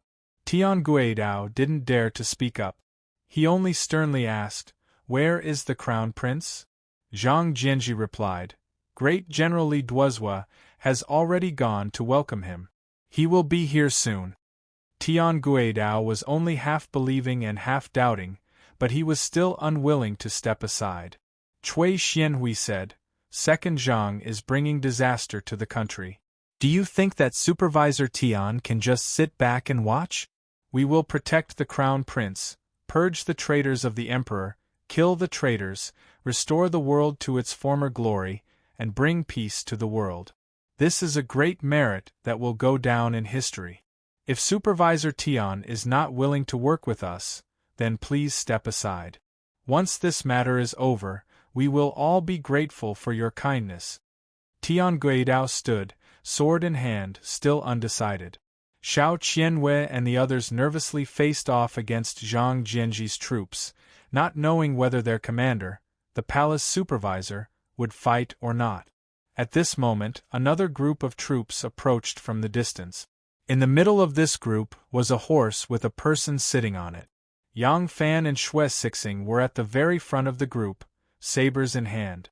They were in the middle of chasing after Zhang Jianji and Cui Xianhui, and when they saw the two armies facing off, they couldn't help but be shocked. Xue Sixing immediately signaled behind him to warn his men, ordering them to protect the crown prince. Meanwhile, Yang Fan raised his saber and charged forward. Chapter 1096. Yang Fan flew over, and when he saw that it was Xiao Qianyue who was leading the patrolling troops to block his way, he finally relaxed. Just now, he was still puzzled. Where did this group of people suddenly come from? Even if it was just a temporary force that Wu Zetian had gathered, it was proof that she knew about the military remonstrance, which would definitely lead to great trouble. Wu Zetian was still the empress, and she still had the right to rule over the empire. Even though they were said to be supported by the Northern Gate and Southern Yamen, as long as Wu Zetian could escape this calamity, she could still reverse the situation. The best result for those who had carried out the military remonstrance would be to help the crown prince flee to the south and establish a new court in the southern borders to oppose Wu Zetian. But if that happened, would the Turks and Tibetans let go of the chance to take advantage of the situation? Yang Fan broke out in a cold sweat and sternly shouted, "Xiao Yuka, immediately lead the troops and retreat to the side." Xiao Qianyue was stunned. Only now did he see Yang Fan clearly, and he couldn't help but cry out, "General Yang." Yang Fan sternly said, "The Northern Gate and Southern Yamen, the two prime ministers are working together to protect the crown prince, kill the traitors, and purge the emperor's side. All of you, quickly retreat to the side." Our 1,000 cavalry is also participating in the rebellion? Xiao Qianwei couldn't digest such shocking news, but obeying orders had become an instinct for him.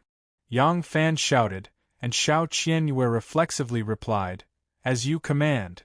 When Xiao Qianyue's troops saw that even their commanding general had come, they lost all will to fight, and when they saw Captain Xiao signal for them to retreat, they immediately put away their weapons and retreated to the side.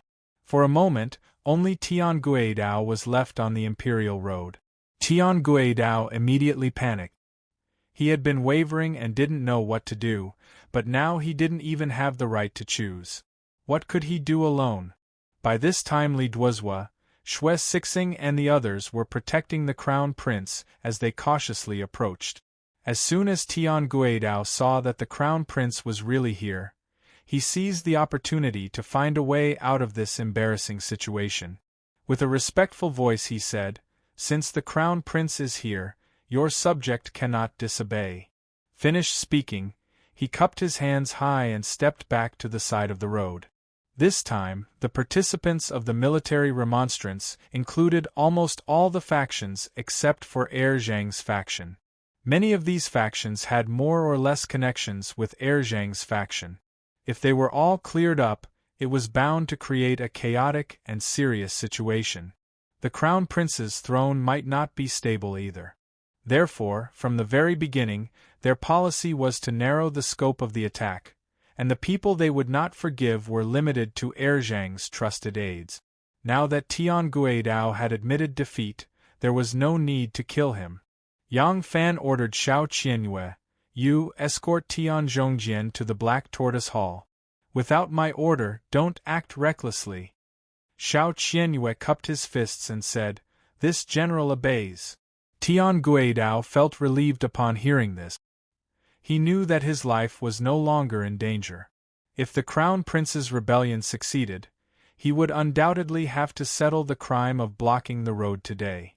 However, at most, he would be dismissed from his post and sent home to enjoy his old age. What else could he do? But on the other hand, what if the Crown Prince's rebellion failed? Then the detained Tian Guidao wouldn't be beheaded as a rebel, and he might even have a chance to be promoted. As the saying went, the greater the risk, the greater the reward.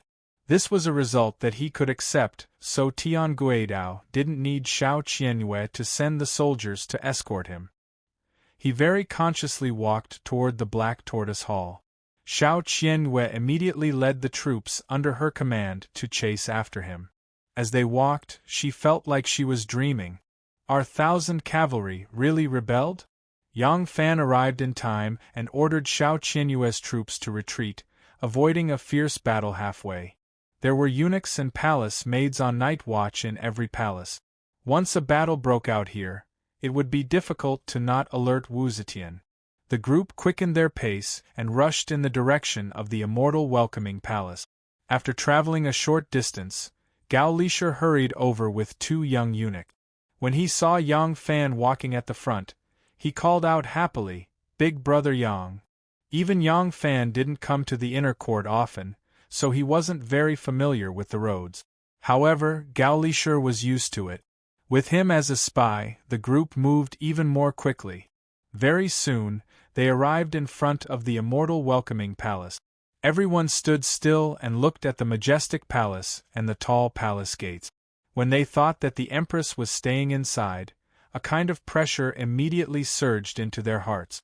However, they were willing to be cut and dared to drag the Emperor down from his horse. They had even dared to carry out a rebellion, so what else did they have to worry about?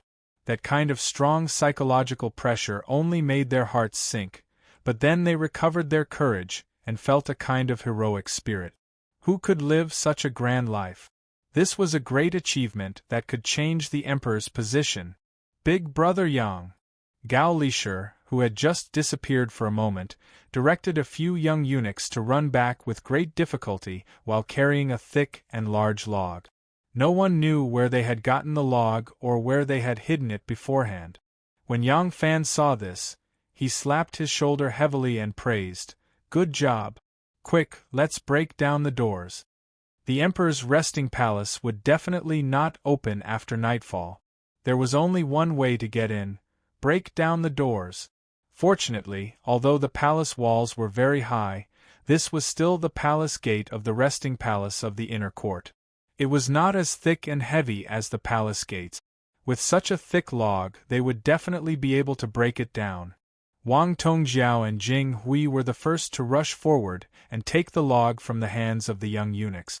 Immediately, a dozen or so burly soldiers volunteered to rush forward and work together with them to pick up the giant log.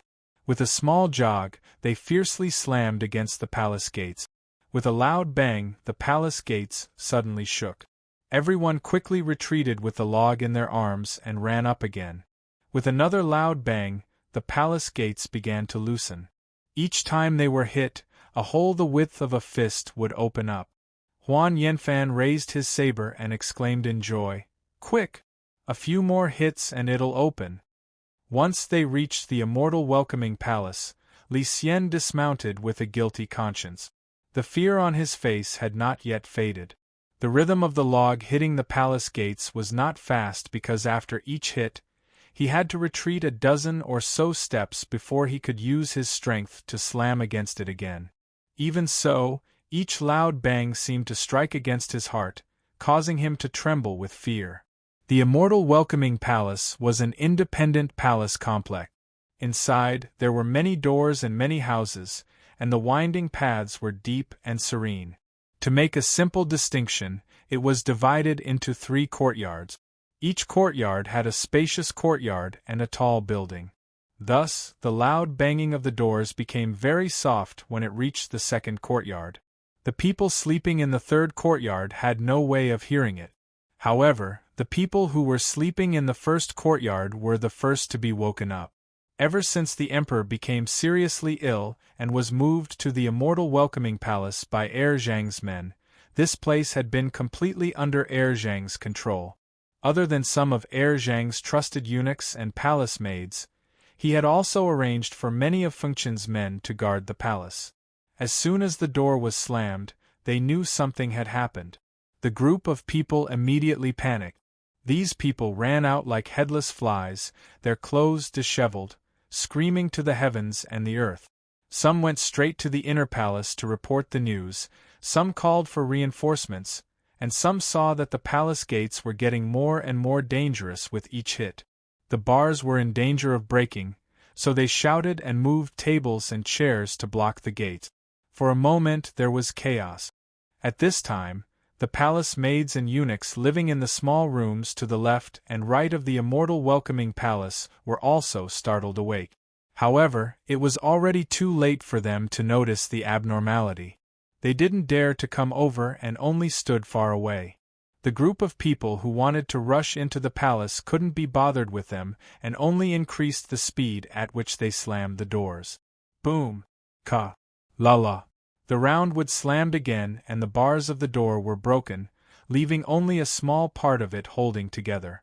Everyone was overjoyed and didn't care about retreating to borrow strength. They just stood where they were and slammed the door twice with the force of their swinging arms. Finally, the palace gates were wide open. Li Duozhua raised his eyebrows, pulled out his sword and shouted, "Kill!" Everyone pulled out their swords and sabers and rushed in. The courtyard was already in chaos. Zhang's men ran all over the courtyard like wolves and boars. When Li Duozhua, Huan Yanfan, and the others saw those who rushed up, they immediately raised their sabers and fell. At this time, no one cared about being merciful. Those who resisted had to be killed, and those who were in the way had to be killed as well. They were like a red-hot knife cutting through butter, directly rushing to the second gate. Along the way, many palace maids and palace maids who knew the situation knelt on the ground, trembling all over. The warning of the attack on the welcoming immortal hall was immediately sent to the internal guards. The inner guards followed the Son of Heaven.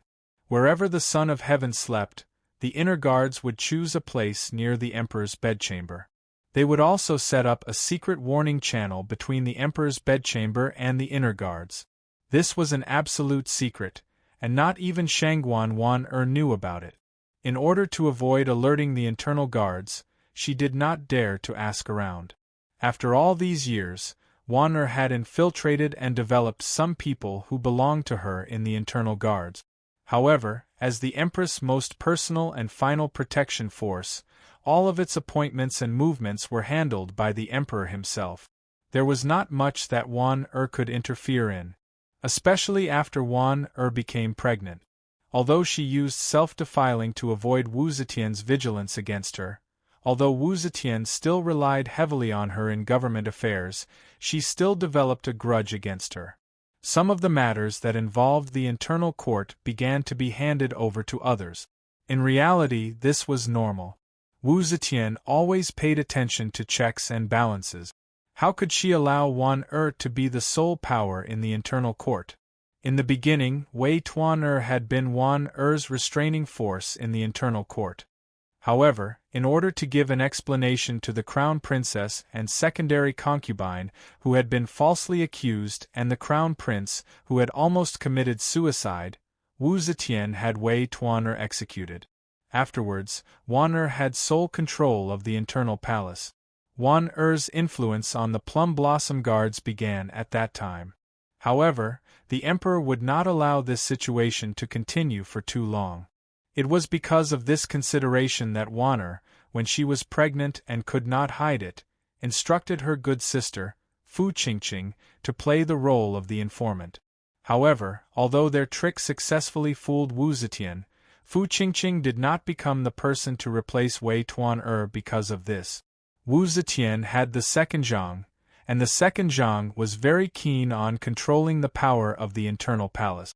Not only did many matters of the internal court fall into the second Zhang's hands, but because of Wu Zetian's love and trust in them, even the internal guards fell into their hands. If the internal guards could arrive in time, success or failure was still unknown.